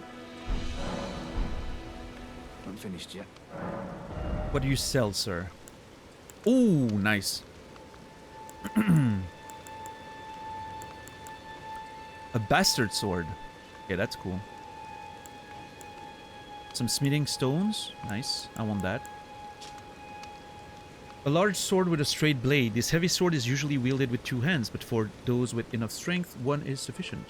The hefty blade can be swung into multiple foes at once thanks to the broad sweeping attacks, making fending off crowds all the easier. I do like faster swords typically.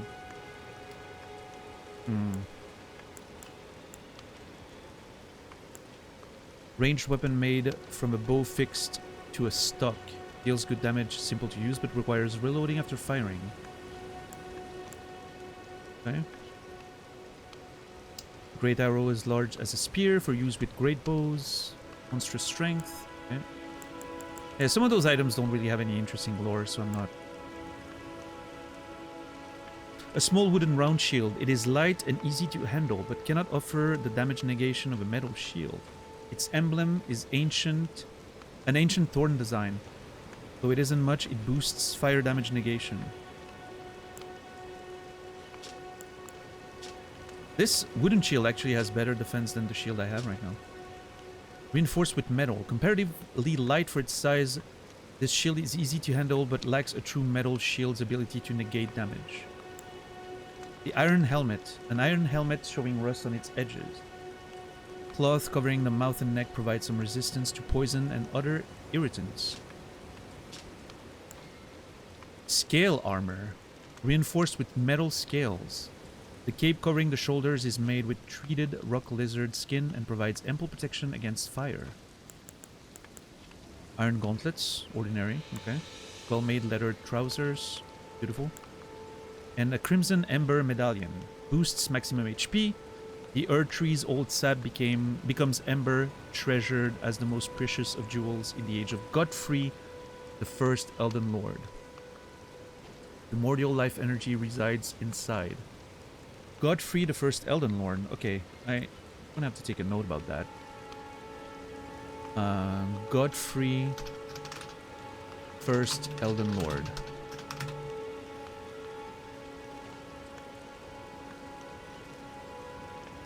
I don't have anything to say about him except that he's the first Elden Lord. So I'll just keep that up. Let me delete that just in case, Ganja.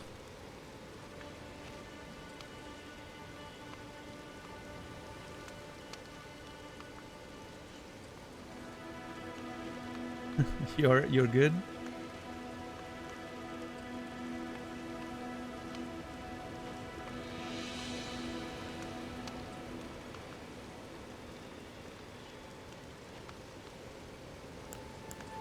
Yeah, you may want to change that one, I guess.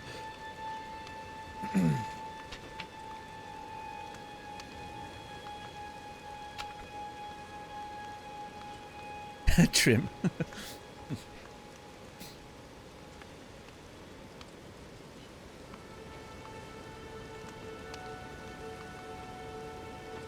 A note sold by a nomadic merchant contains information about demi-human mobs. Further details available to paying customers. Okay, so I'm gonna get that for sure. Because I'm interested in those little notes. I'm gonna get the smithing stones. I think upgrading equipment is always good. By the way, I still haven't upgraded my spear.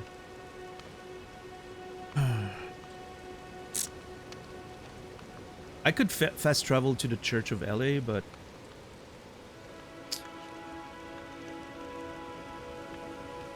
I don't know, I don't like fast traveling. It kind of breaks my immersion. I'll get this. Stone sword key, sorry. I'll get the upgrade materials. I'm gonna sell the runes that I have. Because I definitely want to buy stuff. Do I want to buy the bastard sword? I don't know.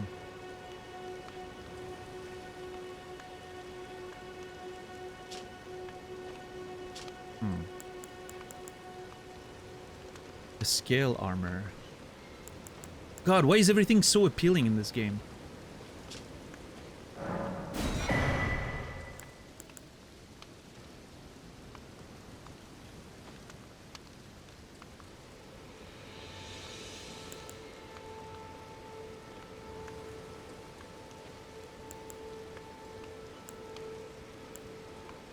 I'm gonna get that.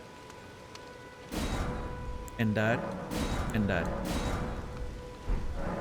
Yeah, I just need to grind some resources and buy this guy out, I think. Okay. Same weight, a little more physical resistance. What does it look like? Hey, I don't hate it. I look like Shredder in the Ninja Turtles. How about this one? Okay, so it's lighter. Obviously has less defense. How does it look like? Oh shit, that armor's cool.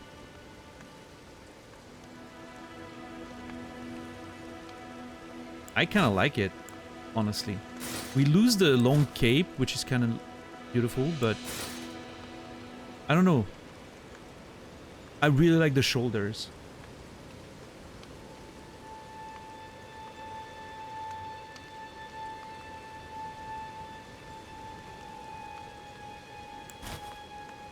I think I prefer this one for now.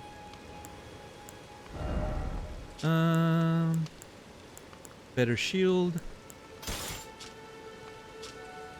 Yep. And I think more HP. So like I'm not leveling up HP, but I'm fine using like equipment that improves it. That's my my compromise, I guess. I'm okay with that. Hell yeah. Alright, little upgrade. Look at us. Still fast rolling. Love that.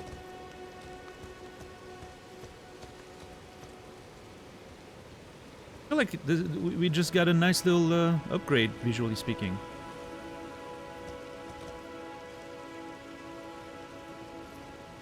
My buddy at work said Shredder's the coolest hangout. Wanted to be part of the foot gang. I'm sure Miyazaki wants to be part of the foot gang as well. Wow, that's some...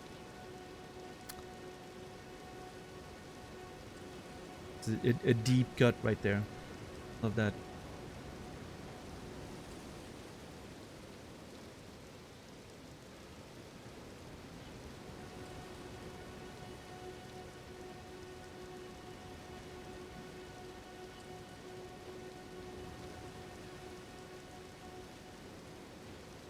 No vigor on this run? I mean, I'm not making it like a hard rule, Jay. I just like not leveling up vigor in games like that. I think it makes the game more interesting. It forces me to learn the fights and everything, right? So it's not like... I'm not making it a hard rule. If it gets frustrating to the point that I'm like... I'm either leveling up HP or I'm not playing the game anymore, I'm gonna level up HP, right? It's just I'm making it like a little non-rigid rule for myself just to make the game more fun. Okay, let's fight that guy. Let's see if I can actually block his attacks a little bit.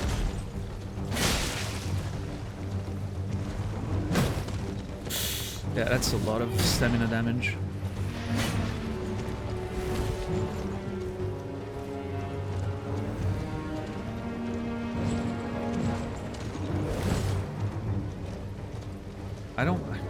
I feel like fighting him on horseback is not ideal based on his moveset.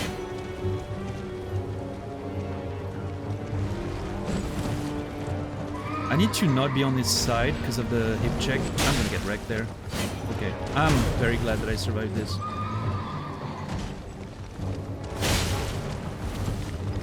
What's up, $10? That's a cool flail. Yeah, we mentioned that earlier. The flail's incredibly sick.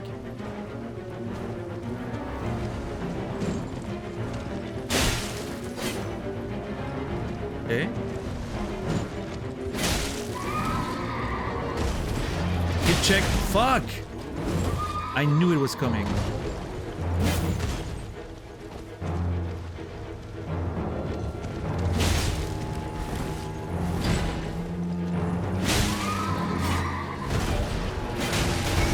Dude, I'm dodging away from him to not be in the position for a hip check. It turns to give me one. I very awkwardly went back to the barber to have them fix my haircut because I thought it looked weird. I'm proud of you for doing that. I've been in a situation where I felt like I wanted to do that, but I didn't have the courage to do it when I was younger. That hasn't happened in a while, but I think that's a very impressive show of, you know, standing up for yourself. Proud of you.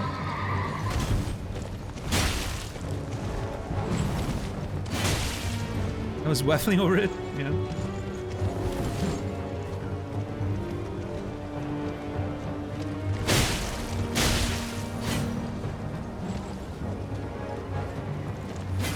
Okay, so far so good. That was a bad idea.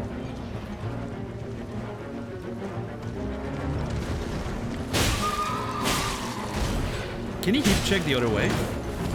Maybe not, but he's doing like a weird attack. I don't like that one too much. I'm gonna heal.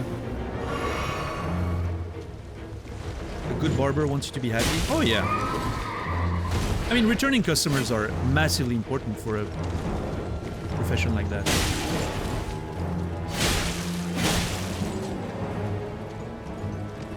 What's up, Cassie?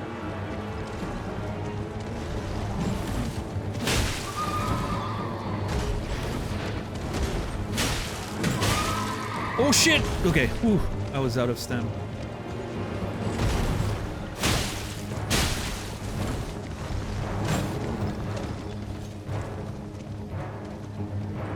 See, I think this is a very interesting thing that you don't really get in Souls game if you play the typical style of mostly focusing on rolling. If you play with shields, suddenly your stamina becomes sort of almost like your HP in a way. But the stamina management and knowing when to shield and when to let go and moving to get the regen, like, it's a very interesting aspect of it that you don't get as much of that when you play mostly a rolling style or defense. I'm really enjoying this.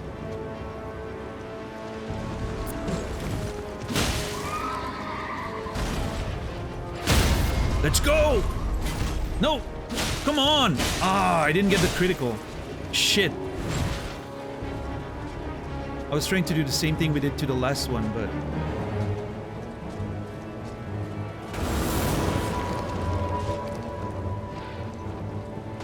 What do you mean? Okay. That is so unfair.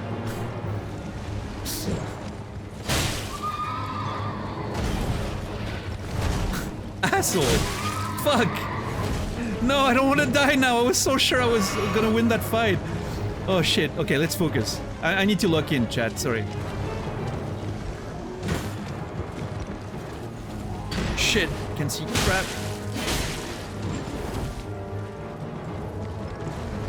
Oh! Okay, let's not be greedy. Play safe.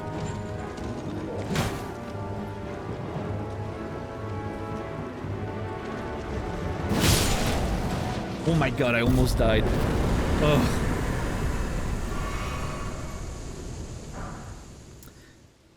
Ash of War, Barricade Shield, and the Knight Rider Flail. Oh. Oh. I do not have the dex to use it. Okay. Barricade Shield. This Ash of War grants no affinity to armament but imparts the following skill. Barricade Shield. Made famous by Sir Neidhart. That's a wrestler. Focus your energy into the shield, temporarily hardening it to deflect greater blows. Visible on all shields. Sounds pretty good. A flail with 2 additional bludgeoning heads. Weapon of the knights cavalry who ride funeral steeds. The large spikes make it highly effective at inducing bloodlust, but also demands a higher dexterity to wield. Spinning chain. Alright, let's see. Are we gonna have a weapon change eventually?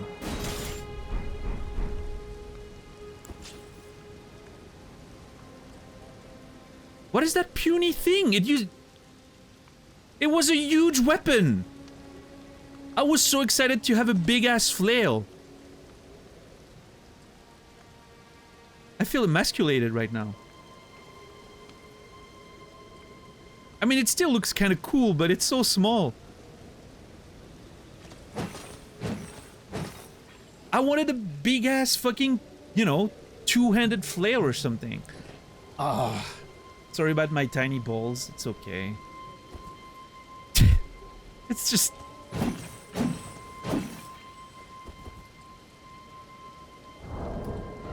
Never mind. I was so hopeful.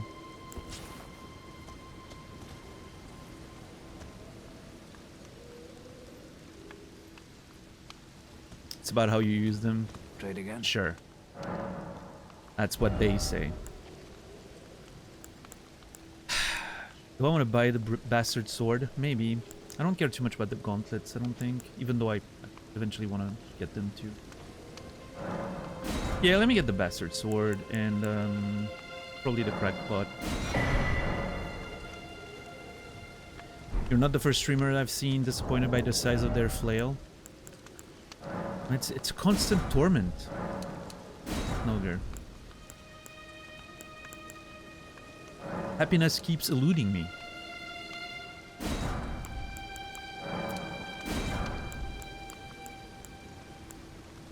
Maybe it looks bigger on the receiving end. Maybe so.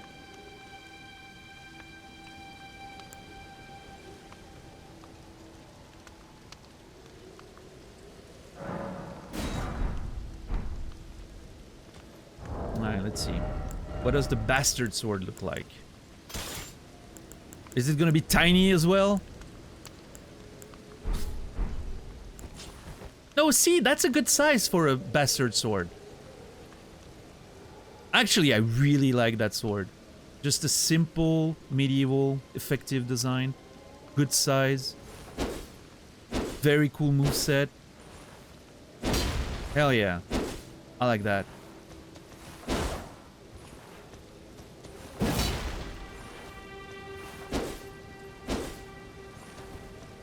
And you can two-hand it reasonably if you want. Yeah. This is actually a cool weapon. Love it. Sticking with the spear for now, though.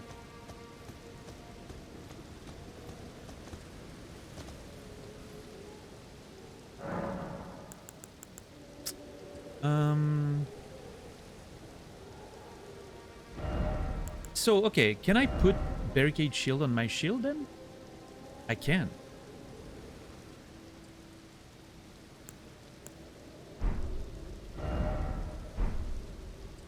What do I lose?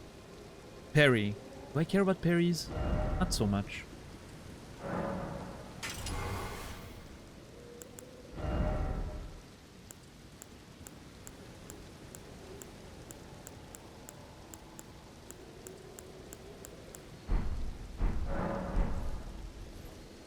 Okay, so now I have barricade shield. What is it? Do I need to hold? No, it just buffs the shield. Okay. Fair enough. Gonna have to try that in an actual fight.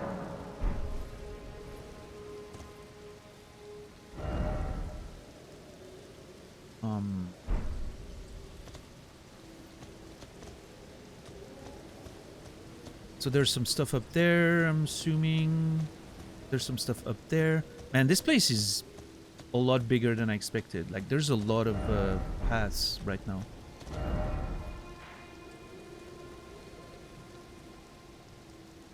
What is this thing on the map?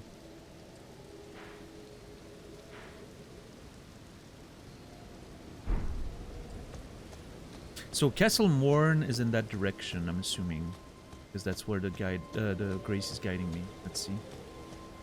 Just want to peek. Maybe we won't go there, but because I want to kind of want to explore.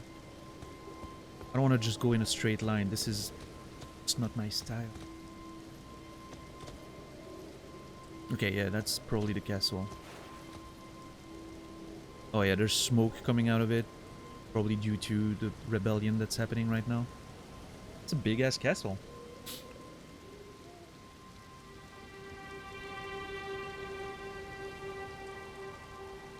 Is that the thing that's on the map? I think it is.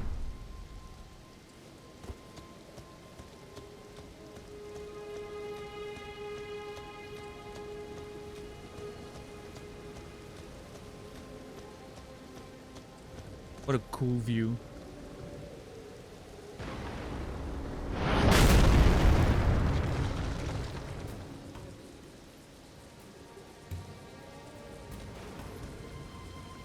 What the?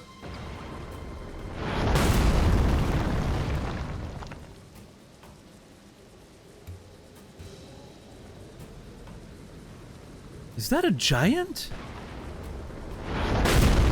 Oh, come on.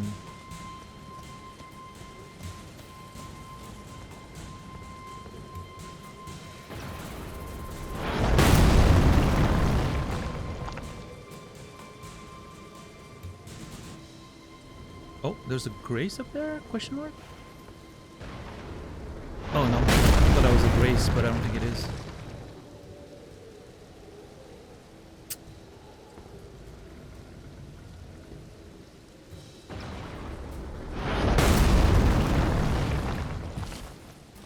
What is this? Map Weeping Peninsula. Okay, hold on. Ooh! Don't kill me. Okay. So what I'm getting from this is that the little symbol that's visible on the blank map is where you find the actual map. Oh, I'm in combat. I can't bring up the map.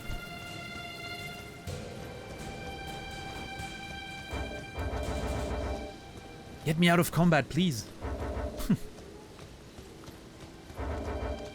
I'm not in combat anymore, come on. That thing is fighting itself over there.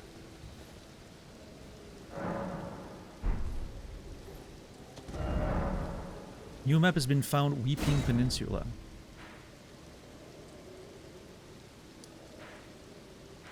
Oh.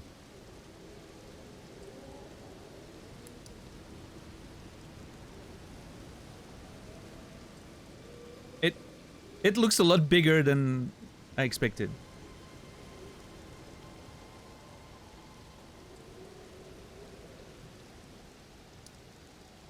So yeah, there's the same symbol here that I had noticed before. I'm thinking that's where you find the map for the area. Cool. So every time we're in the new area, I guess that's the main target, should be to get that first, because I like having the full map to organize my exploration. So okay, this leads to the castle. I love the map with the little symbols and everything. It's so sweet. But then there's also this path that leads up there. And this path that leads to the whole rest of the peninsula. Including that tree. Oh lord, I'm... that detour may have been a bit more than... I just wanted to... I saw a cool bridge, and I was like, oh, there's a little, you know, few things on the other side. I was not ready for this to be like a whole fucking ass detour.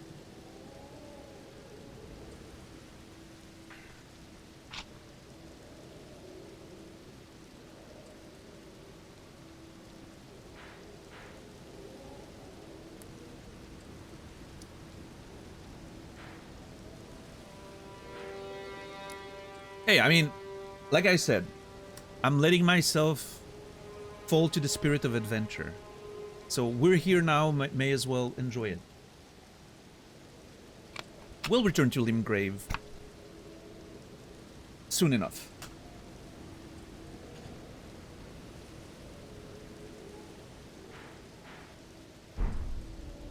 This is now officially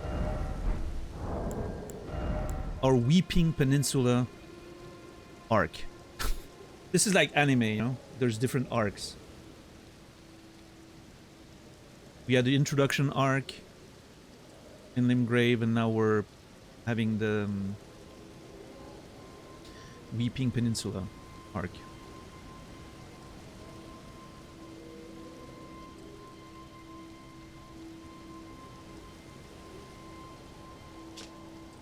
The peninsula to Limgrave's south is named for its unceasing rainfall, redolent of lament. I don't know what redolent means, that's vocabulary. Strongly reminiscent, that's what I figured based on the context.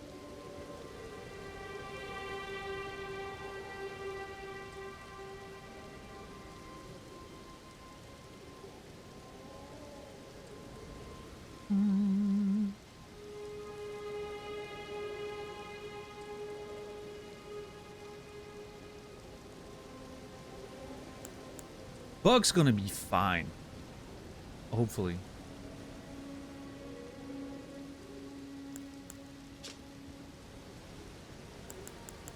Oh yeah, we have that now. Slay the demi-human mob's leader first, and the rest will lose hope and panic. Oh. But I want to kill all of them for souls. Runes. Am I a monster? Am I the baddie?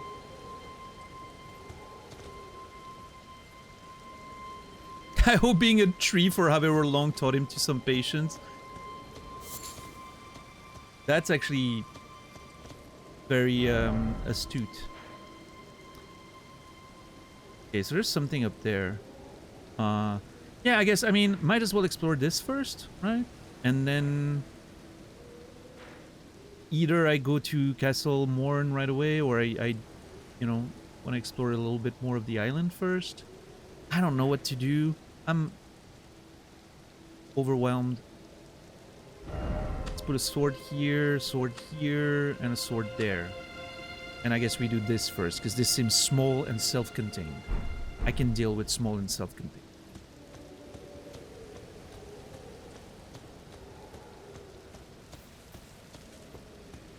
I feel like the game is gonna turn that into a lie, but...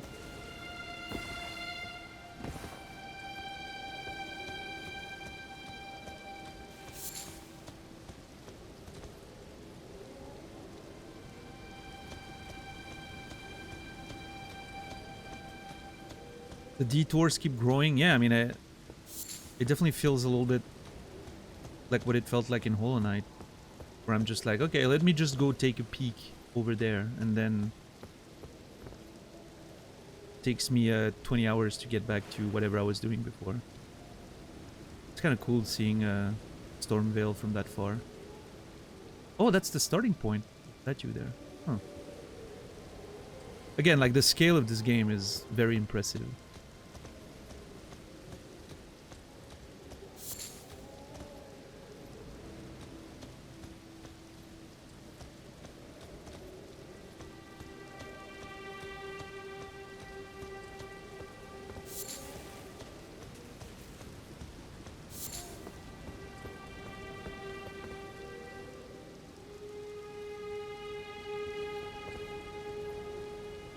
There's something behind the tree there, but I can't... Oh, yeah. Oh, yeah, that's the... I remember seeing that tower from the bridge.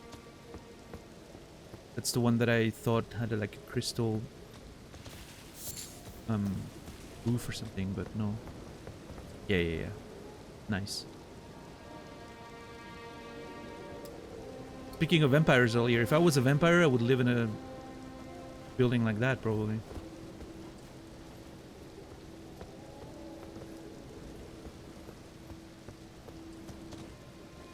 Oh, there's a grace there. Oh no, what the fuck is that? Oh. Is that enemy doing something, or is he T-posing? I'm not sure.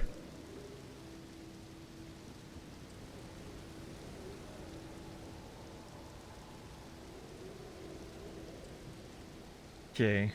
I mean, he might be doing whatever ritual they're doing, right? It's a Fira. Yeah, dude's just like posing, it looks like. Whatever ritual they're doing right now, I'm kind of scared. I have a feeling some terrifying creature is gonna come out of whatever that is.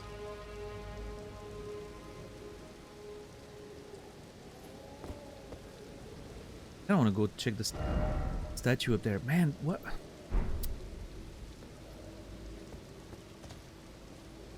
Even places that look small on the map are actually huge once you start exploring them.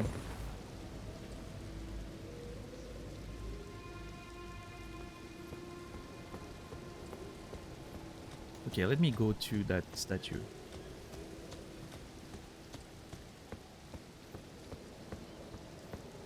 It's if their function's always the same, it should lead me to another dungeon. It's kind of exciting, isn't it?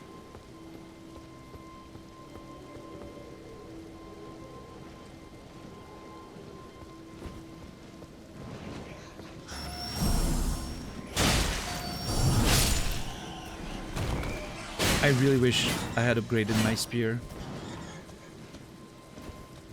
Maybe we'll find another bench somewhere.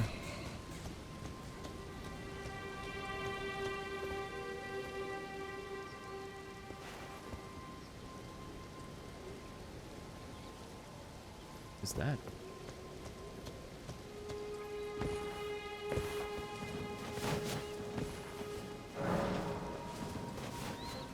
Oh. Okay. So down there? Down the cliff, maybe?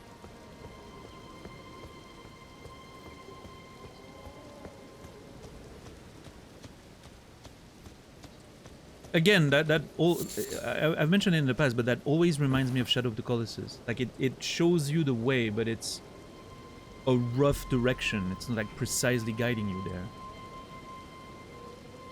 You still have to figure out everything, how to get there and how exactly the thing is going to be, which I think is pretty cool.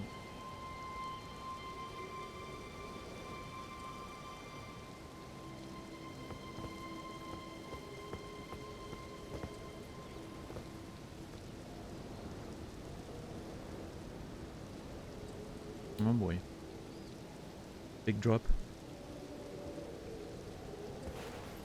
Not press the wrong button. Can't see shit with the mist, but...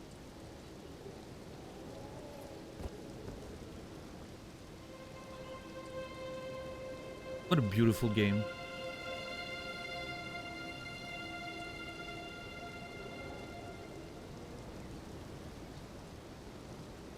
Cinema, as the kids say. That's what the kids say, right?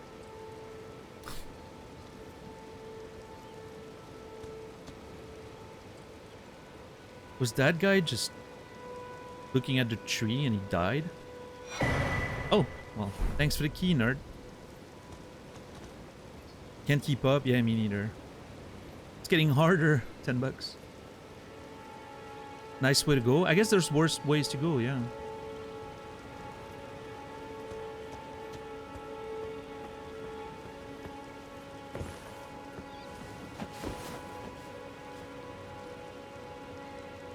Yeah, so I'm assuming whatever dungeon this is pointing at is down there.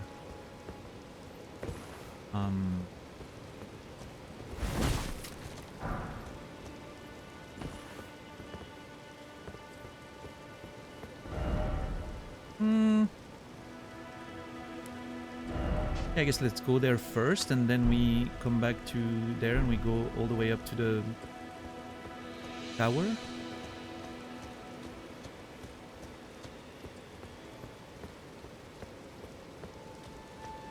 I'm having a difficult time structuring my exploration right now. Again, like those environments are so...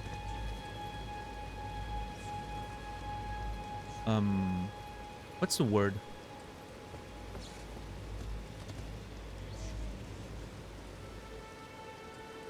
They're not like structured like most locations in a lot of video games. They're just very naturally laid out, which means it's pretty all over the place.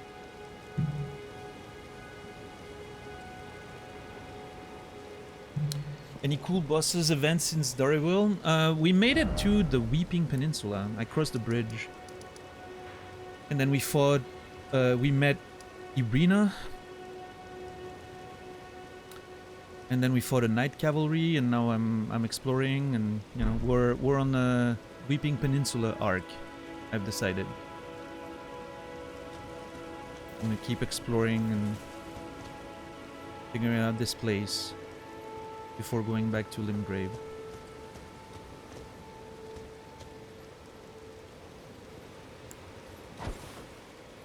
Come on. Please, game.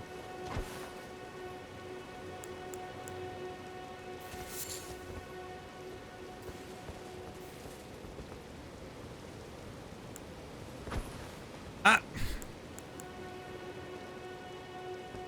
Video games are garbage. They're all bad.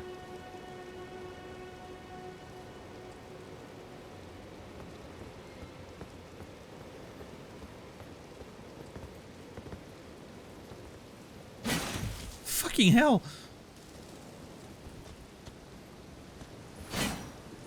Just poke at it!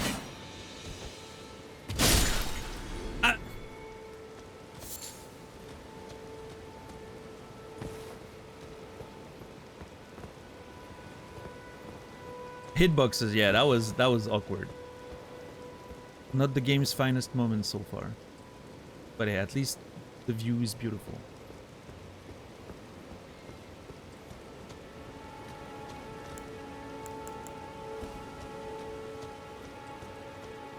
Seemed fine from this angle. Nice callback, Naz. I respect that.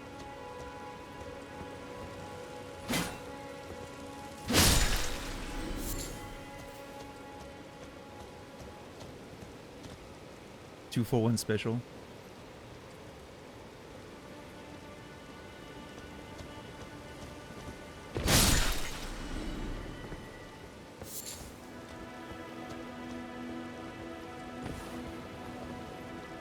Those cliffs are so fucking cool.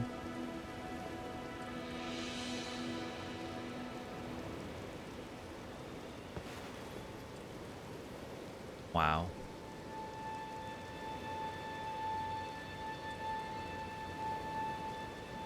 Just the scale, the sheer scale and distances at which you can see things.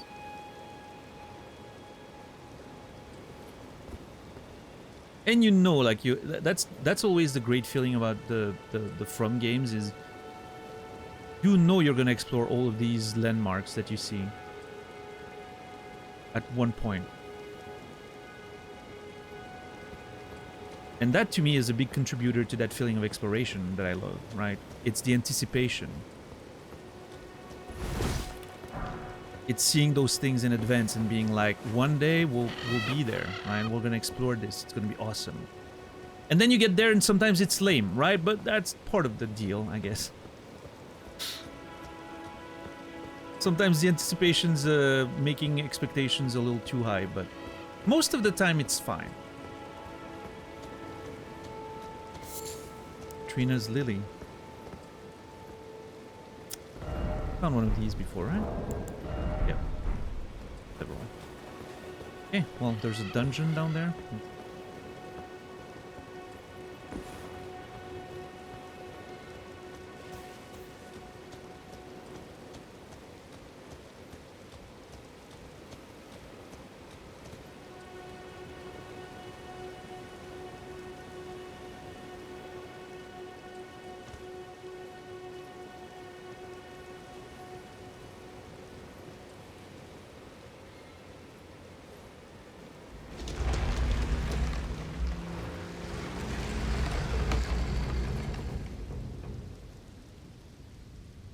All right.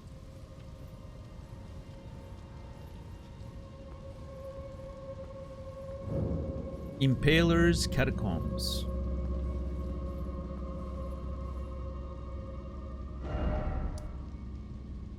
I love the little drawing logos.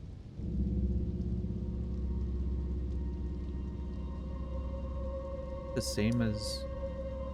I wish we could remove the Set of Grace logo so I could see what's behind it.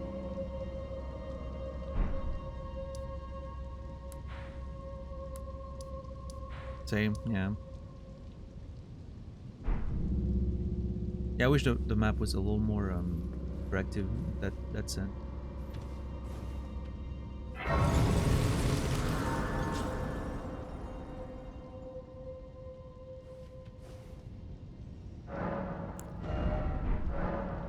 Well, far from that. I haven't found anything to upgrade my flasks so far.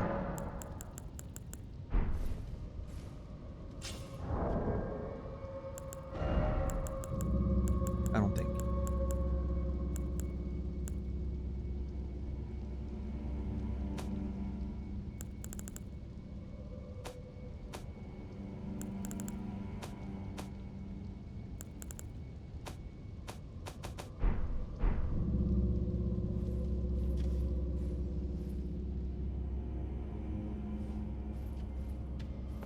1 second.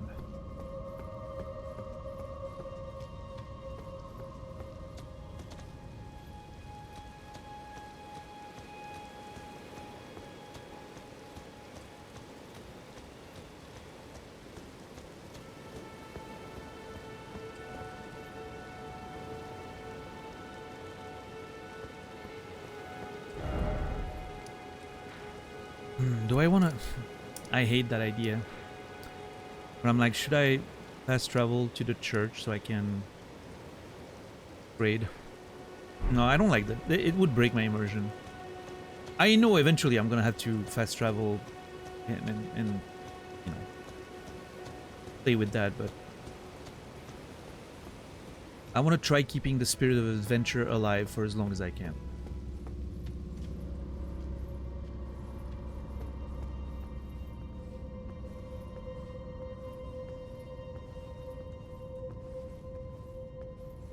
Oh, that's cool. Dude, that scared me so bad. I don't know why. It's just a fucking imp. That was terrifying.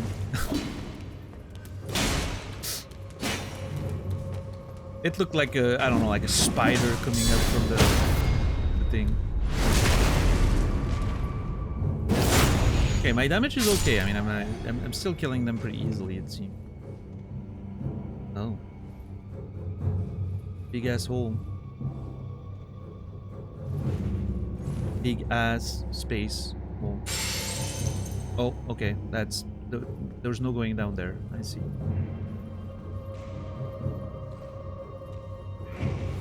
You asshole.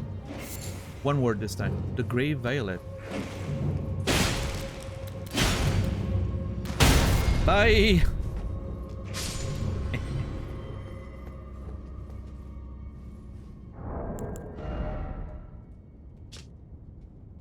Purple flower that blooms in graveyards. The hue of ghost flame, believed to be useful, calling forth spirits.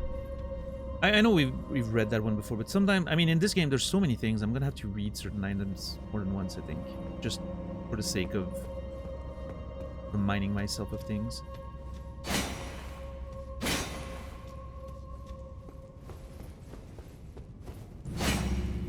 Yeah, Brainy.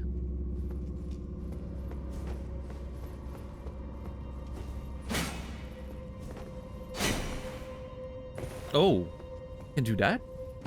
Okay. Now see, if I was a game dev, one of these would definitely be a secret wall. But I guess that's why I'm not a game dev.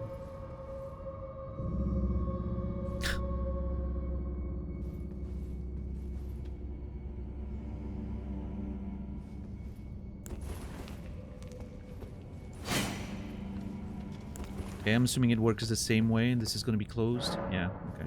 I need to find the lever. Gotcha, gotcha. Seems to be like a standard procedure.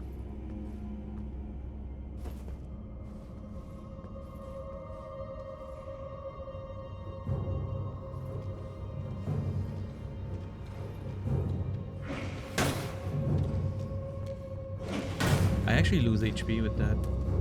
Not much, but...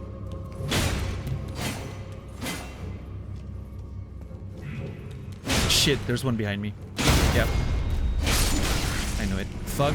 Shit. Fuck. Shit.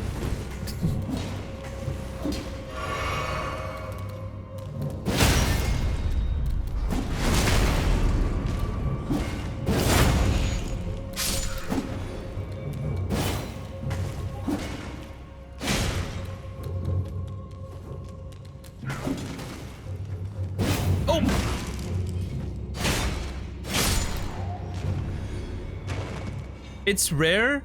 I feel like that stuff happens compared to like the first Demon Souls or Dark Souls, when your weapon hits the environment and you can't swing. I think they made that a lot easier from Dark Souls 2 onward, especially like, you know, Bloodborne, Dark Souls 3 barely happens. It's always fun when it happens. Yeah, that's the thing. You typically don't think about it anymore because they made it so much easier in the newer games, right, Marique? So it's always good to get a reminder that you need to be careful. I actually enjoyed that. And yes, hi, hello.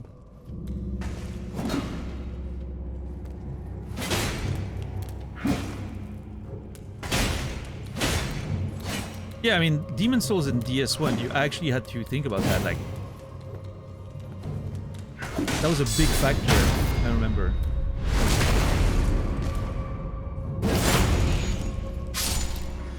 Demon Souls especially, like, every game, basically they made it a little more lenient, but... Yeah, like, Demon Souls, even like a sword, depending on the moveset, you would just hit the wall, trying to do like a somewhat forward move. Grave Glovewort level 2. Cool. Secret wall! Damn it. Have you found anything by stabbing walls yet? Nope. But I'm not losing hope. See, like, I mean, I'm looking at this and I'm like, this feels like a secret. This thing would move and it would open a secret passage. There's statues around it and everything. It feels like it reads like a special hiding location thing.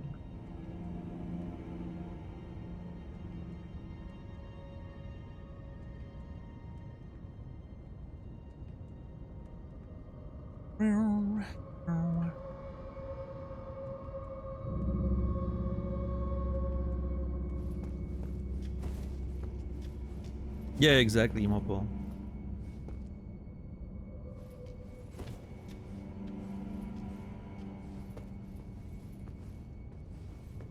Uh-oh.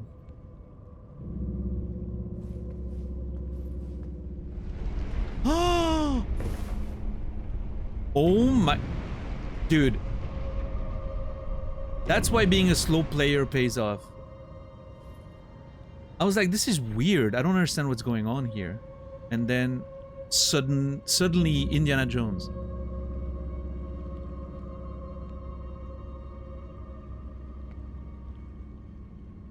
I don't know how to deal with that. Hold on. Is that the only way forward?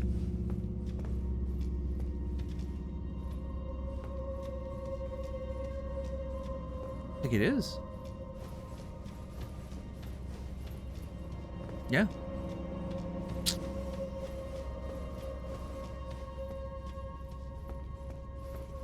So I guess... I mean, I can see there's something up there, so maybe if I just run? There's something above me?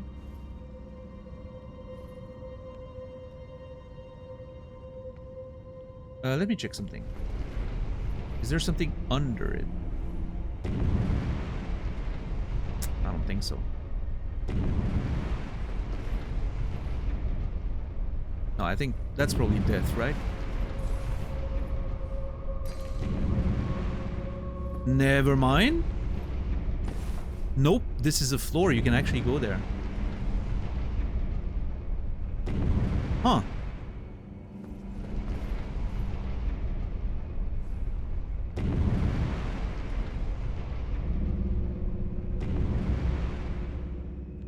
I do want to try to make a run for this, though. Oh my god. Do I have time? Hold on. It's gonna be short, but...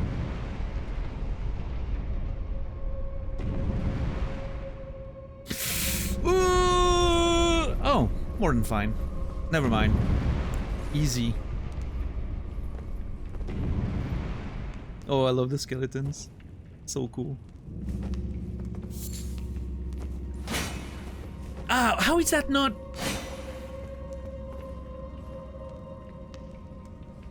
Okay, that one's the only one that has a torch.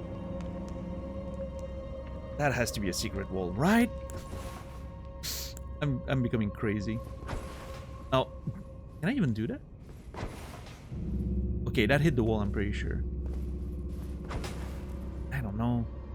Fuck.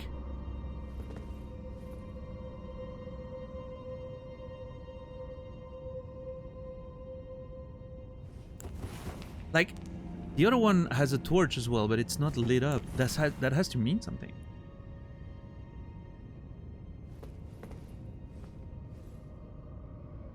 Am I gonna die instantly? God, I hate this. Fuck! Shit! No, I can't do that. Hold on.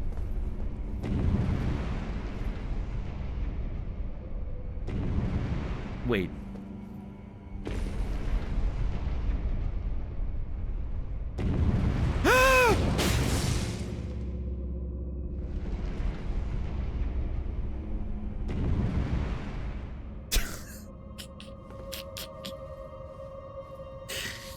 That's how it works. Okay.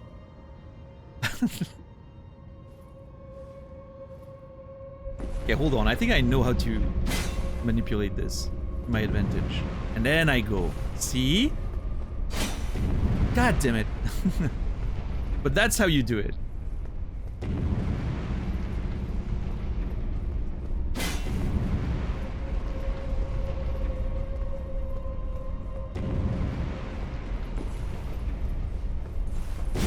Oh, come on. I cannot believe that none of this is a secret wall.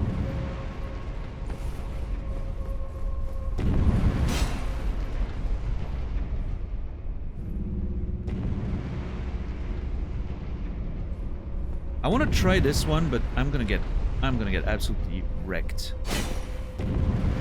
Yeah, I'm about to get wrecked, but heal! Heal! No!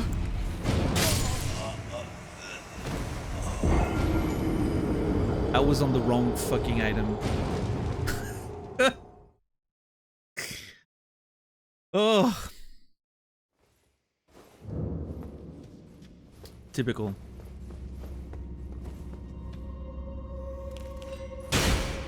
Yeah, go back down, nerd. The platform is pretty forgiving damage-wise, and I still managed to get killed by it, so...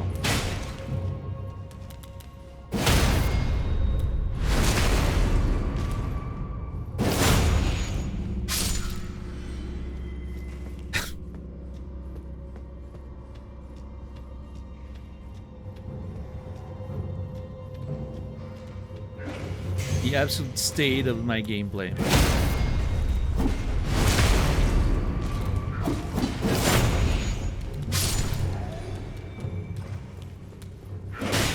Well, fuck you.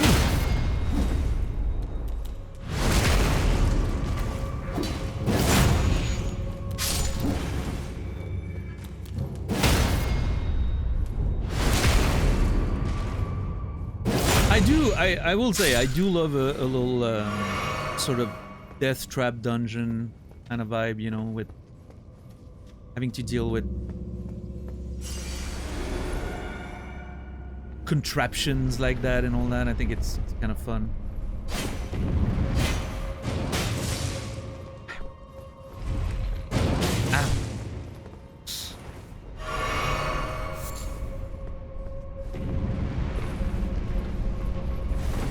Okay, so I guess I need to go down there, right? There's no other way.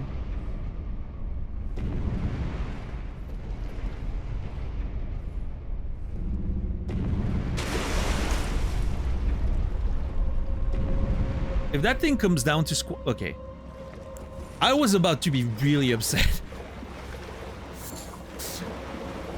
If that thing came down and squashed me, that would have been so funny. That would have been so funny, Captain Dax. I would have been upset, but also, you know, respect to the devs.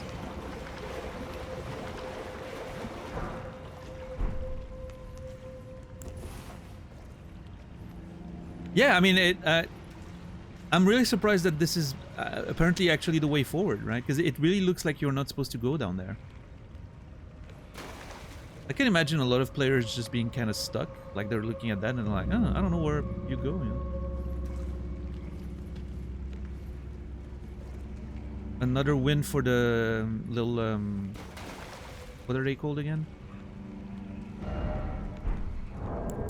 Rainbow stones. Love that.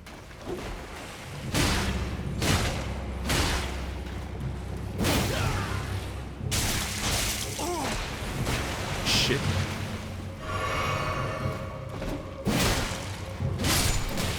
Those things are tanky and they do a lot of damage. I'm not having a good time right now.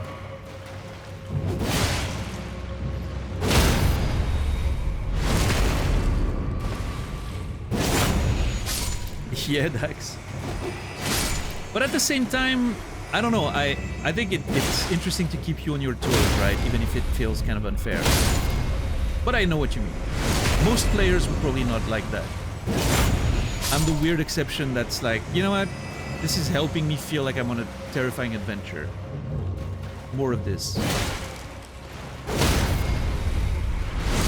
But I'm definitely not the majority of players for that.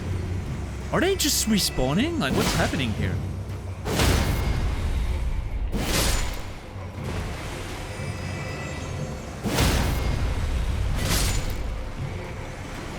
Dude, they keep respawning. What the fuck? Is this like a Dark Souls 1 Catacombs Necromancer sort of situation? Rattling Paid, please help! Appropriate. Good location for that item. I feel that.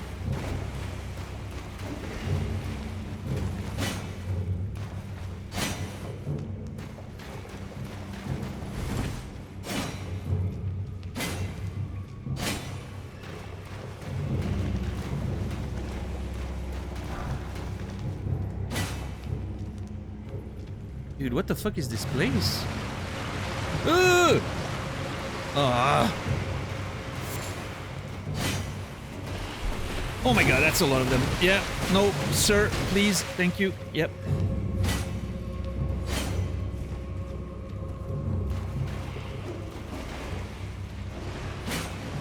Oh god, this is bad. I am panicking.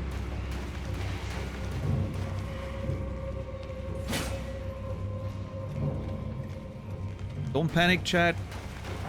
I'm panicking. We're good. We got this.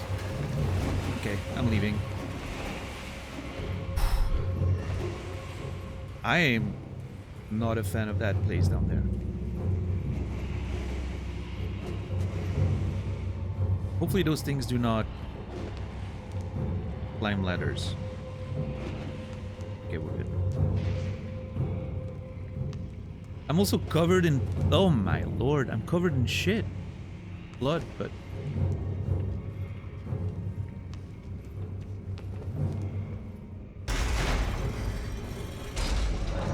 Somewhere a heavy door has opened. Oh, strawberry jam, yeah.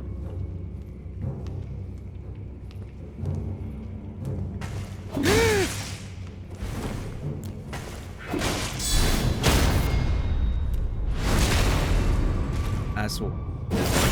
Give me a flask. Strawberry jam I had today was a godsend. I haven't had strawberry jam in a long time. I need to remediate it. Oh, how nice. Okay. What a nice layout for that dungeon. Very pleasant. And the grace is right up there. I can basically go back and heal. Fuck yeah.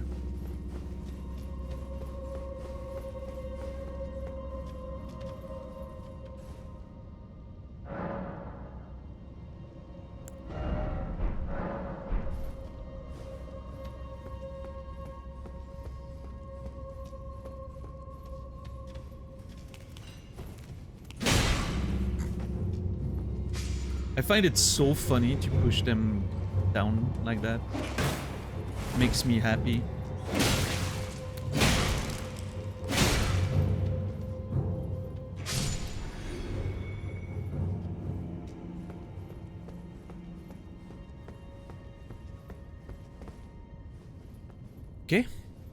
Same exact idea as the previous one, you know? You open the door and then you find a boss fight. Cool. Hit reward that plays a clip of you gasping. Nah. Not my style.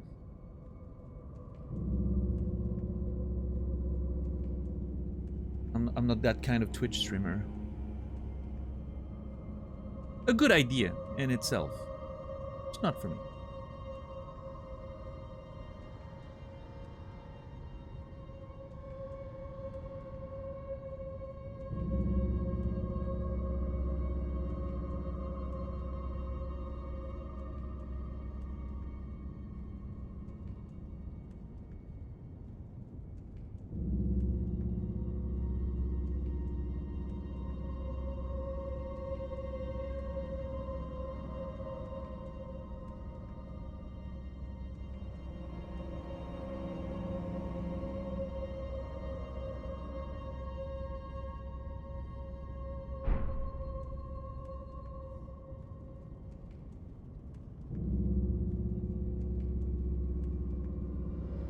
I just want an on-demand Daniel Gasp. I mean, I don't know, if you know, if you drop $100 every so often, I'm sure I'll gasp, right? Just out of sheer surprise. So you kind of have it, it's just very expensive.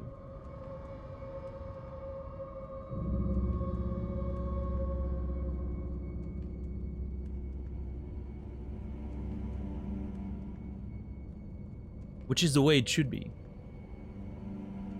You know, I'm not your average bitch that's gonna just gasp at anything. Okay?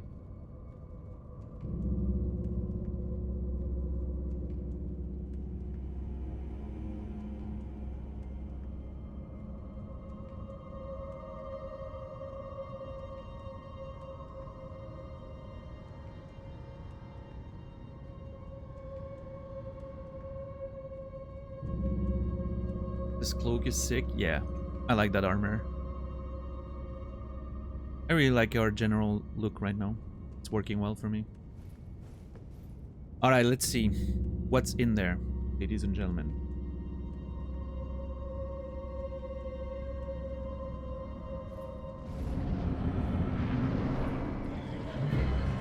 Erdtree burial. Okay. Oh, okay. Same boss, but with ads this time? Alright. Oh, that sucks.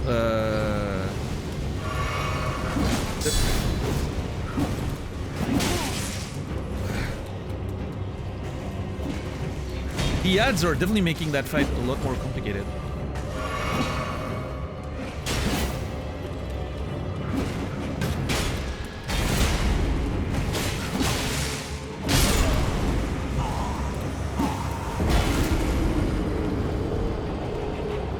Yeah, that's good. The ads are gonna be a problem. The ads are gonna be a problem. We need a way to manage this. How do I do that? Oh, asshole!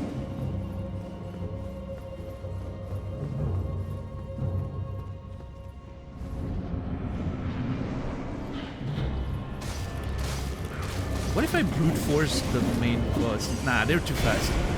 Brute forcing the main boss is not gonna work out.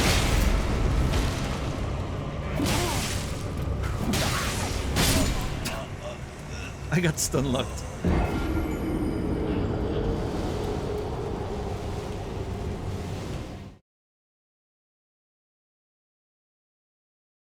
That's why you subscribe with Twitch Prime. It took me a second to get the joke. Well done. In fact, the only reason I got the joke was because Alex said just use an ad blocker. My brain was not on that side of things at all.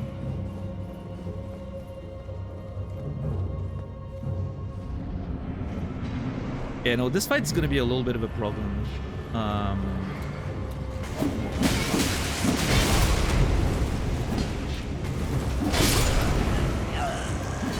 Those are my first ever lost souls, by the way. First ever lost souls since the beginning of the game. It had to start at some point. It started now.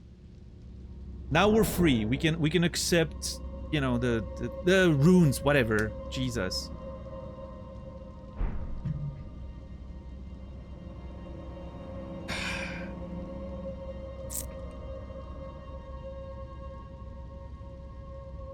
Only 1 hour worth of content in? How dare you? Look at everything we've explored so far.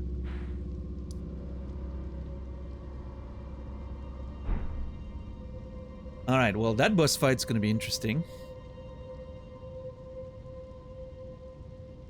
But that, ladies and gentlemen, is a story for another day. Hey, it's the first time we leave the game with an ongoing boss fight. I doubt it's gonna be a saga. I'm pretty sure we're gonna get it next time, but you never know. You never know. It seems like a harder fight than anything I've faced before because of the sheer overwhelming number of ads. But anyway, thank you everyone. I appreciate you guys. If you don't mind waiting, we're gonna raid out in a few seconds. I would appreciate you staying for the raid. Yeah, thank you everyone. Thank you for hanging out tonight. I hope you guys had a good time. Thank you for the raids. Thank you for the gift subs and the resub. I appreciate that very much. It is the weekend, so I won't be back tomorrow. I won't be back on Saturday. Starting next week, I may add Fridays back on the menu. We'll talk about that next week. But I'll be back on Sunday, 7 p.m. Central European Time, 1 p.m. Eastern, 10 a.m. Pacific, for more adventures of Elden Ring. Yeah. But yeah, thank you everyone. I hope you guys enjoyed this. I'm excited to see more of it.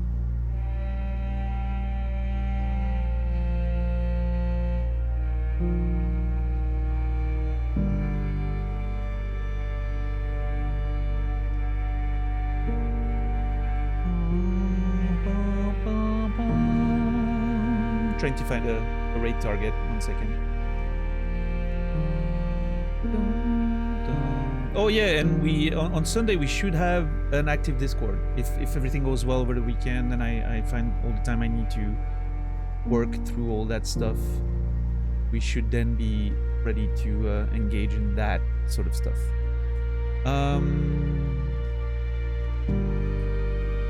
I'm gonna keep it simple. I'm gonna raid Naz.